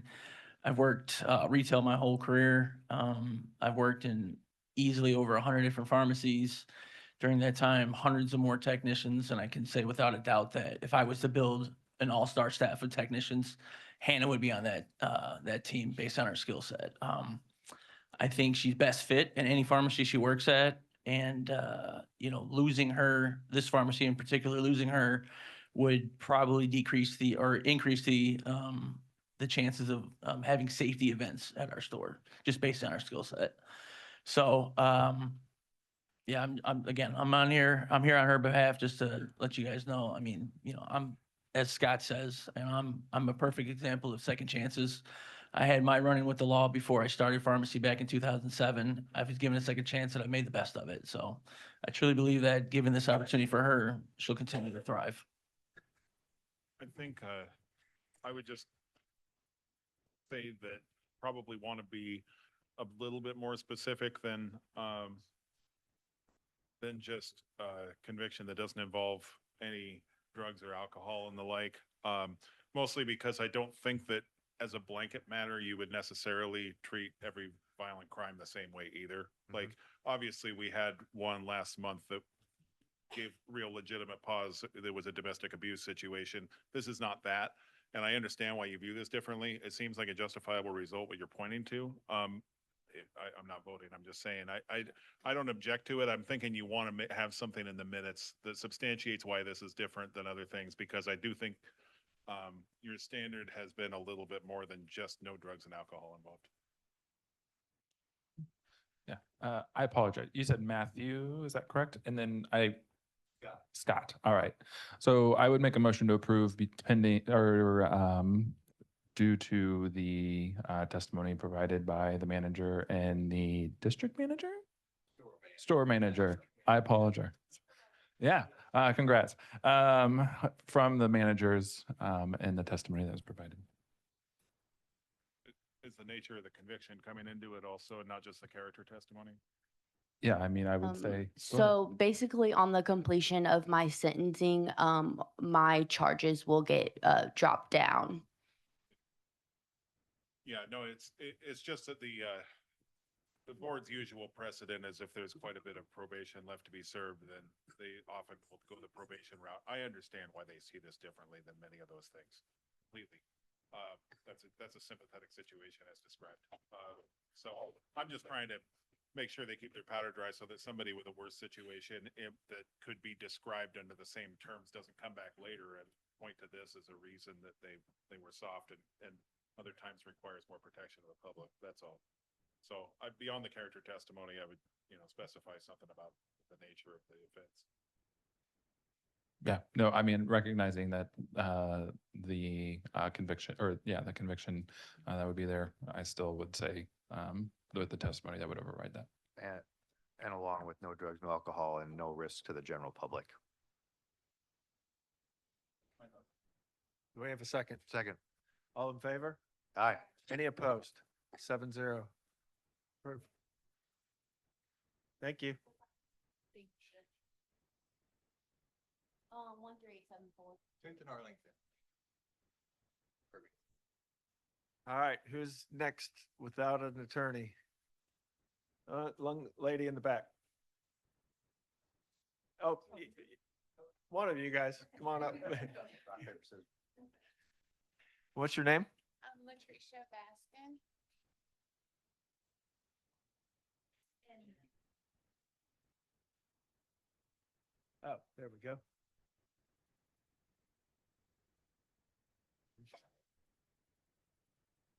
All right. So Latricia, you are a pharmacy technician Correct. Yes. and you had a positive response in Yes. your application, your renewal. Tell us about that. Um, I had some things stolen from me. One of which was my Apple Watch. By my son's father. He eventually ended up telling me the truth that he had stolen my things. He was no longer, I live in Elkhart. He was no longer in Elkhart. He was actually out here in Indianapolis. And so he told me where I could get my things. And I'm like, okay, whatever. So I went to the person's house that he had my things at. I took my 8-year-old son with me. All of it is on tape. I don't know how much information you guys get. It's a video. So I didn't expect any confrontation. My 8-year-old actually has seizures. So I definitely would not have taken him if I would know that, there would be any type of issue. I went to get my items. And the lady comes out and she's just screaming immediately, just screaming, screaming. She pushes me 3 times and I'm still trying to get my back. I'm like backing up and I'm trying to like get my son to go back to my truck and he doesn't want to leave. And so I'm like, just go, just go. I'm just trying to like slowly walk back because I don't want her to like end up hitting him. Like if we turn around to walk away, she hits me again. And so I push her. When I pushed her, then we both, my son and I started walking away very quickly. Um, her neighbor seen all this happen. I stay in a subdivision right over from her. The next day, her neighbor came and got me. She never gave me my items. I just left. Um, the next day, her neighbor came and got me and said, hey, I know her. I'll go over there with you. I said, well, I'll stand back because of what happened yesterday. So I stood back. The lady comes out. She's yelling again. She spits on the face of the lady that I went with. So then that woman calls the police. When she called the police and she made the report, then I also made a report. Then the lady house who I went to made a report. And from there, I received a battery charge. It wasn't marked as self-defense. To this day, it's a lesson. It's a lesson. I don't know. I should have just called the police immediately instead of ever even going to her house. But it is very stressful to deal with. I don't know. I really don't know where to go from here. I did apply for Goshen Hospital, which is about 15 minutes from my home. I do have an interview tomorrow, but I'm scared because I don't know how this is going to go. I've been waiting to actually apply for jobs, but then I figured, hey, I just go ahead and apply. I am on probation, 1 year of probation because of this incident. Um, my probation officer said it was best for me to still just give it a try. So I did, and I do have an interview tomorrow. I just don't know how all of this is going to go, but I have definitely learned my lesson. I do have children to take care of, and I greatly regret this. So that was the criminal matter, and then there was also something with your former employer, is that right? So you were fired from your previous position? It was because technically? of attendance. Prior to Attendance, me right. being fired, a technician that I worked with that did the schedules, she somehow, I don't know how, but she seen my pay wage and from when I first met her, she was extremely nice. When she seen my pay rate, my pay wage, it just every day she harassed me. She would, I worked for CVS. Our schedules were normally posted 2 weeks or so in advance, sometimes 3, just depends. They could change. She would wait till the Sunday prior to that week, and she would change it like right before midnight, mine's only. So a few times I got a no call, no show, and she eventually got fired. Um, but the pharmacist and her, they worked together for probably about 30 plus years. So then that became more of an issue. Um, and then it happened again with my schedule. and I was let go. So it's been a lot. So Any questions, other questions for Letitia? um I know it's you guys' decision. Like I said, my probation is 1 year, so it'll be June 10th of 2027. Um I will literally never ever do anything against my license again. I would really like to just like have this as a lesson, a warning, and nothing further. I mean, I know that I don't have that. I can't make that decision, but I just would like to ask.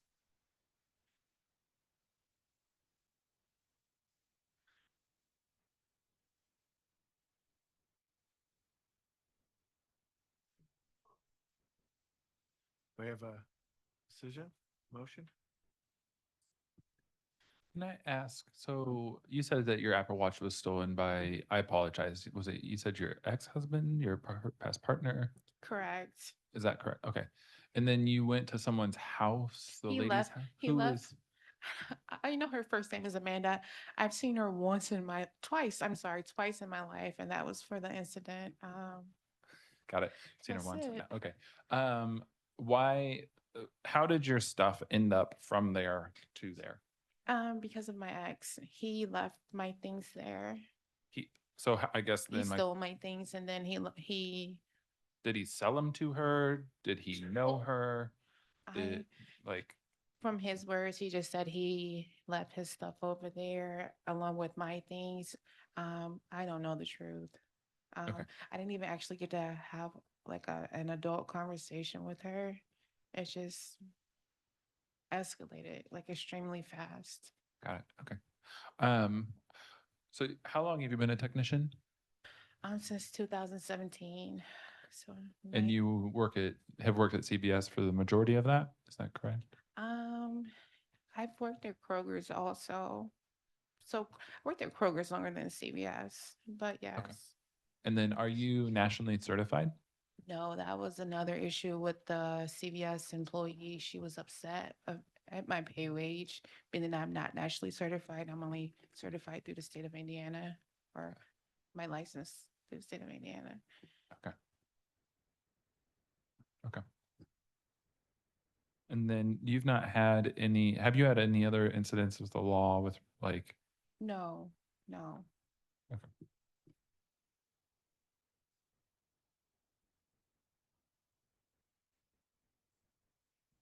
I'll make a motion to approve.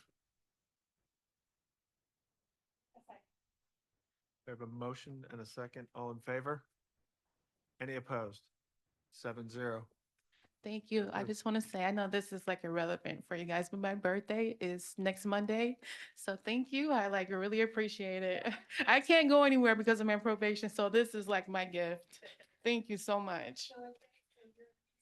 Good luck on Yes. your interview. Thank you. Thank you. Okay, great. Thank you guys. Have a great day. Thanks. Yeah, I know. Jennifer Dodson, right? Yes. All right, you have some documentation there?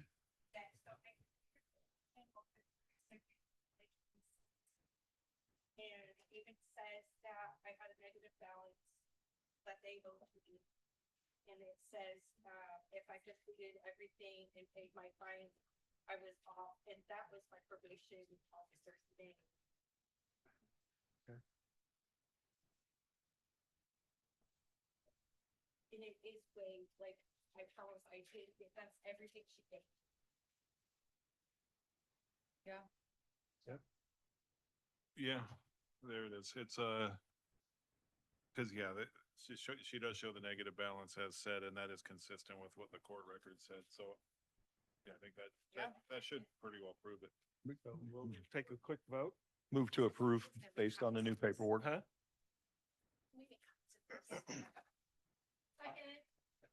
All in favor? Any opposed? Oh, I'm sorry. Did he vote? Okay, so 6-0-1. for Jennifer. You're free to go. Oh, after you she's get your waiting on documents. Yeah. Made the motion and second. I second. Mark. Thank you. All right. Come on down. 601. Okay, thank you.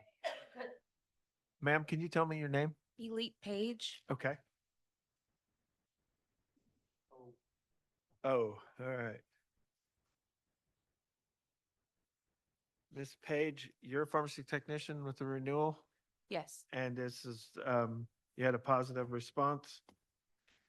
I guess you've heard the, previous, applicants. Just tell us a little bit about the positive response.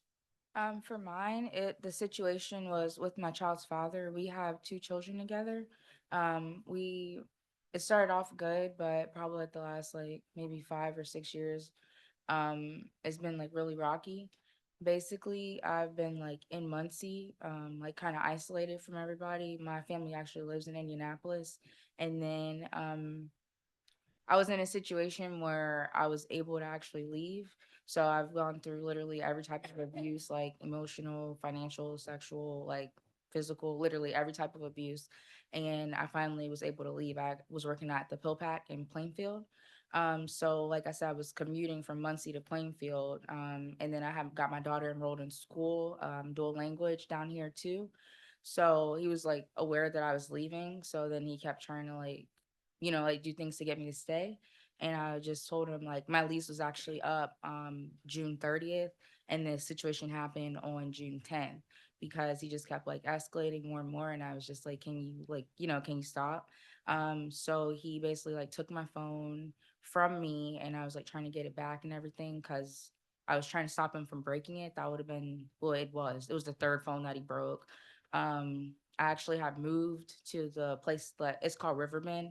I moved there. You need a key fob to get in. And that's because he had previously kicked in my door. I lived in a carriage house. So I was, I was like finally being able to leave and everything. So it just escalated and I wasn't able to get my property back. And then basically like he's like very fair skinned. He's biracial. So I don't know what he did, but like it's gonna sound crazy, but like he's actually got some mental problems. He did have a bruise on his face, which showed up immediately because he's very fair skinned. But I also complained that like I have bruising on me too. They didn't like the police didn't look at me or like anything like that. I said, hey, by the way, my phone, he just like I literally watched him out the window, like stomp on my phone and throw it in the garbage. They didn't look at that, like, you know what I mean? Like they didn't care. So I ended up getting arrested. Then when I came back to my house the next day, my whole house was trash. Um, which I mean, the only person that was able to be there was him. So I spent the night in jail. And then also people were able to, like my bruises showed up. So I do have documentation, everything that I have bruising on me. And since he's actually been stalking me, this is my protective order that I got. So yeah, that's it. Elite, where do you work? Right now I'm doing I work for Harba Scientific. We're doing like a project with Quantigen and Fishers.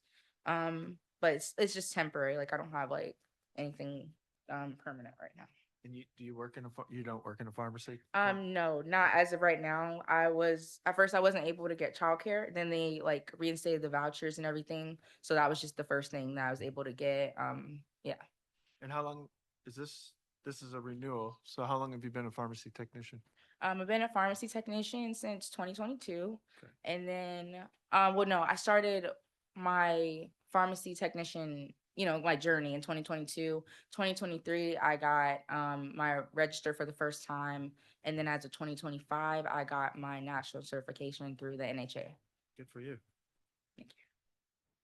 I don't have any other questions. Does anyone else have any? How would you say, I guess, thanks for being here. I appreciate that. Thanks for sharing your story. I'm sure it's not easy, one, for being a lot of people, all these people. And then two, the story that you're sharing, it's not the easiest to share. I guess my question is, do you feel like you're coming out of a situation, do you feel safe? Do you feel like you are getting to that point where you feel safe? Like, is that, are you, I just kind of want to check in with your mental health a little bit. No, I don't feel safe. I actually, after I filed the protective order, it was because like I said, we lived in Muncie, but he ended up getting his own place out there. Like we didn't always like stay together. Only reason he was at my house was because he got evicted from his place. So it was temporary anyway, because I already knew that I was moving. I was supposed to be moving down here. He had a place in Muncie, and then the lease was up this year, and then he came down here. So this is like the alleged victim. So he like came to Indianapolis. He rode past my house. I saw him. I was literally sitting on the porch. I saw him and he goes like this. He didn't have a weapon, but you see what I'm saying? That's extremely scary. So then literally 1 week to the day of that happening, he came by again, but this time he was in a whole different vehicle. Like it had like different plates on it, and he parked like 2 houses down. And I saw him, and my kids were on the porch. And he ran up to the house. When I got out of my car and I started recording, then he like got back in the car. So that's also been added. That's not even in here. You know what I mean? Like everything like keeps happening so fast. He's called my phone like 70 times in the past. Like, you know what I mean? Like, and that was between 9 and like 2, just one random day. Like it's like he's always doing things. So I tried to go to shelter, like a domestic violence. He told me no, because I'm on the record for so no, I don't feel safe. Are you currently taking any type of therapy or anything along those lines? No. Thank you.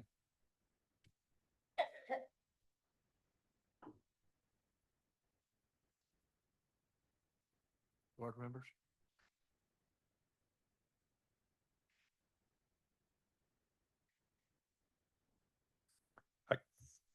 Where's it at in my case?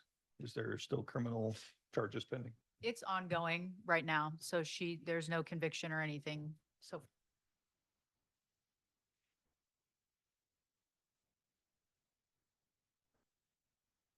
Based on no conviction at this time, I'll move to approve. All in favor? Any opposed? 7-0, you're approved. Thank you. Thank you. Thanks.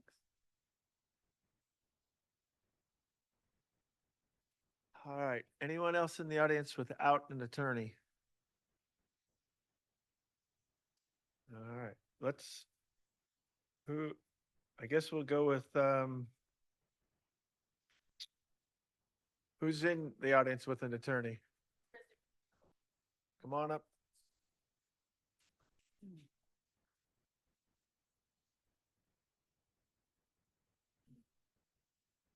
D.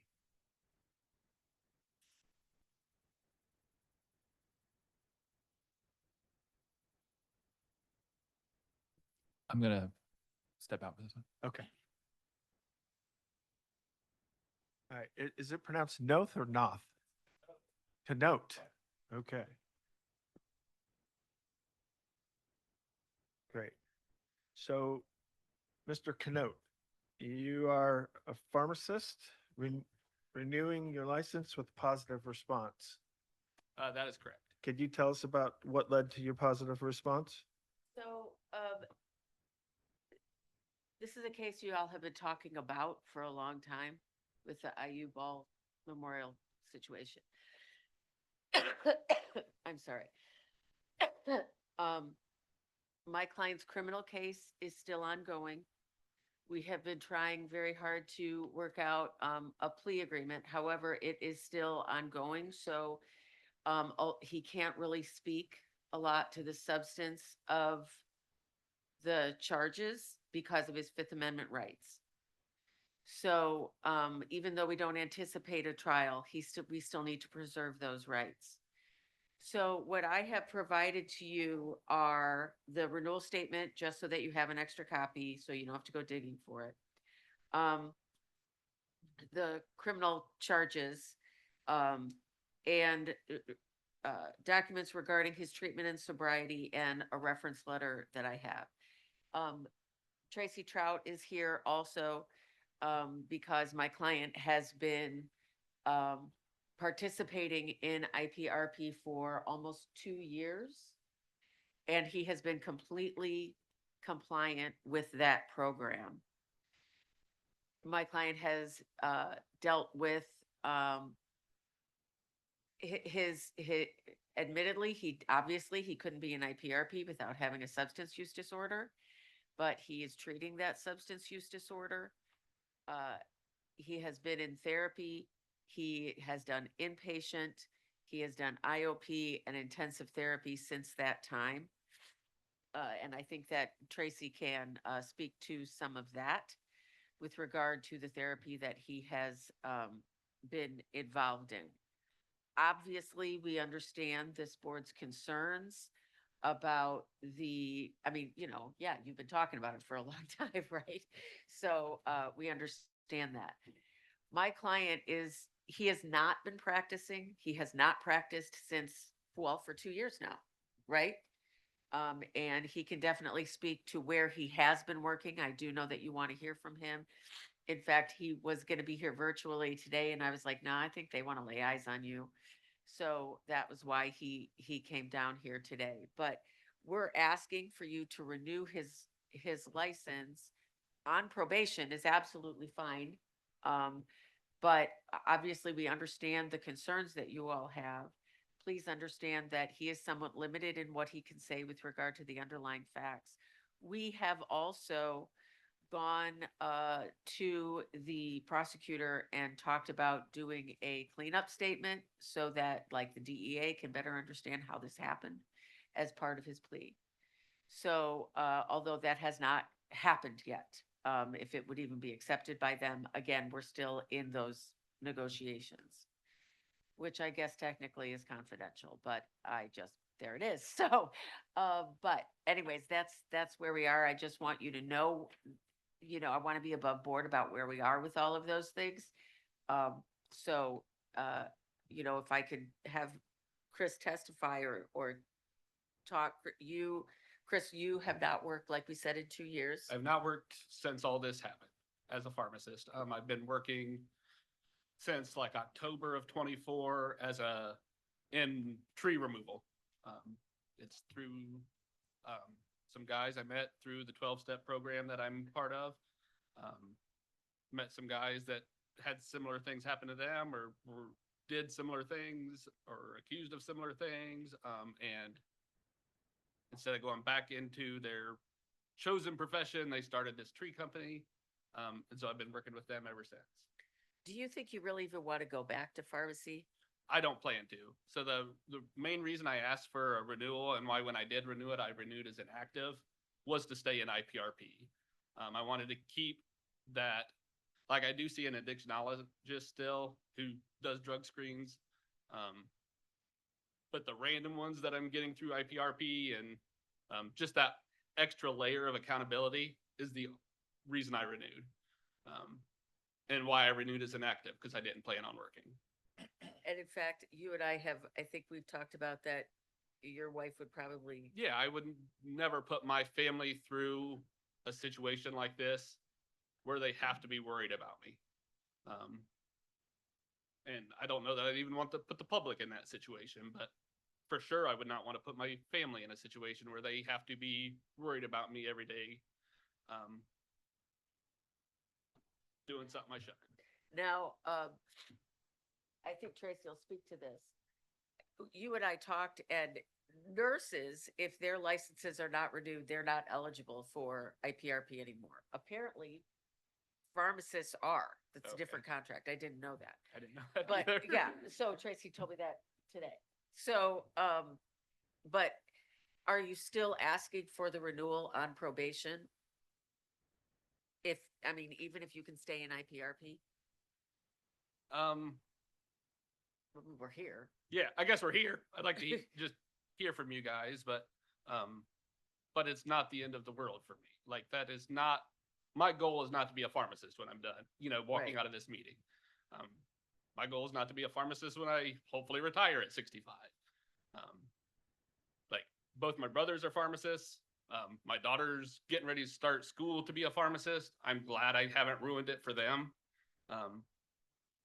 Like, I take a lot of pride in what pharmacists do and don't like the negative shadow I have brought on it. There's more that I would like to ask you about how your addiction began, but I don't really want to open that door because of the pending criminal case. But your addiction started with a prescription, isn't that right? It did. Okay. All right. And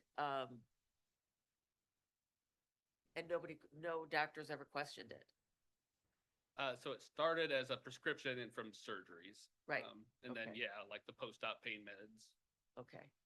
kept Alright. it going for a while. Okay. And that's how it started. So how many AA meetings are you, or AA or NA are you going to? So a yeah, week? I do NA, I do at least 2. Normally go to either 3 or 4. I meet with my sponsor. Is that still Alex? It's still Alex. Okay. Yep. Who's been in the program for 10 years. And then you I work- meet with him most Saturdays. In the summer, we haven't met as often just because summers are busy. I've had a sponsor or a sponsee myself in the past. He has since moved on to Kentucky. He moved back home, so I don't have one currently. But, Okay. I do have others in the program that do reach out to me for, support or advice or just to talk through things. And the guys you work with are all in recovery? For sure. Like, Long-term recovery? yeah, so there's 3 guys that I work. It's a company of like 7 people total, including me. Like a little tree company, and 4 of us are in long-term recovery. Okay. Or I wouldn't Getting call to- mine long-term recovery. 4 of us are in recovery. Right. 3 of them are in like at least 5 years. Okay. Because long-term is 5, right? That's, Considered? I don't know if there's a number on it. That I will admit, I have no idea. Okay. All right. What else do you want the board to know? I think I said a lot of it already. Okay. Like I did go to the Anderson Center for detox soon as this happened. I guess not soon as, like I went to the IU Health Addiction Treatment Center the day after everything happened. And then I saw Heather there, who is the addictionologist I still see today. A couple of days later, I went to the Anderson Center. When I left the Anderson Center, I went to Parkdale for about a month. Like I think mine ended up being a little over a month because it hit like Labor Day or something, but I was there for like their 30-day inpatient program. And then I did their 6-week outpatient program. I saw an individual counselor for like 18 months. That was Kat, correct? Caroline. Caroline, okay. Yeah. And then I also went to group therapy sessions at the IU Health Addiction Center until it closed down. And Caroline signed me off of therapy about a month before they had closed down. Heather went to Meridian Health and I followed her there. So I still see her. How often are you seeing Heather? Right now I see her every 2 months. Okay. This is the first time it's been 2 months. So All right.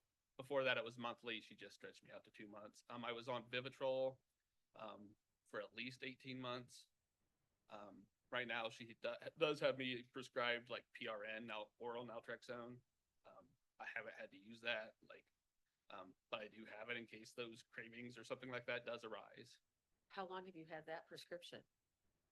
Since she took me off Vivitrol, Which is when? I would say probably April. Okay, and you haven't needed it I have at not all? needed Okay. What do you attribute that to? Like having a strong recovery program. So going to the meetings, talking with other addicts, working with other addicts, like not just my sponsor, but actually at my job, and just keeping it at the forefront of what I'm doing, like making it a priority. Like if I can't keep my recovery a priority, everything else is going to go down the drain for sure. I have had clients tell me that there is a difference between sobriety and recovery. What are your thoughts on that? I guess I would agree, like, you can be like a dry drunk. Right. And so you're not really recovering, like, in recovery, you're trying to better yourself. Where in sobriety, you're trying not to drink, or trying not to use. Where, like, fully in recovery is working on yourself, not just drug problem, not just drinking problem, but working on yourself in other facets. Which is what, why I went to therapy for so long. And, why I still end up buying like lots of clothes every now and then. Like, I still have some of those obsessive compulsive, I want to compliment. And so I'll do something like that. And I know that about myself now. And so I can catch myself and not do that. So what I've had clients say is that like sobriety is white knuckling it, but recovery is sort of like how you've described. Do you feel like that's accurate? It could be, for Yeah. sure. Okay. All right. Okay. Anything else you want them to know before I talk to Tracy? Not that I can think of. Okay. Do you mind if I ask Tracy before you guys jump in? Because I'm sure you have questions. Sure. So Tracy, could you tell us about, I have provided to the board, in Exhibit C, his most recent compliance letter, but also his monitoring agreement so that you can see, that starts on page 2, the compliance or the recovery monitoring agreement starts at page 3 of Exhibit C. So that you can see what the actual terms are of the recovery monitoring agreement. Tracy, tell us about how Chris has been doing his history with IPRB. Okay, he signed a 5-year RMA on September 12th, 2024, and that RMA will go until September 11th, 2029. He's been on 16 urine drug screens. All of his drug screens have been negative, and we've had 2 excused tests. Both of those were verified, but he has all negative tests. He completed a detox. He completed PHP in 2 different places. He completed IOP. We have documentation of all that being taken care of. As far as his meetings go, self-help meetings, he is required to attend 2 a month. However, a review of his file shows that he on average attends anywhere between 12 to 14 meetings a month, which is a little more, obviously more than 2 a week. He is meeting with a sponsor. He is required to put in an addictionologist report, medication management, his self-report, therapist report, all quarterly. Those are all turned in and all good reports. He has a return to work assessment, but what we understand from Chris is that he's not planning anytime soon to return to pharmacy. And I think that's it. Everything's good. He's been a model monitoring participant since his entrance. If only all my. He's been a model monitoring participant, communicative, responsive, and he is compliant. One other question I want to talk to you about this, if his license isn't renewed, Mhm. will the cost of staying in the program stay the same, or how does that work? I know in our contract with the nursing board, it's written in there, if a license is on expiration, they do not get covered by the board and they have to pay a fee.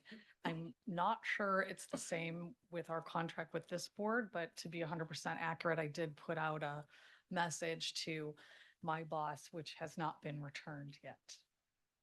The message, but Right. my concern is that he's doing very well in monitoring. The goal is to complete that 5-year RMA. It isn't just about his license, it's also about his continued sobriety and recovery, which he's been doing very well. So I would like to see him be able to continue that. So I know that you all are gonna have questions, so here's my pitch. I would ask for you all to renew his license on probation, but I understand where you're coming from. And like I said, we've been dancing around this. When I saw Barkley here today, I said, oh, guess who I have today? So I would ask you to renew him on probation so that if there is a cost differential, that it will still be covered. so he can maintain that level of accountability, which he has told you that he wants to do, but make it a condition of the probation that he cannot practice. And that way, he can still be an IPRP. That incentive is still there. That accountability is still there, and it's still feasible. So that's my pitch. Board members, do we have any questions for Christopher?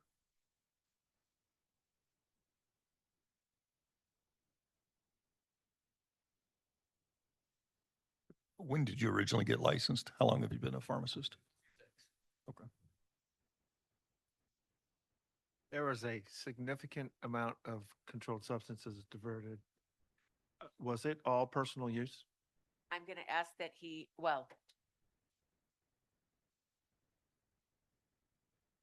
I'm kind of in a box here because I understand the question if you're asking if there was any sale or if he was dealing ultimately, right? So, but there is the criminal case pending, and I'm very leery about allowing him to speak to that. What I would say is that there have been no charges like that at all.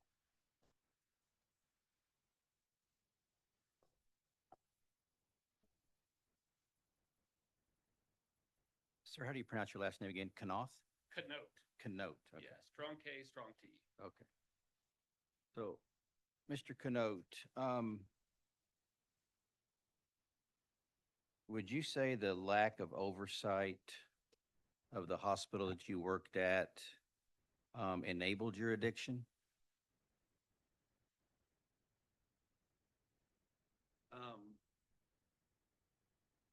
I just want to make sure we're not doing anything that's going to hurt his Fifth Amendment.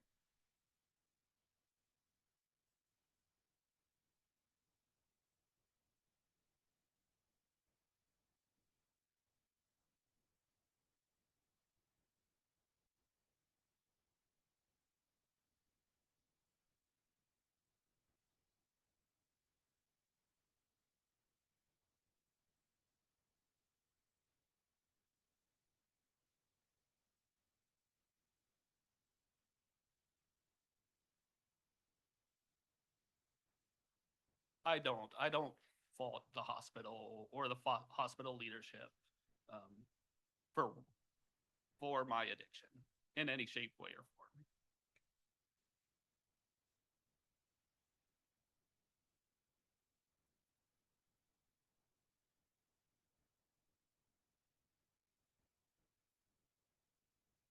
This is more of a personal question, I think. So, in materials that we've read,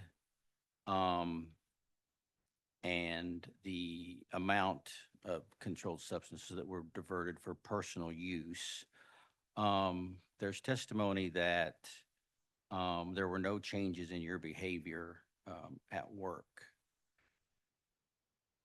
So, what did you do in your addiction that allowed you to perform your duties as a hospital pharmacist by, in your own account, by injecting these narcotics?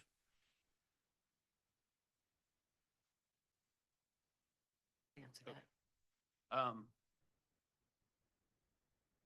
Just for the record, we're talking about what his addiction was, not whether or not there was any diversion. Correct. So for me, it was like I loved that hospital. I loved that job. I love the people I was work with.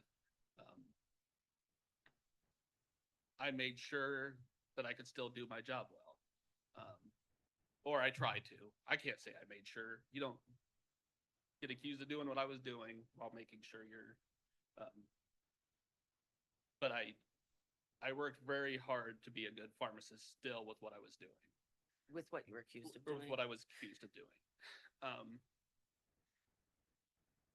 And so, Do you feel like you were able to make good decisions? I mean, yes. Do I think I always made the best ones is a different question. And Did you ever feel that you were putting patients at risk?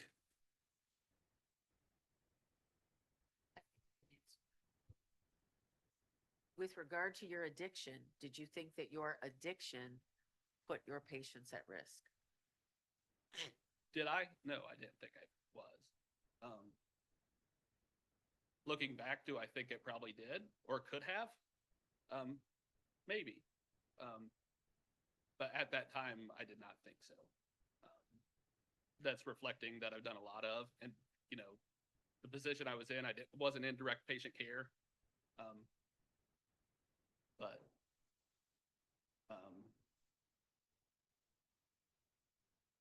yeah, it's not something I don't believe so. What was a typical dose that you would use in your injection, in your addiction? An answer. Okay. 50 milligrams. 50 milligrams injectable, dilaudid? Yep.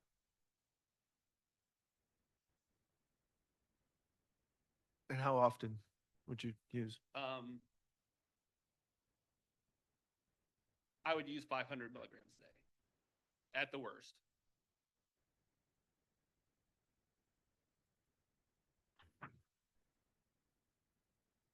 Not for the entirety of my addiction, obviously, but at the height. Were you long as it did to, I mean, I've known other folks who have had issues and they always know eventually they're going to get caught.